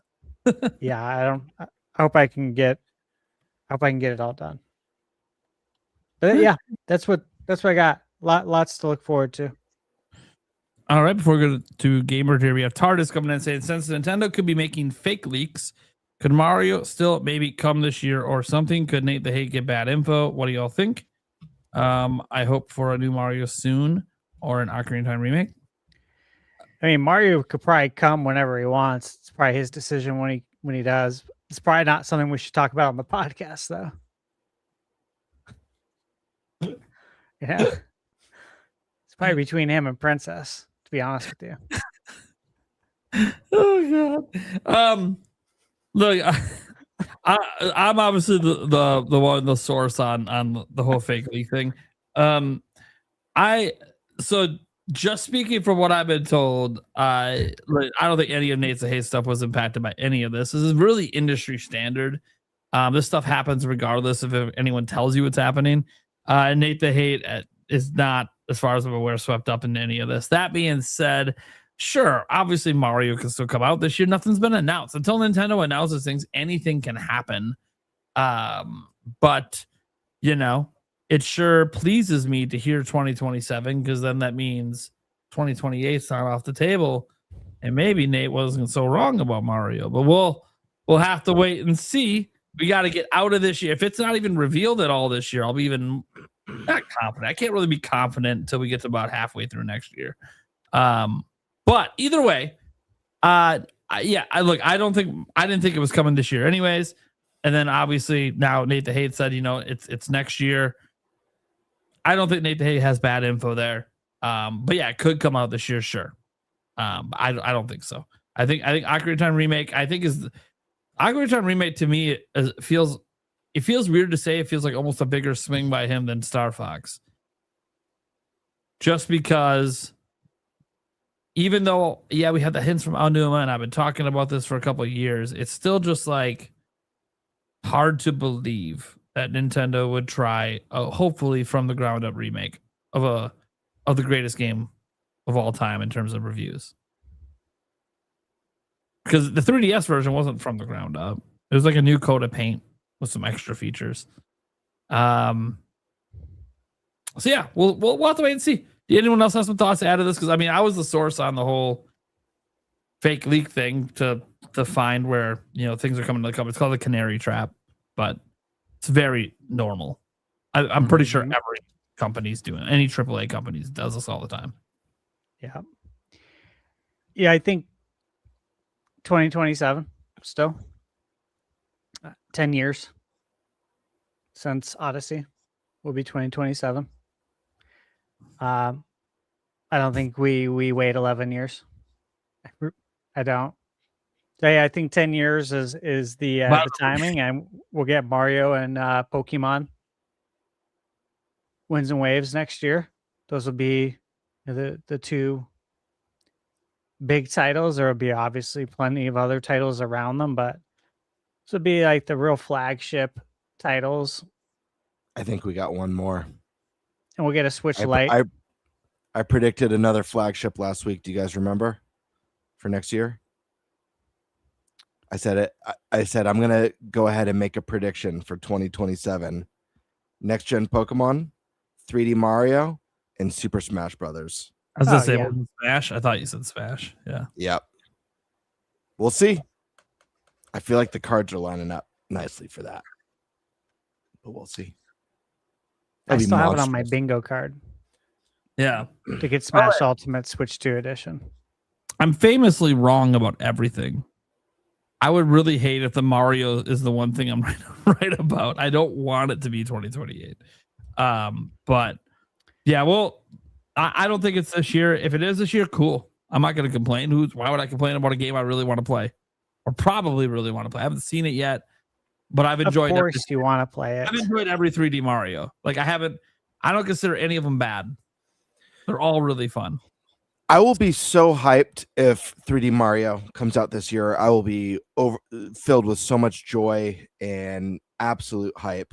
That being said, probably shit my pants if it did. Yeah. Right? That being said, it would probably be the biggest blunder in Fantasy Critic history, and I'd probably never hear the end of the year I had Mario that I bid 0 on, dropped it, and lost it. It came out. Yeah, I had it on a $0 bid. I was thinking if it comes out this year, if it's 3D Mario, it's like definitely probably a 90 plus, and it's like, and I fucking dropped it. All because of just that gut feeling. And Nate the Hate, it's all 2027. But no, so I don't think it's going to be this year. And honestly, if Nate the Hate stuff is true, it's already a really good year. Like already without anything else added in. And he said that's not the entire lineup himself. So, Nintendo has probably at least one more game up their sleeve that we don't know about. A lot of people think it might be Luigi's Mansion 4, That's another series that's due. But look, all of Nintendo series are due for something new. So it is the 20th anniversary of Mother 3, which is also on my bingo card. Remember, that was the wild ass prediction. That was my one wild ass prediction. Yeah, that's the one thing I saw in your bingo card. And I'm like, yeah, that ain't fucking happening. But it was a for funsy. But hey, you know what? How crazy would it be if they added that to NSO? Dude, my whole bingo card's for funsy. Like, I'm looking at it. I have the wrong Fallout on there. I had New Vegas. Yeah, look, we are getting Fallout something. Glancing at my bingo card, just of things that are confirmed, I only have one. If GTA doesn't remove release dates, but it's got to be on Switch too, so it doesn't matter. So 1, 2, right at the moment. Yeah, because I have the new color Joy-Cons, and then Super Meat Boy 3D, and that one did come to Switch too. So all the rest on your bingo card. Oh, I guess no. I also have the Joy-Con, third-party Joy-Cons would exist, and they do. Those have come out, so I guess I have 3. Wait, you had Meat Boy 3D on your bingo card? Yeah, you don't remember? Why? What do you mean, why? It was at the Switch 2 reveal event. Yeah. What's your point? That it's coming out in 2026. That's not a prediction. There's a prediction. No, it's not. It was confirmed. It was at the first event. You didn't say anything about it when I went over this on the show. No one objected. I mean, I'm objecting now, but it's a little late now. I mean, yeah, it is, but geez, come on. You don't remember this? It was confirmed. You don't remember this bad boy? I can't believe you put that on there. What one? Super Meat Boy 3? Dude, it was at the Switch 2 announcement event in April. In April, what was it? April 2025. That and Enter the Gungeon 2 were two indie games that were confirmed to come to Switch 2. Oh, I'm gonna have to keep my eye on you next year, Nate.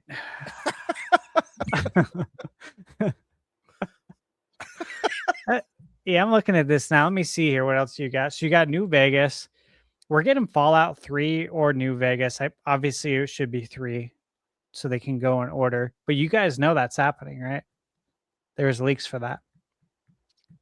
We are getting a Fallout remake. Monster Hunter Wilds. Yeah, very good. Mario Kart World DLC. I got that too. You got Clockwork Revolution coming to Switch too? Yeah. So I was interested about the Super Meat Boy 3D. It was not in that event. It actually didn't get announced for Switch 2 till February 27th. That was the official day it got announced for Switch 2. February 27th, what?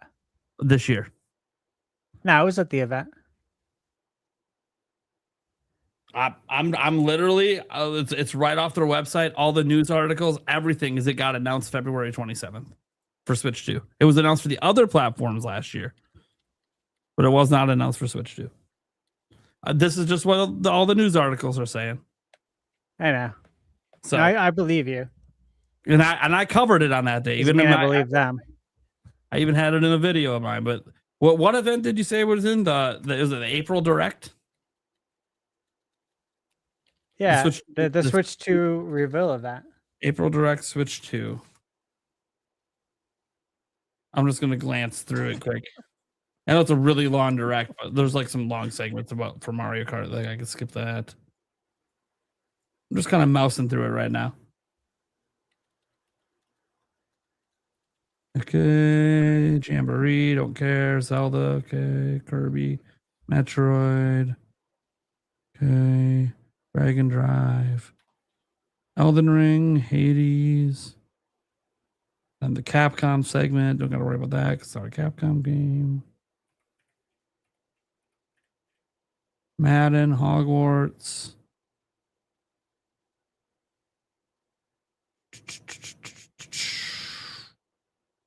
GameCube NSO, Deltarune, Borderlands 4, Civ 7, WWE, that one kids game that was exclusive, Survival Kids.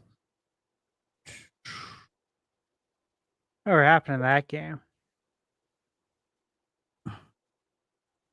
Game is this? No, that's not Meat Boy. Okay. Final Fantasy, and then Wild Hearts S. Professor Layton. Then we had the Resident Evil. No, that's right. That was Dust Bloods. That's right. Dust Bloods. Resident Evil was announced later. Yeah, there was no Super Meat Boy 3D in the April event. Was Gungeon in there? That might. Sorry. God, almost be quicker if I went through a fucking website that had every Gungeon's in here. I see it. Yeah. Yeah, you mousing through it too. Yeah, I was going through it. Yeah, I do not see Super Meat Boy 3D at all in this event. So it even had an official announcement on their I think on their X account on February 27th saying we're happy to announce that blah blah is coming to Switch 2. So you tried to get me, and I think retract my statement then. Yeah, I was gonna say I think I got you. Your memory might have slipped just for the first time in podcast history. See, I wasn't trying to pull the wool over anyone's eyes. I'll take blatantly obvious that fucking Meat Boy 3D is coming to Nintendo. I didn't. It's kind of dumb that it wasn't listed for it at the time. I'm like, really? Well, Meat Boy ain't gonna skip Nintendo. What are we doing? Anyways, yeah, my bingo card ain't doing shit because it's a lot of stuff that hasn't been announced or things that happen like Windy Waves. Guess what? It's not this year. Yeah, 3D Mario is now supposedly not this year. You know, the only nice thing is I just put any Call of Duty. So I guess if any Call of Duty comes this year, I get that. But yeah, this is my thing is very much probably not going to go my way. But that's okay. That's okay. A lot of my bingo card was like just kind of crazy for fun stuff. I didn't really go like super serious like I tried to win because we didn't really have any big wagers. One of these years, once we put some wagers on things and some punishments and some prizes, like the Game Awards, I actually tried because there's a trophy on the line. You know, like I'm actually like really putting some time to think about what my predictions are going to be for that. But for this and everything else, there's no prizes. Now, eventually, the Fantasy Critic League. If I would like to get some stuff going for that. I would like a winning trophy, something that like one trophy that gets passed around, and then some sort of punishment that happens to the loser. You guys ever see the show The League? Oh, I know what you're talking about, but I've never seen it. Today? Yeah. Dude, that show is fucking great. And they had that thing they would do to the loser every year. That's what I'm talking about. I want something like that. GameBird, I know you don't really watch sports stuff, so you probably haven't seen that show. It is you don't even have to like sports. That show is fucking funny. Yeah. They take the loser and throw him off the bridge into a river. To see if he lives or not.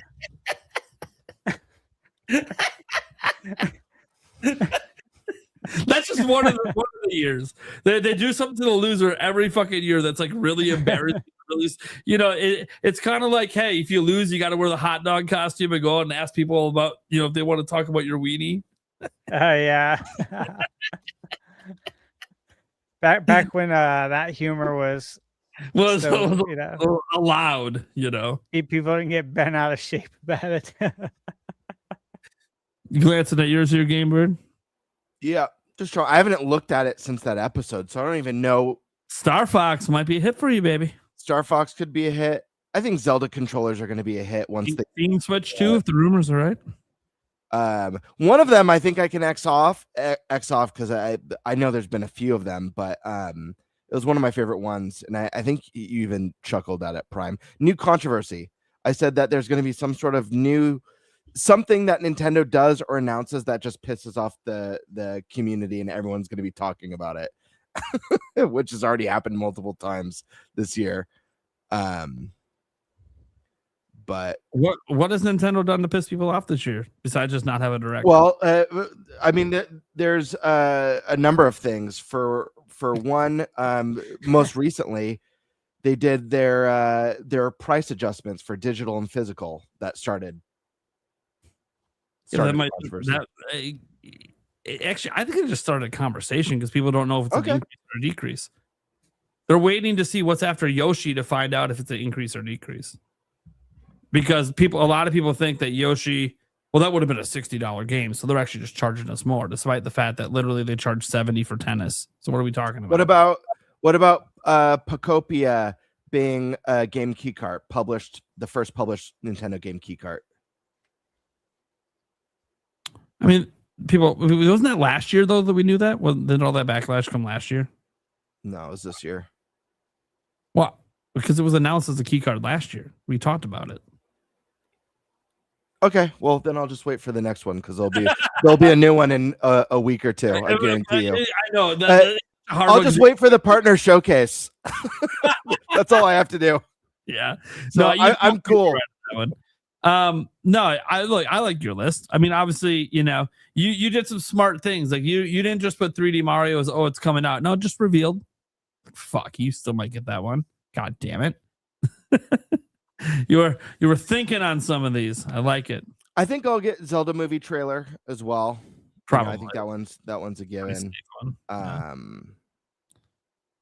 Yeah, I don't know. Yeah, I put some that I think were obvious, but I also like to, I like to gamble a little bit with these. So I want to put a new platinum game. I really hope Bradley the Badger comes to Switch 2. That game looked friggin' awesome. But hope it comes out this year. Yeah. All right, guys. Well, GameBird has got to go next. You got anything? What you got going on? Yeah. So I just recently started doing Tuesday night live streams. I had my second one last night. A lot of fun. It's been more of a hangout.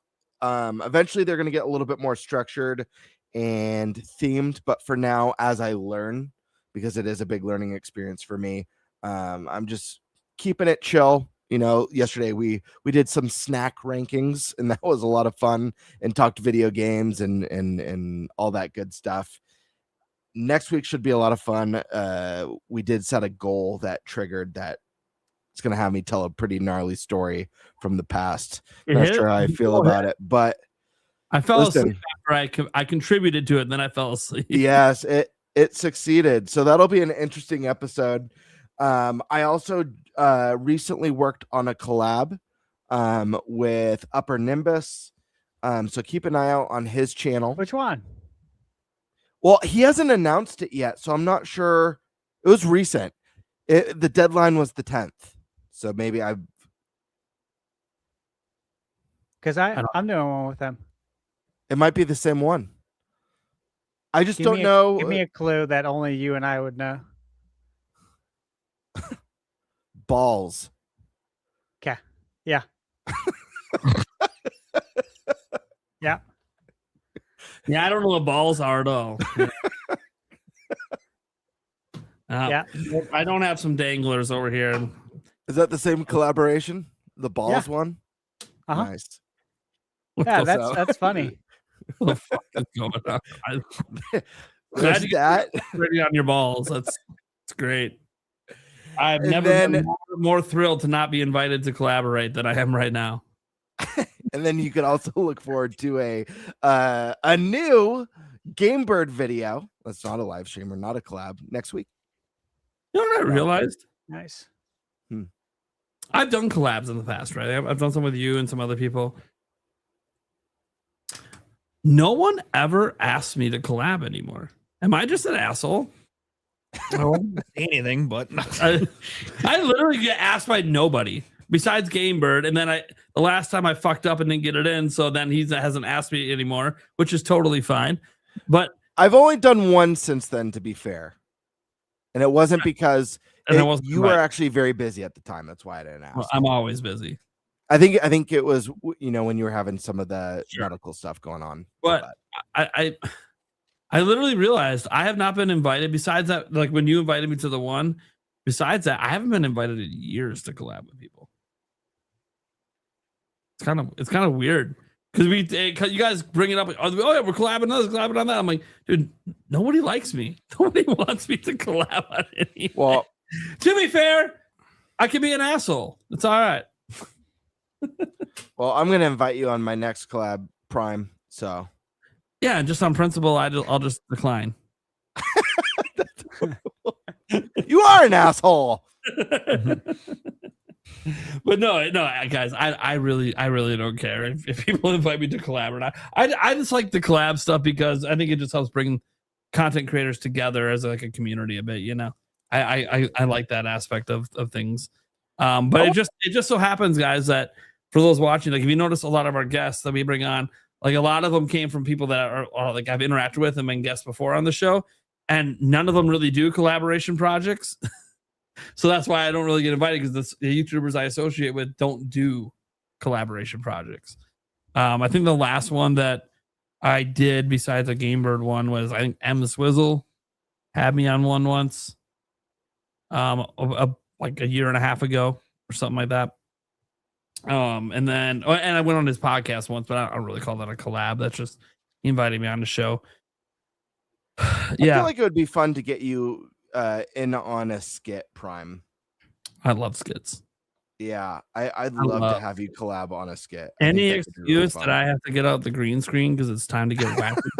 I'll let you know because I do have a number. I actually have I have so many ideas. I've got a little notepad. I'm like, oh my gosh, I have such a weird one that I feel like you would be perfect for. Not because you're weird, but I could just see a good use for you in it. It's fine. I'm the butt of everyone's joke. It's cool. No, I don't mean it like you are an that, ass. No. See, I'm an asshole. You call me a dill hole. See, it's all added up. All comes back around. I know. I mean, look, Eric will call me an asshole every day. You just call me a dill hole. Stash, I don't know when he'll call me a name, but it'll happen someday. I'll do something really stupid, and he'll just look at me and be like, look, I don't think you're an idiot, but you're acting like an idiot right now. And I'll just be like, yeah, probably. Maybe I just am an idiot today. Oh, man. Nah. It'll be all good. All right, guys. Oh, I'm Nintendo Prime. You guys can catch my content pretty much right on my YouTube channels where I post most of my stuff. I have a video coming every single day, practically just talking about Nintendo news. Today's video was a little fun because it felt like a little prequel to the podcast because it was going over recapping all the leaks. I thought it'd be a great idea to do that. A little bit of a slower news day, but not entirely. I actually have like 5 stories I was going to do today, but I was like, nah, we'll just do this one video here and not make it a half hour long when I'm going to be spending half the video talking about this stuff. So let's just do it on this. But you can look forward to that news coming tomorrow. There's some upcoming things, I guess, news wise, if you really want to pay attention. Nintendo's financials are dropping on the 8th.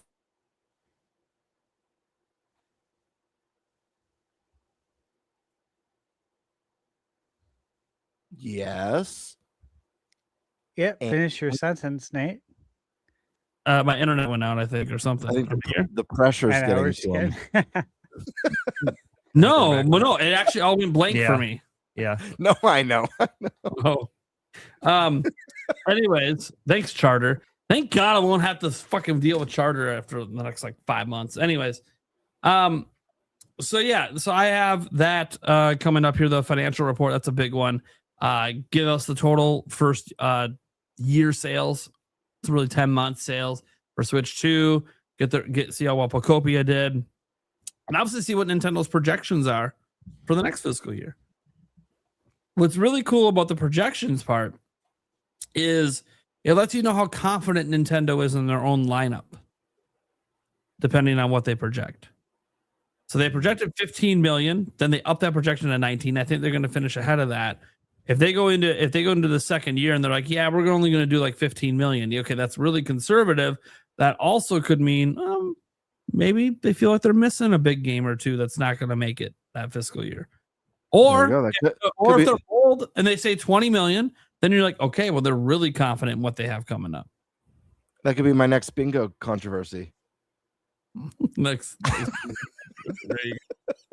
you go. They project 10 million. Oh man, they're not releasing jack shit.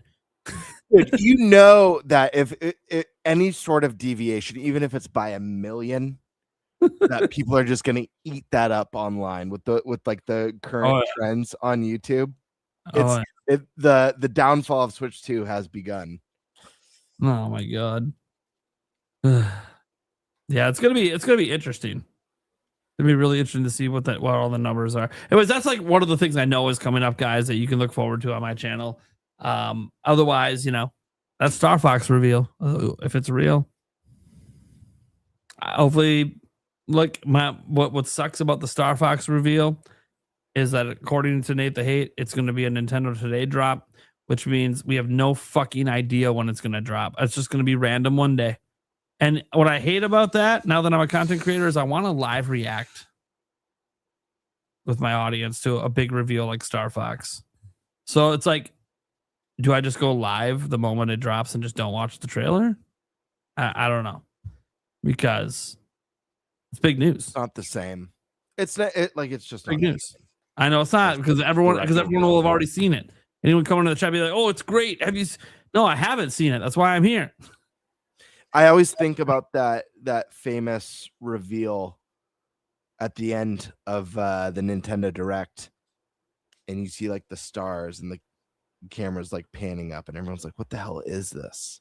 And then you slowly start seeing through the stars the Metroid logo fading in, and then it did the font, and everyone's just screaming, and like nothing beats that feel. Or with the Tears of the Kingdom very first teaser, where people are like, no, like this isn't.